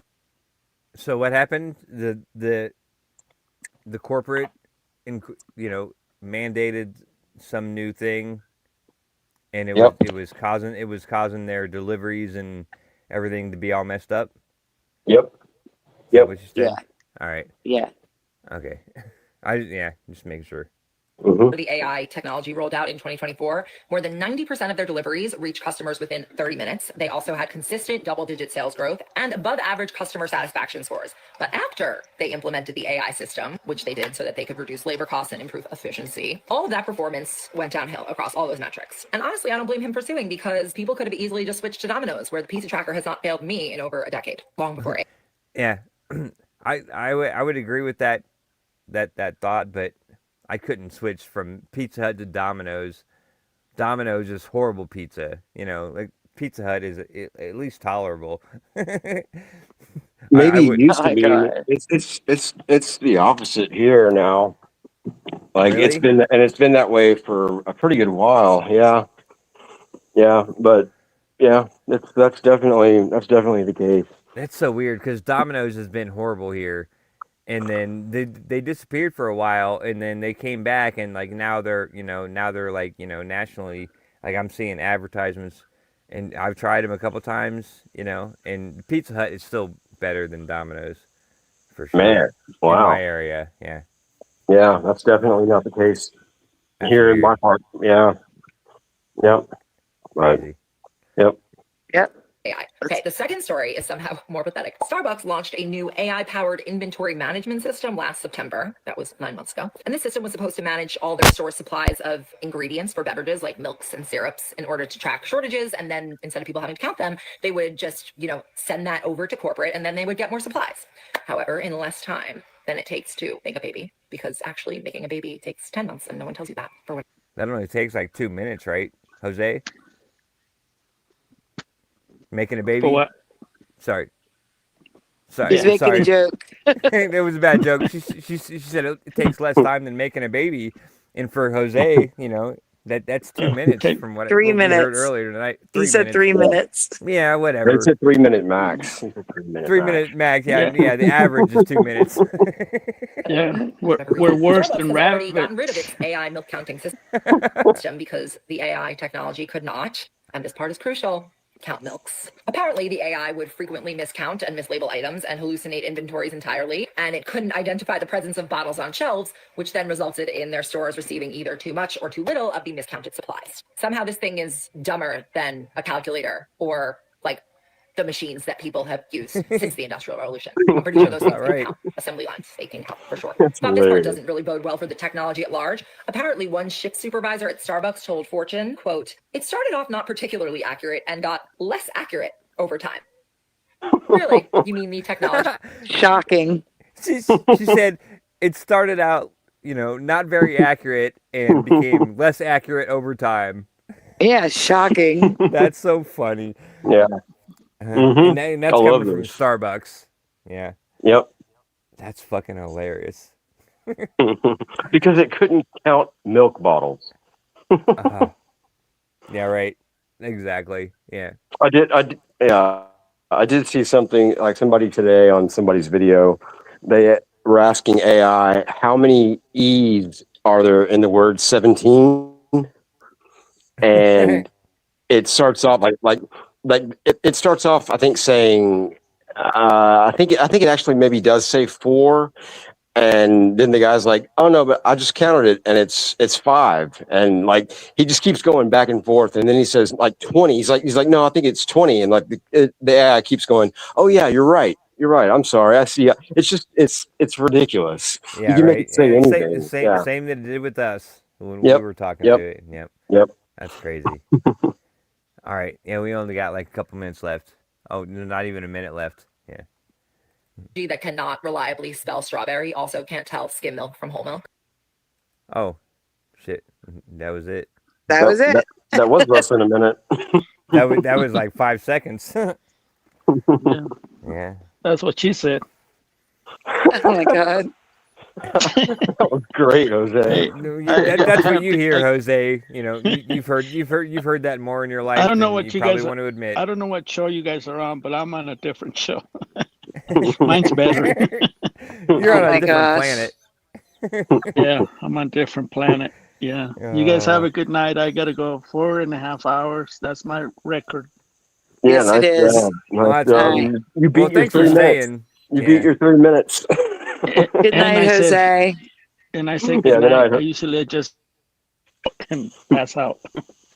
Good Yeah, night, you're Sean. right. Normally Thank you for just joining me, disappear guys. and don't even say goodbye. So yeah, it's all good. Thanks for staying and saying goodbye. Yeah. Great job. Great job. And have We a love great you, night. Jose. Mhm. Even though you're kind of a jerk to me sometimes. I'll give Good night, you Jose. the address. We'll take care of him. I'll help you. All right. But That's I cool. need backup. I'm too old for him. take care I of Josh. get some All rest right, for yeah. tonight, Jose. All right, good Yeah, night, Grandpa. I'm really tired. See you later. See you tonight. See you later, greñudo. Later, bro. All right. All right. Good See you night. later, pushing. Bye, Sandy. See you, Jose. Bye, Have a good Jose. one. See you tonight. Okay. All right. All right, guys. And with that, do me a favor, double check. Make sure you did hit like on the stream. It sends it out to more people. If you did not subscribe to this channel yet, please consider subscribing. We'd love to have you. Ring the bell so you're notified when we go live. Also, if you're watching on replay, please consider hitting the hype button. It does send it out, tell YouTube to send it out to more people, more so than the like button does. So if you see it, because it's not always there, please consider hitting that hype button. Also, donuts, they are very much appreciated. They are very much needed. They are never, ever required. If you would like to send donuts, like Astro, like Jose last show, links are in the description below. Here is a cheering donut that we made it to the end. Yay. All right. Seriously, thank you all for being here. We got to do some shout outs. But yes, get some rest because we have a show tonight on the main channel. Here's also throwing kisses. I'm trying to get to the banners. So I could do shout outs. And if you don't hear your name and you're in the chat, please say hi so that I can give you a shout out too. I think I have everybody, but I may have missed people. You never know. First in the chat tonight, we had Kitty Cattywack, followed by Daniel Riffle in second, and Mr. Super Sidewinder in third. Then we had Pushin, Jose, Astral, Puck Elf, Dr. Bob's Nightmare, Yanni, LVA Paul, Hammers Facts, Noise Guru, D-Man 216, David, aka Logan Freeman, Latasha H, Noel, David Knight, Wally, Mustard Seed of Faith, Are You Yeti, I Want Tea, Post Anything Too, Heart Earth, Chilster Deluxe, Josh, Walter Kokubinski, Roger Ledwell, Southern Sierra, Juice, Mama Juice, Sadly Karen. Did I miss anybody? I have like the Jeopardy theme song in my head. Oh, I should learn that. I should learn that on the kalimba or on the handpan. Absolutely. Yeah. That would be awesome to learn. Oh, Yeah. poor Louie. It's okay, Louie. We're going to be letting him take you out soon. Yeah, right. Yeah, he's been up my ass He for like wants the his last joint. like 20 minutes. Yeah. He wants his joint. He wants to pee. That's what he wants. Yeah, he wants to take a walk. Definitely Oh, is wait. what he wants to walk. Paul is playing donuts in the chat. Let's get a donut we don't normally see. Here's a bunny eating donuts, ice cream, and cookies.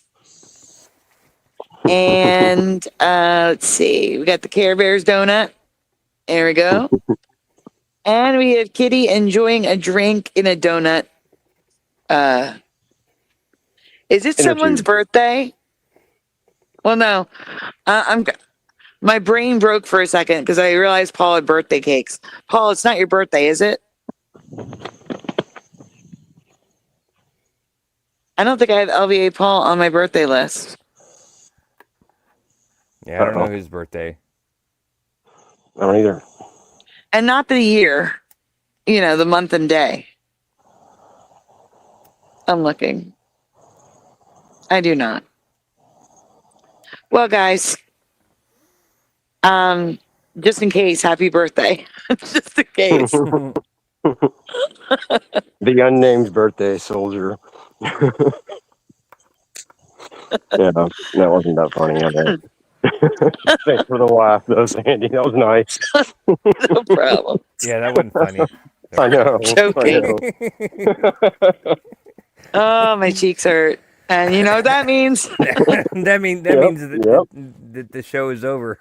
Yep. Nice job. Awesome. Juice says, Paul, are you holding out on us? We want birthday cake. Oh, Paul's always holding out. All right, everyone. Thank you all for coming over here and hanging out with us tonight. Really, it means the world to me and us, but me too. And yeah, we will see you tonight on the main channel. It'll probably be around 12:30, 1 o'clock again. So just keep an eye on the posts or keep an eye out on YouTube on the channel. Eventually you'll see a show. We love you all so much too, Juice and Mama Juice. Yep. And everybody in chat who took the time to hang out with us tonight, because you guys are awesome. Guys, is there anything you want to say before we head out? Yeah, I really enjoyed the chat tonight. They were saying lots of good things, and I wish them all much love and gratitude. Yeah, same with the panel. I missed the first part of the show, but I was watching the chat while I was on the phone talking to my friend, and you know, I still got to say, even though I had no context of what I was you know, seeing, still the best chat in the world. So agreed. Yeah, absolutely agreed. Oh, thank you. Walter's putting a kitty cat with hearts. Look, oh, the kitty cat box. All right, everyone. Get some rest. Enjoy your day. Enjoy your night. We will see you late tonight. And if you're in the UK, we'll see you, I guess, in the morning or actually early afternoon. You're 5 hours ahead. So early morning. That's what it is. 6 hours, yeah. Early morning. 5 or 6 hours, yeah. All right, guys. You know what time it is. Let's put Louis out of his misery. Say goodnight, guys. Good night, guys. Good night, Louis. I mean, Gracie. I mean, good night, guys. Good night, everyone. We'll see you tonight.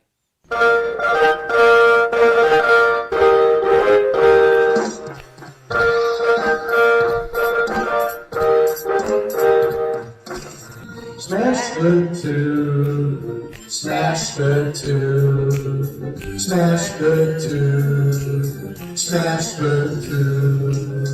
Turn the strap up, turn the strap up, turn the strap up, turn the strap up, turn the strap up, turn the strap up, please turn it off. Why must we watch Friends? Why must we watch Friends? Why must we watch Friends? Why must we watch Friends? I've seen this show about 1,000,000 times. Not even funny when I'm drunk or high. Why must we watch Friends? Thanks for joining us tonight. Is that freaky? Wait a minute. This reality is not going to be very pleasant when all the good people leave. I'm telling you now for the 100th time.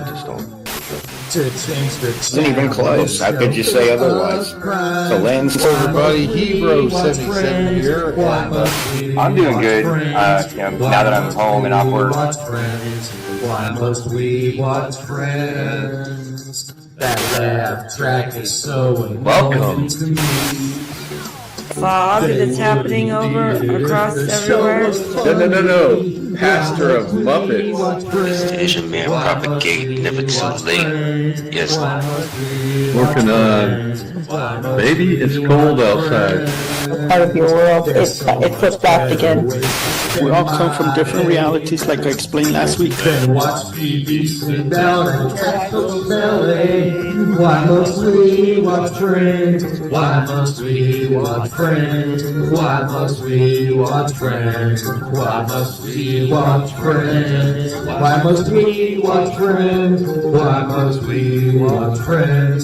Why must we watch Friends? Why must we watch Friends? Why must we watch Friends? Why must we watch Friends? Why must we watch Friends? Why must we watch Friends?